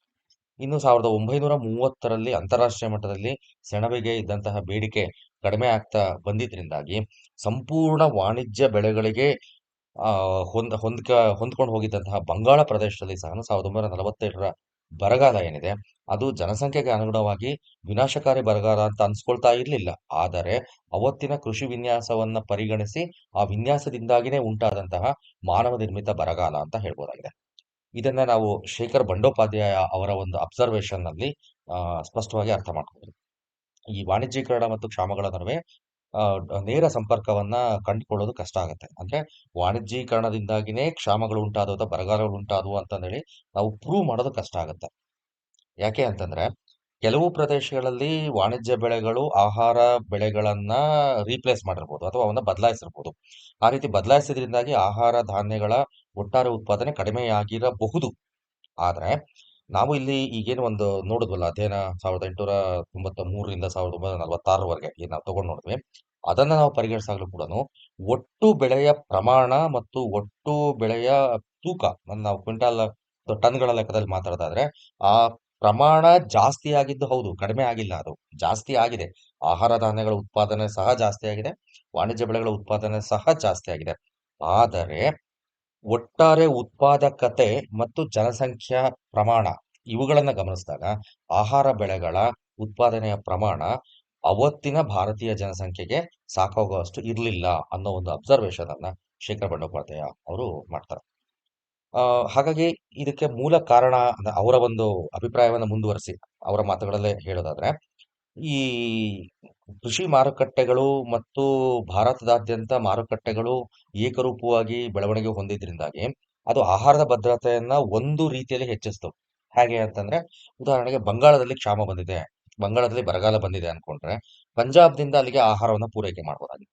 ಅಥವಾ ಮದ್ರಾಸ್ನಲ್ಲಿ ಬರಗಾಲ ಬಂದಿದೆ ಅಂದ್ರೆ ಬಂಗಾಳ ಮತ್ತು ಪಂಜಾಬ್ನಿಂದ ಅಲ್ಲಿಗೆ ಆಹಾರ ಧಾನ್ಯಗಳನ್ನು ಪೂರೈಕೆ ಮಾಡಬಹುದಾಯಿತು. ಅಂದ್ರೆ ಏಕೀಕೃತವಾದಂತಹ ಇಡೀ ಭಾರತದ ಏಕೀಕೃತವಾದಂತಹ ರಾಷ್ಟ್ರೀಯ ಮಾರುಕಟ್ಟೆ ಬರಗಾಲದ ತೀವ್ರತೆಯನ್ನ ಕಡಿಮೆ ಮಾಡ್ತು ಮತ್ತು ಬರಗಾಲದ ಹಾನಿಗಳನ್ನ ಕಡಿಮೆ ಮಾಡೋದಕ್ಕೆ ಅದು ಸಹಾಯ ಮಾಡ್ತು ಅನ್ನೋದನ್ನ ನಾವು ಗಮನಿಸಬಹುದು, ಇಲ್ಲ ಅಂತ ಹೇಳಲ್ಲ. 1943ರಿಂದ 47ರವರೆಗೆ ಏನು ಬಂಗಾಳದಲ್ಲಿ ನಿರಂತರವಾಗಿ ಆಹಾರ ಧಾನ್ಯಗಳ ಕೊರತೆ ಉಂಟಾಯ್ತು. ಆಹಾರ ಧಾನ್ಯಗಳ ಕೊರತೆ ಸತತವಾಗಿ ನಿರಂತರವಾಗಿ ಅಷ್ಟೆಲ್ಲ ಆದಾಗ್ಲೂ ಸಹನು ಯಾಕೆ ಬೇರೆ ಪ್ರದೇಶಗಳಿಂದ ಬಂಗಾಳಕ್ಕೆ ಧಾನ್ಯಗಳನ್ನ ಪೂರೈಸೋದಕ್ಕೆ ಸಾಧ್ಯ ಆಗ್ಲಿಲ್ಲ ಅನ್ನೋ ಪ್ರಶ್ನೆ ನಮಗೆ ಈಗಲೂ ಕೂಡ ಪ್ರಶ್ನೆ ಆಗಿ ಉಳಿಯುತ್ತೆ. ಅಂಡ್ ಪ್ರತಿ ಪ್ರದೇಶದಲ್ಲೂ ಕೂಡ ಅದರಲ್ಲೂ ಎಸ್ಪೆಷಲಿ ಈಗ ನಾವು ಬಂಗಾಳದ ಉದಾಹರಣೆ ತಗೊಳ್ಳೋದಾಗೆ ಬಂಗಾಳದಲ್ಲಿ ನಾವು 1890ರಿಂದ 1947ರವರೆಗೆ ಇದ್ದಂತಹ ಜನಸಂಖ್ಯೆಗೆ ಮತ್ತು ಅವ್ರಿಗೆ ದೊರೆತಾ ಇದ್ದಂತಹ ಆಹಾರ ಧಾನ್ಯಗಳ ಒಂದು ಪ್ರಮಾಣಕ್ಕೆ ಲೆಕ್ಕ ಹಾಕ್ತಾ ಬಂದಾಗ ತಲಾವಾರು ಅಕ್ಕಿಯ ಲಭ್ಯತೆ ಅದು ವರ್ಷದಿಂದ ವರ್ಷಕ್ಕೆ ಕಡಿಮೆ ಆಗ್ತಾನೆ ಇತ್ತು. ಅದರ ಅರ್ಥ ಜನಸಂಖ್ಯೆಗೆ ಅನುಗುಣವಾಗಿ ಆಹಾರ ಧಾನ್ಯಗಳ ಉತ್ಪಾದನೆಯಲ್ಲಿ ಹೆಚ್ಚಳ ಆಗಲಿಲ್ಲ. ಈ ರೀತಿ ಪ್ರತಿ ವ್ಯಕ್ತಿಗೂ ಆಹಾರದ ಕೊರತೆ ನಿಧಾನವಾಗಿ ಉಂಟಾಗಿ ಒಂದು ಸಣ್ಣ ಅಥವಾ ತೀವ್ರ ಬರಗಾಲ ಬಂದಾಗ ಅದು ಆಹಾರದ ಕ್ಷಾಮವಾಗಿ ಕಾಣಿಸ್ಕೊಳ್ಳೋದಕ್ಕೆ ಸಾಧ್ಯ ಆಯಿತು. ಇದು ಕೂಡ ಕೃಷಿ ವಾಣಿಜ್ಯೀಕರಣದ ಒಂದು ದುಷ್ಪರಿಣಾಮ. ಕೃಷಿ ವಾಣಿಜ್ಯೀಕರಣದಿಂದ ಆಹಾರ ಧಾನ್ಯಗಳ ಕೊರತೆ ಉಂಟಾಯಿತು ಮತ್ತೆ ಅದು ಬರಗಾಲಗಳ ರೂಪದಲ್ಲಿ ಕಾಣಿಸ್ಕೊಳ್ಳೋದಕ್ಕೆ ಪ್ರಾರಂಭ ಆಯಿತು. ಇನ್ನು ಮತ್ತೊಂದು ದುಷ್ಪರಿಣಾಮ, ಭಾರತೀಯರಲ್ಲಿ ಒಟ್ಟಾರೆಯಾಗಿ ವಿವಿಧ ವಲಯಗಳಲ್ಲಿ ಬಡತನ ಕಂಡುಬಂತು. ಭಾರತೀಯರ ಬಡತನಕ್ಕೆ ಕೃಷಿ ವಾಣಿಜ್ಯೀಕರಣ ಒಂದು ಕಾರಣ ಆಯಿತು. ಇದು ನಮಗೆ ಒಂದು ವಿಚಿತ್ರ ಅಂತ ಅನಿಸುತ್ತೆ. ಸಾಮಾನ್ಯವಾಗಿ ಕೃಷಿ ವಾಣಿಜ್ಯೀಕರಣ ಅಲ್ಲಿಯ ಜನರ ಶ್ರೀಮಂತಿಕೆಯನ್ನ ಹೆಚ್ಚು ಬಟ್ ಇಲ್ಲಿವರೆಗೂ ನಾವಾಗಲೇ ಈ ಪ್ರೋಸೆಸ್ ಅನ್ನ ತುಂಬಾ ಸಾರಿ ಚರ್ಚೆ ಮಾಡ್ತಾ ಬಂದಿದ್ದೀವಿ, ಮಾತಾಡ್ತಾ ಬಂದಿದ್ದೀವಿ. ಇಟ್ ಈಸ್ ಕ್ಲಿಯರ್, ಭಾರತದಲ್ಲಿನ ಕೃಷಿಯ ವಾಣಿಜ್ಯೀಕರಣದಿಂದ ಇಂಗ್ಲೆಂಡ್ ಮತ್ತು ಭಾರತದ ಕೆಲವು ವರ್ಗಗಳು ಶ್ರೀಮಂತರಾದ್ರೆ ಹೊರತು ಸಾಮಾನ್ಯ ಭಾರತೀಯರು ಬಡತನಕ್ಕೆ ತಳ್ಳಲ್ಪಟ್ರು. ಕಾರಣಗಳನ್ನ ನಾವಿಲ್ಲಿ ಸಮಪ್ ಮಾಡೋದಾದ್ರೆ ಒಂದ್ ಕಡೆ ಸೇರಿಸೋದಾದ್ರೆ ಜನಸಂಖ್ಯೆ ಪ್ರತಿ ವರ್ಷ ಜಾಸ್ತಿ ಆಗ್ತಾ ಇತ್ತು, ಕೃಷಿಯಲ್ಲಿ ಅದಕ್ಕೆ ತಕ್ಕಂತೆ ಉತ್ಪಾದನೆ ಜಾಸ್ತಿ ಆಗಲಿಲ್ಲ. ಯಾಕೆ ಅಂದ್ರೆ ಕೃಷಿಯಲ್ಲಿ ಹೊಸ ತಂತ್ರಜ್ಞಾನಗಳನ್ನ ಯುರೋಪಿನಲ್ಲಿ ಮತ್ತು ಅಮೆರಿಕದಲ್ಲಿ ಯಂತ್ ಯಾಂತ್ರೀಕರಣ ಅಂತ ನಾವೇನ್ ಕರಿತೀವಿ, ಅದು ಕೈಗಾರಿಕೆ ಯಾಂತ್ರೀಕರಣದ ಜೊತೆಗೆ ಕೃಷಿಯಲ್ಲಿ ಸಹ ಯಾಂತ್ರೀಕರಣ ಆಗ್ತಾ ಬಂತು. ಆದ್ರೆ ಭಾರತದಲ್ಲಿ ಕೈಗಾರಿಕೆಯೂ ಬೆಳೆದಿಲ್ಲ, ಕೃಷಿಯಲ್ಲಿ ಕೂಡ ಯಾಂತ್ರೀಕರಣ ಆಗಲಿಲ್ಲ. ಒಟ್ಟಾರೆ ಬಲವಂತವಾಗಿ ಇಲ್ಲಿ ಏನು ವಾಣಿಜ್ಯ ಬೆಳೆಗಳನ್ನ ಬೆಳೆಸ್ತಾ ಇತ್ತು ಅದನ್ನ ಬೇರೆ ದೇಶಕ್ಕೆ ರಫ್ತು ಮಾಡಿದ್ರಿಂದಾಗಿ ಇದು ಭಾರತದಲ್ಲಿ ಹಳೆಯ ತಂತ್ರಜ್ಞಾನಗಳು ಮತ್ತೆ ಪುರಾತನ ವ್ಯವಸ್ಥೆಗಳಿಂದಾಗಿ ಉತ್ಪಾದನೆಯ ಪ್ರಮಾಣ ಜಾಸ್ತಿ ಆಗಲಿಲ್ಲ. ಒಂದು, ಜನಸಂಖ್ಯೆ ಜಾಸ್ತಿ ಆಗ್ತಾ ಇತ್ತು. ಎರಡನೇದು, ಭಾರತದಲ್ಲಿ ಆಧುನಿಕ ತಂತ್ರಜ್ಞಾನ ಅಳವಡಿಸಿಕೊಳ್ಳದೆ ಇದ್ದಿದ್ರಿಂದಾಗಿ ಉತ್ಪಾದನೆಯ ಪ್ರಮಾಣ ಕಡಿಮೆ ಆಯಿತು. ಅದೆಲ್ಲದಕ್ಕಿಂತಲೂ ಇನ್ನೊಂದು ಪ್ರಮುಖ ಕಾರಣ, ಜನಸಂಖ್ಯೆ ಹೆಚ್ಚಾದಂತೆಲ್ಲ ಭೂಮಿಯ ಪ್ರಮಾಣ ಅಥವಾ ಜಮೀನಿನ ಪ್ರಮಾಣ ಅವರ ಮಕ್ಕಳಲ್ಲಿ ಹಂಚಿಕೆ ಆಗ್ತಾ ಇದ್ದಿದ್ರಿಂದಾಗಿ ಭೂಮಿಯ ಹಿಡುವಳಿಯ ಗಾತ್ರ ಅದು ಕಡಿಮೆ ಆಗ್ತಾ ಬಂತು. ಹೀಗಾಗಿ ಸಣ್ಣ ರೈತರಿಗೆ ವಾಣಿಜ್ಯೀಕರಣ ಶಾಪ ಆಗತ್ತೆ. ನಾವೀಗಾಗಲೇ ಫಸ್ಟ್ ಪಾಯಿಂಟ್ ಡಿಸ್ಕಸ್ ಮಾಡ್ಬೇಕಾದ್ರೆ ಮಾತಾಡಿದ್ವಿ, ಸೆಕೆಂಡ್ ಪಾಯಿಂಟ್ ಡಿಸ್ಕಸ್ ಮಾಡ್ಬೇಕಾದ್ರೆ ಮಾತಾಡಿದ್ವಿ. ವಾಣಿಜ್ಯೀಕರಣದ ಲಾಭ ದೊಡ್ಡ ರೈತರಿಗೆ ಆಗುತ್ತೆ ಹೊರತು ಸಣ್ಣ ರೈತರಿಗೆ ಆಗಲ್ಲ ಅಂತ. ಭೂಮಿಯ ಪ್ರಮಾಣ ದಿನದಿಂದ ದಿನಕ್ಕೆ, ಹಿಡುವಳಿಯ ಪ್ರಮಾಣ ದಿನದಿಂದ ದಿನಕ್ಕೆ, ವರ್ಷದಿಂದ ವರ್ಷಕ್ಕೆ ಕಡಿಮೆ ಆಗ್ತಾ ಹೋಗಿ ಭಾರತದಲ್ಲಿ ಸಣ್ಣ ರೈತರ ಸಂಖ್ಯೆ ಜಾಸ್ತಿ ಆಗ್ತಾ ಹೋಯಿತು. ಸಣ್ಣ ರೈತರು ವಾಣಿಜ್ಯೀಕರಣಕ್ಕೆ ಒಳಗಾಗಲೇಬೇಕಾದ ಒತ್ತಡದಿಂದ ಅವರಲ್ಲಿ ಬಡತನದ ಪ್ರಮಾಣ ಜಾಸ್ತಿ ಆಗ್ತಾ ಹೋಯಿತು. ಭಾರತದ ಹೆಚ್ಚು ಹೆಚ್ಚು ಜನಸಂಖ್ಯೆ ಬಡತನಕ್ಕೆ ತುತ್ತಾಗೋದಕ್ಕೆ ವಾಣಿಜ್ಯೀಕರಣ ಒಂದು ಕಾರಣ ಆಯಿತು. ಅದಾದ್ಮೇಲೆ ಭಾರತದಲ್ಲಿ ಒಂದಷ್ಟು ಬೆಳೆಗಳನ್ನ ನಿರ್ದಿಷ್ಟವಾಗಿ ಒಂದಷ್ಟು ಪ್ರದೇಶಕ್ಕೆ ಸೀಮಿತಗೊಳಿಸಲಾಯಿತು. ಅಂದ್ರೆ ಭಾರತದಲ್ಲಿ ನಾವು ಕೃಷಿ ಅಂತಂದಾಗ ಒಂದು ಕುಟುಂಬಕ್ಕೆ ಬೇಕಾದಂತಹ ಆಹಾರದ ಅವಶ್ಯಕತೆ ಮತ್ತು ಇತರೆ ಅವಶ್ಯಕತೆ ಎಲ್ಲವನ್ನೂ ಕೂಡ ಒಬ್ಬ ರೈತ ತನ್ನ ಜಮೀನಲ್ಲಿ ಬೆಳೀತಾ ಇದ್ದ. ಉದಾಹರಣೆಗೆ ಅವನ ಹತ್ರ ದನಕರುಗಳಿದಾವೆ ಅಂದ್ರೆ ಒಂದಷ್ಟು ಭಾಗದಲ್ಲಿ ಮೇವಿಗೆ ಪ್ರಾಮುಖ್ಯತೆ ಇರ್ತಕ್ಕಂಥ ಬೆಳೆಗಳು, ಇನ್ನೊಂದಷ್ಟು ಭಾಗದಲ್ಲಿ ಅವನಿಗೆ ತಕ್ಷಣಕ್ಕೆ ಬಳಸೋದಕ್ಕೆ ಬೇಕಾಗಿರೋ ಧಾನ್ಯಗಳು, ಮತ್ತಷ್ಟು ಭಾಗದಲ್ಲಿ ತರಕಾರಿಗಳು, ಎಣ್ಣೆಕಾಳುಗಳು, ಮತ್ತಷ್ಟು ಭಾಗದಲ್ಲಿ ಈ ತರ ಅವನು ತನ್ನ ಭೂಮಿಯನ್ನ ತನ್ನ ವೈಯಕ್ತಿಕ ಅವಶ್ಯಕತೆಗೆ ಅನುಗುಣವಾಗಿ ಬಳಸ್ಕೊಳ್ತಾ ಇದ್ದ ಮುಂಚೆ, ವಾಣಿಜ್ಯೀಕರಣಕ್ಕಿಂತ ಮುಂಚೆ. ಆದ್ರೆ ಇಲ್ಲಿ ವಾಣಿಜ್ಯೀಕರಣದ ಒಂದು ಪ್ರಭಾವ ಏನು ಅಂದ್ರೆ, ಯಾವ ಪ್ರದೇಶದಲ್ಲಿ ಯಾವ ಬೆಳೆ ತುಂಬಾ ಚೆನ್ನಾಗಿ ಬೆಳೆಯುತ್ತೆ ಅಂತ ಅನ್ಸುತ್ತೋ ಬ್ರಿಟಿಷರಿಗೆ, ಯಾವ ಬೆಳೆ ತುಂಬಾ ಚೆನ್ನಾಗಿ ಬೆಳೆಯುತ್ತೆ ಅನ್ಸುತ್ತೋ ಅವರು ಆ ಬೆಳೆಗೆ ಹೆಚ್ಚಿನ ಪ್ರಾಮುಖ್ಯತೆಯನ್ನು ಕೊಟ್ಟರು. ಎಕ್ಸಾಂಪಲ್, ಬಂಗಾಳದಲ್ಲಿ ಇಂಡಿಗೋ ಅಥವಾ ನೀಲಿ ಮತ್ತೆ ಸೆಣಬು ಬಂಗಾಳದಲ್ಲಿ, ಮಹಾರಾಷ್ಟ್ರ ಮತ್ತೆ ಗುಜರಾತ್ನಲ್ಲಿ ಹತ್ತಿ, ಬಿಹಾರದಲ್ಲಿ ಅಫೀಮು, ಅಸ್ಸಾಂನಲ್ಲಿ ಟೀ, ಪಂಜಾಬ್ನಲ್ಲಿ ಗೋಧಿ, ನಮ್ಮ ಕರ್ನಾಟಕದ ಪ್ರದೇಶಗಳಿಗೆ ಬಂದ್ರೆ ಕೊಡಗು ಅನ್ನೋ ಜಿಲ್ಲೆಯಲ್ಲಿ ಕಾಫಿ, ಚಿಕ್ಕಮಗಳೂರಿನಲ್ಲಿ ಕಾಫಿ. ಹಿಂಗೆ ನಾವು ಬರೀ ಪ್ರಾದೇಶಿಕ ಅನ್ಕೊಳ್ಳೆ ಬರೀ ಪ್ರಾಂತ್ಯ ಮಟ್ಟದಲ್ಲಿ ಅಂತ ನಾವು ಗಮನಿಸುವ ಅವಶ್ಯಕತೆ ಏನಿಲ್ಲ. ಪ್ರತಿ ಜಿಲ್ಲೆ ಮತ್ತೆ ಪ್ರತಿಯೊಂದು ವಿಭಾಗಗಳ ಮಟ್ಟದಲ್ಲಿ ಸಹ ಆ ವಿಭಾಗ, ಅಲ್ಲಿರ್ತಕ್ಕಂಥ ಮಣ್ಣು, ಅಲ್ಲಿರೋ ಹವಾಮಾನ ಸ್ಥಿತಿ ಯಾವ ರೀತಿ ಇರುತ್ತೆ ಅನ್ನೋದರ ಆಧಾರದ ಮೇಲೆ ಸ್ಪೆಸಿಫಿಕ್ ಆಗಿ ಅಂದ್ರೆ ನಿರ್ದಿಷ್ಟವಾಗಿ ಕೆಲವು ಬೆಳೆಗಳನ್ನ ವಾಣಿಜ್ಯದ ದೃಷ್ಟಿಯಿಂದಲೇ ಬೆಳೆಸೋದು ಸ್ಟಾರ್ಟ್ ಮಾಡಿದ್ರು. ಹೀಗಾಗಿ ಆ ಪ್ರದೇಶಗಳಲ್ಲಿ ಆ ಬೆಳೆಗೆ ಪ್ರಾಮುಖ್ಯತೆ ಬಂತು. ಯಾಕೆಂದ್ರೆ ಆ ಬೆಳೆ ಬೆಳೆಯೋದ್ರಿಂದ ಮಾತ್ರ ಅವ್ರಿಗೆ ಲಾಭ ಸಿಗ್ತಾ ಇತ್ತು. ಬೇರೆ ಬೆಳೆಗಳಿಗೆ ಬೇಡಿಕೆ ಕೂಡ ಇರ್ತಾ ಇರಲಿಲ್ಲ. ಇದರಿಂದಾಗಿ ಬೆಳೆಗಳು ಆಯಾ ಪ್ರದೇಶಕ್ಕೆ ಸೀಮಿತ ಆದವು ಮತ್ತು ಆ ಪ್ರದೇಶದ ರೈತರು ಆ ಒಂದು ಬೆಳೆಗೆ ಹೊಂದಿಕೊಂಡು ಹೋಗ್ಲೇಬೇಕಾದಂತ ಸನ್ನಿವೇಶ ನಿರ್ಮಾಣ ಆಯಿತು. ಇದು ಆ ನಾವೇನು ಒಂದೇ ಪ್ರದೇಶದ ವಾ ವೈವಿಧ್ಯತೆ ಮಯ ಬೆಳೆಗಳು ಅಂತ ಏನ್ ಕರಿತಾ ಇದ್ವಿ, ಅವುಗಳನ್ನ ನಾಶ ಮಾಡ್ತಾ ಬಂತು. ಅಂದ್ರೆ ಒಂದೇ ಭೂಮಿಯಲ್ಲಿ ಬೇರೆ ಬೇರೆ ರೀತಿಯ ಬೆಳೆಗಳನ್ನ ಹಾಕಿ ಭಾರತೀಯ ರೈತರ ಜೀವನೋಪಾಯ ಏನ್ ನಡೀತಾ ಇತ್ತಲ್ವಾ, ಅದು ಇಲ್ಲಿ ಸಮಸ್ಯೆಗೆ ಸಿಗಾಕೊಂತು. ಇದು ಅವ್ರ ಮೇಲೆ ದುಷ್ಪರಿಣಾಮವನ್ನು ಬೀರಿತು.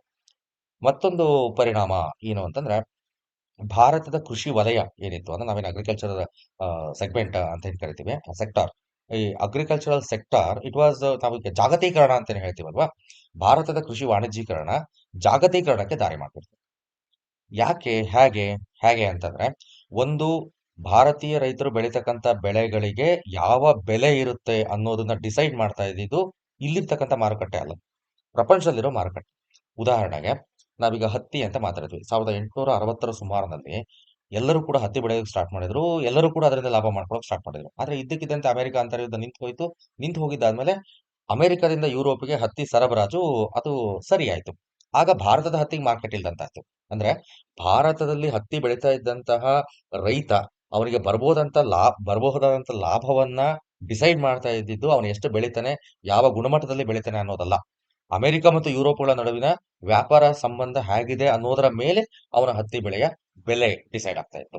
ಇದನ್ನೇ ನಾವು ಆರಂಭದ ಜಾಗತೀಕರಣ ಅಂತ ಕರಿತೀವಿ. 1991ರಲ್ಲಿ ನಾವು LPG ಅಂತ ಕರೆದ್ವಿ. ಅದರ ಮೂಲ ಸ್ವರೂಪಗಳು ಅಥವಾ ಮುಕ್ತ ಮಾರುಕಟ್ಟೆಯ ದುಷ್ಪರಿಣಾಮವನ್ನ ನಾವಿಲ್ಲಿ ಕಾಣಬಹುದು. ಭಾರತದ ಅಂದ್ರೆ ಇಡೀ ಪ್ರಪಂಚದ ಮಾರುಕಟ್ಟೆಯಲ್ಲಿ ಯಾವ ಸರಕಿಗೆ ಬೆಲೆ ಜಾಸ್ತಿ ಆಗುತ್ತೆ, ಯಾವ ಸರಕಿಗೆ ಬೆಲೆ ಕಡಿಮೆ ಆಗುತ್ತೆ ಅನ್ನೋದು ಭಾರತದ ರೈತರ ಮೇಲೆ ಪರಿಣಾಮ ಬೀರೋದಕ್ಕೆ ಸ್ಟಾರ್ಟ್ ಆಯ್ತು. ಅದರಲ್ಲಿ ಅಷ್ಟೊತ್ತಿಗಾಗ್ಲೇ ಏನಾಗಿತ್ತು, ವಾಣಿಜ್ಯೀಕರಣಕ್ಕೆ ತುತ್ತಾದಂತಹ ರೈತ ಅವನಿಗೆ ಬೇಕಾಗಿರೋದಕ್ಕಿಂತ ಇಂಪಾರ್ಟೆಂಟ್ ಆಗಿ ಮಾರ್ಕೆಟ್‌ಗೆ ಏನ್ ಬೇಕೋ ಅದನ್ನ ಬೆಳೀತಾ ಇದ್ದ. ಈಗ ಮಾರ್ಕೆಟಿಗೆ ಬೇಕಾಗಿರೋದನ್ನ ಬೆಳೆದಾಗ, ಆ ಬೆಳೆ ಮಾರ್ಕೆಟ್‌ಗೆ ಅವ್ನು ತಗೊಂಡು ಹೋದಾಗ ಅಥವಾ ಮಾರುಕಟ್ಟೆಗೆ ಅವ್ನು ತಗೊಂಡು ಹೋದಾಗ, ಅವನು ನಿರೀಕ್ಷೆ ಮಾಡಿರೋದಕ್ಕಿಂತಲೂ ಕಡಿಮೆ ಬೆಲೆ ಇತ್ತು ಅಂದಾಗ, ಅವನು ಸಹಜವಾಗಿಯೇ ಅದರಿಂದ ನಷ್ಟವನ್ನ ಅನುಭವಿಸಬೇಕಾಯ್ತು. ಒಂದು ವೇಳೆ ಅದರಿಂದ ಅವನಿಗೆ ವಿಪರೀತ ಲಾಭ ಬರುತ್ತೆ ಅನ್ನೋ ಸನ್ನಿವೇಶ ಇದ್ರೂ ಕೂಡನು, ಅಂತಹ ಲಾಭವನ್ನ ಮಧ್ಯವರ್ತಿಗಳು ಮತ್ತೆ ವ್ಯಾಪಾರಿಗಳು ತಗೊಳ್ತಿದ್ರೆ ಹೊರತು, ಅದನ್ನ ರೈತರಿಗೆ ಕೊಡೋದಕ್ಕೆ ಅವಕಾಶ ಆಗ್ತಿರ್ಲಿಲ್ಲ. ಈಗಲೂ ಕೂಡ ನಾವು ಈರುಳ್ಳಿ, ಟೊಮೆಟೊ ಇವತ್ತಿನ ಕಾಲದಲ್ಲಿ 21ನೇ ಶತಮಾನದಲ್ಲಿ ಈರುಳ್ಳಿ, ಟೊಮೆಟೊ ಇಂಥ ಸಾಕಷ್ಟು ಬೆಳೆಗಳ ವಿಷಯದಲ್ಲಿ ಇದೇ ಸನ್ನಿವೇಶ ಇರೋದನ್ನ ನಾವು ಕಾಣ್ಬೋದು. ನಿಜವಾಗ್ಲೂ ಬೆಳೆದಂತಹ ರೈತನಿಗೆ ಅದರ ಲಾಭ ಸಿಗದೇ ಇರೋದು ಮತ್ತು ಮಧ್ಯವರ್ತಿಗಳು ಸಂಪೂರ್ಣ ಲಾಭ ಮಾಡ್ಕೊಳ್ಳೋ ಸನ್ನಿವೇಶ 19ನೇ ಶತಮಾನದಿಂದ ಇವತ್ತಿನವರೆಗೂ ಇರೋದು ನಾವು ನೋಡ್ತೇವೆ. ಹೀಗಾಗಿ ಭಾರತೀಯ ರೈತನ ಜೀವನ ವಾಣಿಜ್ಯೀಕರಣದಿಂದಾಗಿ ಅಂತಾರಾಷ್ಟ್ರೀಯ ಮಾರುಕಟ್ಟೆ ಏರಿಳಿತಗಳಿಗೆ ಅದು ತುತ್ತಾಗಬೇಕಾಯ್ತು. ಹೀಗಾಗಿ ರೈತನ ಜೀವನ ಅಂದ್ರೆ ಅದು ಒಂದು ಅನಿಶ್ಚಿತ ಜೀವನ ಅನ್ನೋ ಒಂದು ಭಯವನ್ನ ಹುಟ್ಟಾಕ್ತು.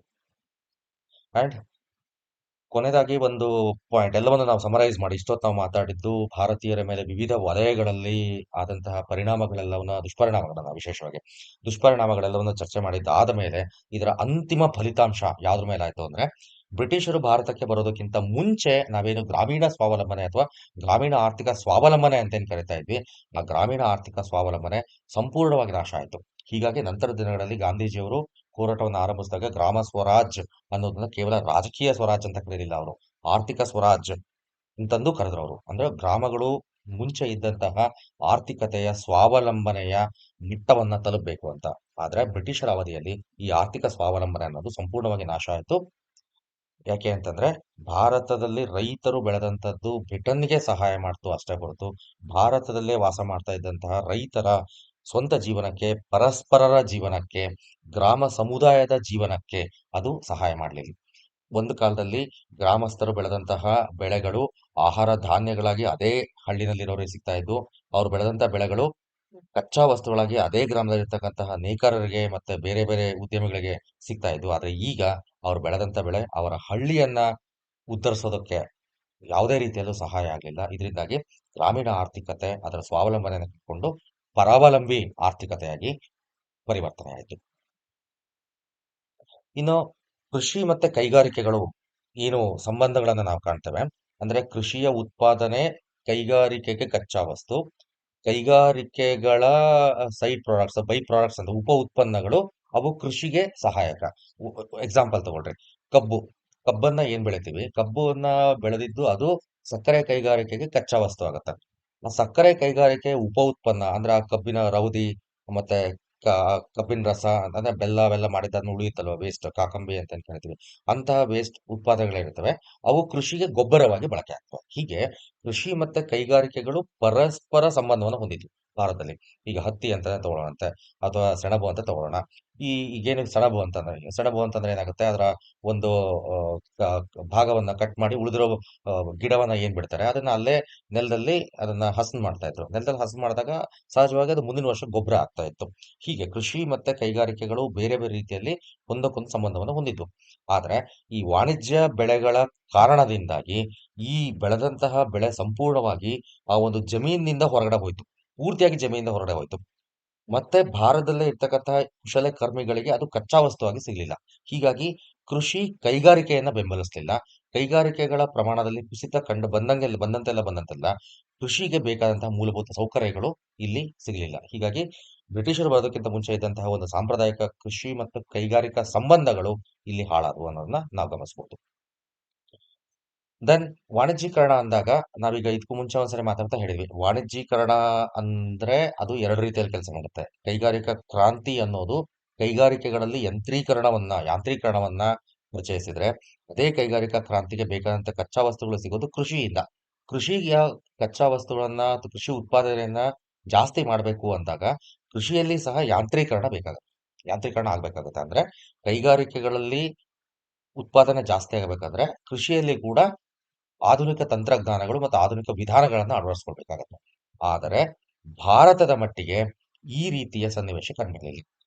ಭಾರತದಲ್ಲಿ ಕೃಷಿಯ ವಾಣಿಜ್ಯೀಕರಣ ಆಯಿತು, ಆದ್ರೆ ಕೃಷಿಯ ಉತ್ಪಾದನೆಯನ್ನು ಹೆಚ್ಚು ಮಾಡ್ತಕ್ಕಂತಹ ಯಾವುದೇ ಯಾಂತ್ರೀಕರಣ ಅಥವಾ ಯಾವುದೇ ಆಧುನಿಕ ತಂತ್ರಜ್ಞಾನಗಳು ಇಲ್ಲಿ ಪರಿಚಯ ಆಗಲಿಲ್ಲ. ಇದರಿಂದಾಗಿ ಏನಾಯ್ತು, ಕೃಷಿ ಅದು ದಿನದಿಂದ ದಿನಕ್ಕೆ ಅದರ ಉತ್ಪಾದಕತೆ ಪ್ರಮಾಣ ಅಂದ್ರೆ ಅದರ ಒಂದು ಯುಟಿಲಿಟಿ ವ್ಯಾಲ್ಯೂ ಅದರ ಒಂದು ಎಫಿಷಿಯನ್ಸಿ, ಕೃಷಿಯ ಒಂದು ಉತ್ಪಾದಕತೆ ಪ್ರಮಾಣ ಕಡಿಮೆ ಆಗ್ತಾ ಬಂತು. ಇದರ ಲಾಭವನ್ನ ಬ್ರಿಟನ್ನಲ್ಲಿರ್ತಕ್ಕಂಥ ಕೈಗಾರಿಕೆಗಳು ನೇರವಾಗಿ ಪಡ್ಕೊಂಡವು. ಯಾಕೆಂದ್ರೆ ಬ್ರಿಟನ್ನಲ್ಲಿರೋ ಕೈಗಾರಿಕೆ ಕೃಷಿಯನ್ನ ಅಭಿವೃದ್ಧಿ ಮಾಡದೇ ಇದ್ರೂ ಸಹ ಕೈಗಾರಿಕೆಗಳಿಗೆ ಕಚ್ಚಾ ವಸ್ತು ಸಿಗ್ತಾ ಇತ್ತು. ಅದೇ ರೀತಿ ಯುರೋಪಿನ ಕೆಲವು ದೇಶಗಳು ಸಹ ಭಾರತದ ಕೃಷಿಯ ಲಾಭವನ್ನ ಪಡೆದವು. ಅಲ್ಲಿಯ ಕೃಷಿಯನ್ನ ಆಧುನೀಕರಣಗೊಳಿಸದೆ ಅಂದ್ರೆ ಅದಕ್ಕೆ ಅವರು ಖರ್ಚು ಮಾಡದೆ ಅದರ ಲಾಭವನ್ನ ಕೈಗಾರಿಕೆಗಳಲ್ಲಿ ಕಂಡುಕೊಂಡ್ರು.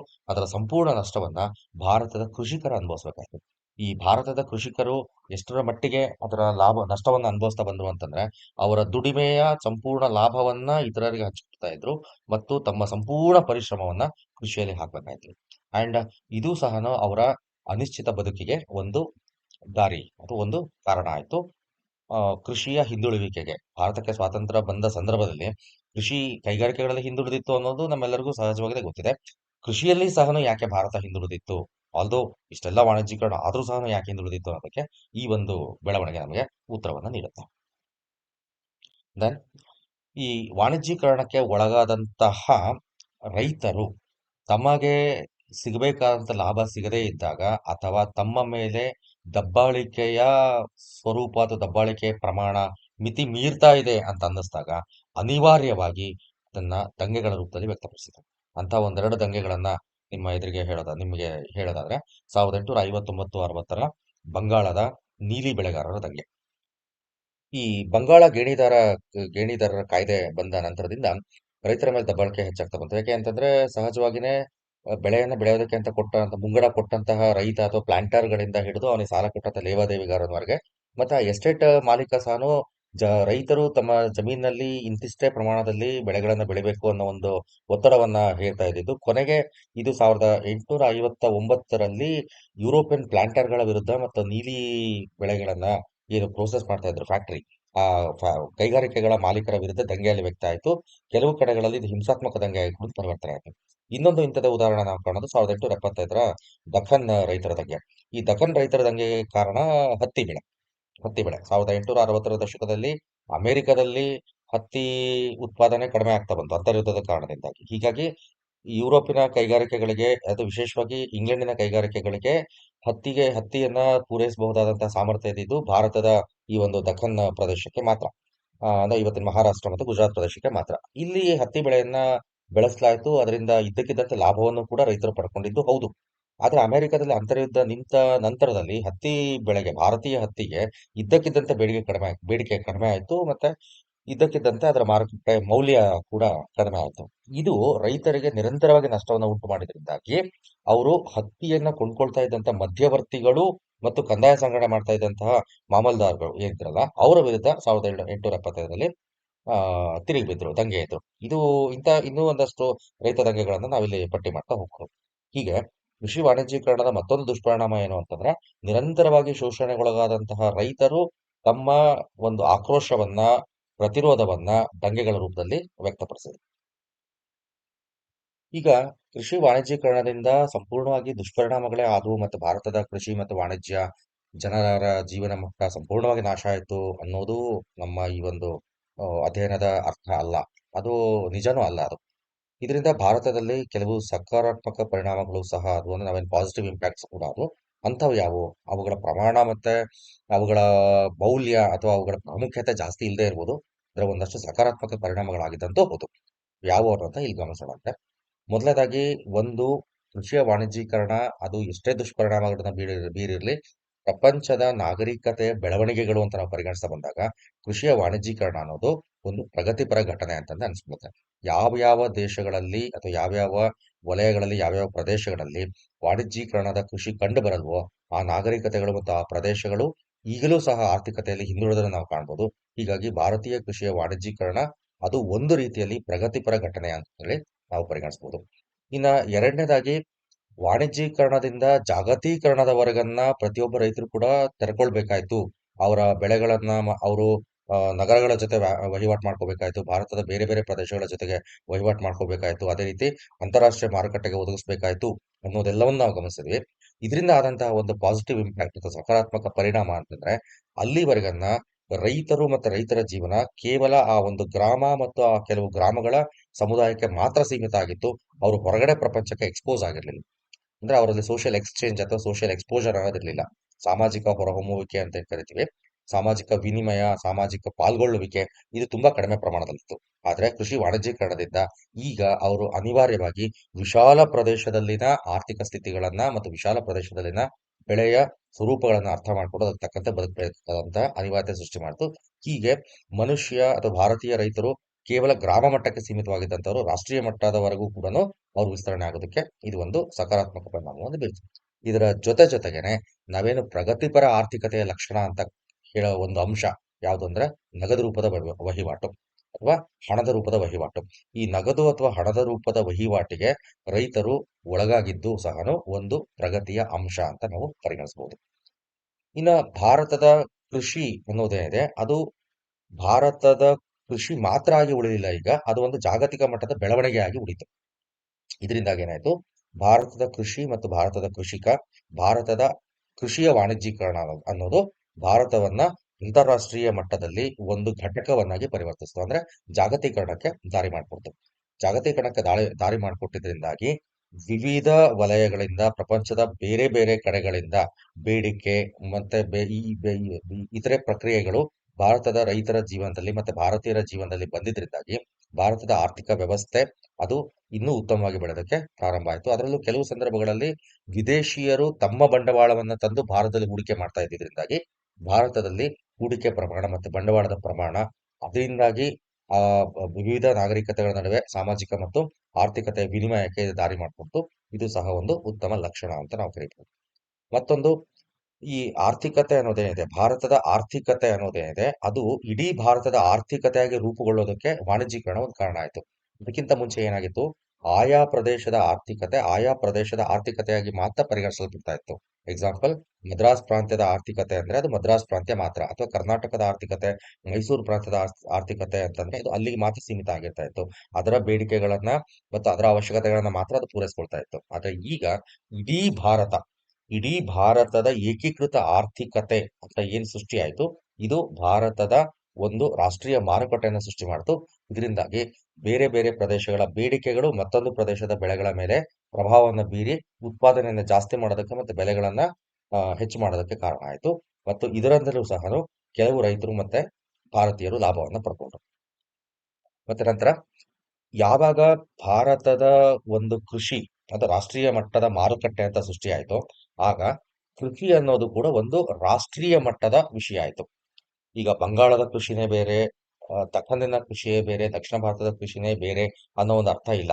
ಇಲ್ಲಿಂದ ಮುಂದೆ ನಾವು ಗಮನಿಸೋದು, ಅದು ಎಸ್ಪೆಷಲಿ 1910 ನಂತರದಲ್ಲಿ ನಾವು ಗಮನಿಸೋದೇನೆಂದ್ರೆ, ಕೃಷಿ ಅಥವಾ ಕೃಷಿಯ ಒಂದು ಬೆಳವಣಿಗೆ, ಕೃಷಿಯ ಸಮಸ್ಯೆಗಳು ಅನ್ನೋದು ರಾಷ್ಟ್ರೀಯ ಮಟ್ಟದ ಸ್ವರೂಪವನ್ನು ಪಡ್ಕೊಳ್ಳೋಕೆ ಸ್ಟಾರ್ಟ್ ಮಾಡಿದ್ವು. ಎಕ್ಸಾಂಪಲ್, 1859-60ರಲ್ಲಿ ನೀಲಿ ಬೆಳೆಗಾರರ ದಂಗೆ ಅನ್ನೋದು ಕೇವಲ ಬಂಗಾಳ ಪ್ರದೇಶಕ್ಕೆ ಸೀಮಿತವಾದಂತಹ ಒಂದು ಸಮಸ್ಯೆ ಆಗಿತ್ತು. ಆದ್ರೆ ಅದೇ ಸಮಸ್ಯೆ 1916-17ರಲ್ಲಿ ಚಂಪಾರಣ್ ಸತ್ಯಾಗ್ರಹ ಅಂತ ನಾವು ಏನು ಗಮನಿಸ್ತೀವಿ, ಅಷ್ಟೊತ್ತಿಗಾಗಲೇ ಅದು ರಾಷ್ಟ್ರೀಯ ಮಟ್ಟದ ಒಂದು ಸ್ವರೂಪವನ್ನು ಪಡ್ಕೊಂಡಿತ್ತು. ಹೀಗೆ ಕೃಷಿಯ ಸಮಸ್ಯೆಗಳಿಗೆ ರಾಷ್ಟ್ರೀಯ ಮಟ್ಟದ ನಾಯಕರು ಮತ್ತು ರಾಷ್ಟ್ರೀಯ ಮಟ್ಟದ ಪ್ರಯತ್ನಗಳು ಅವನ್ನ ಸರಿಪಡಿಸೋದಕ್ಕೆ ಮುಂದಾಗಿದ್ದು ನಾವು ಕಾಣ್ತೇವೆ.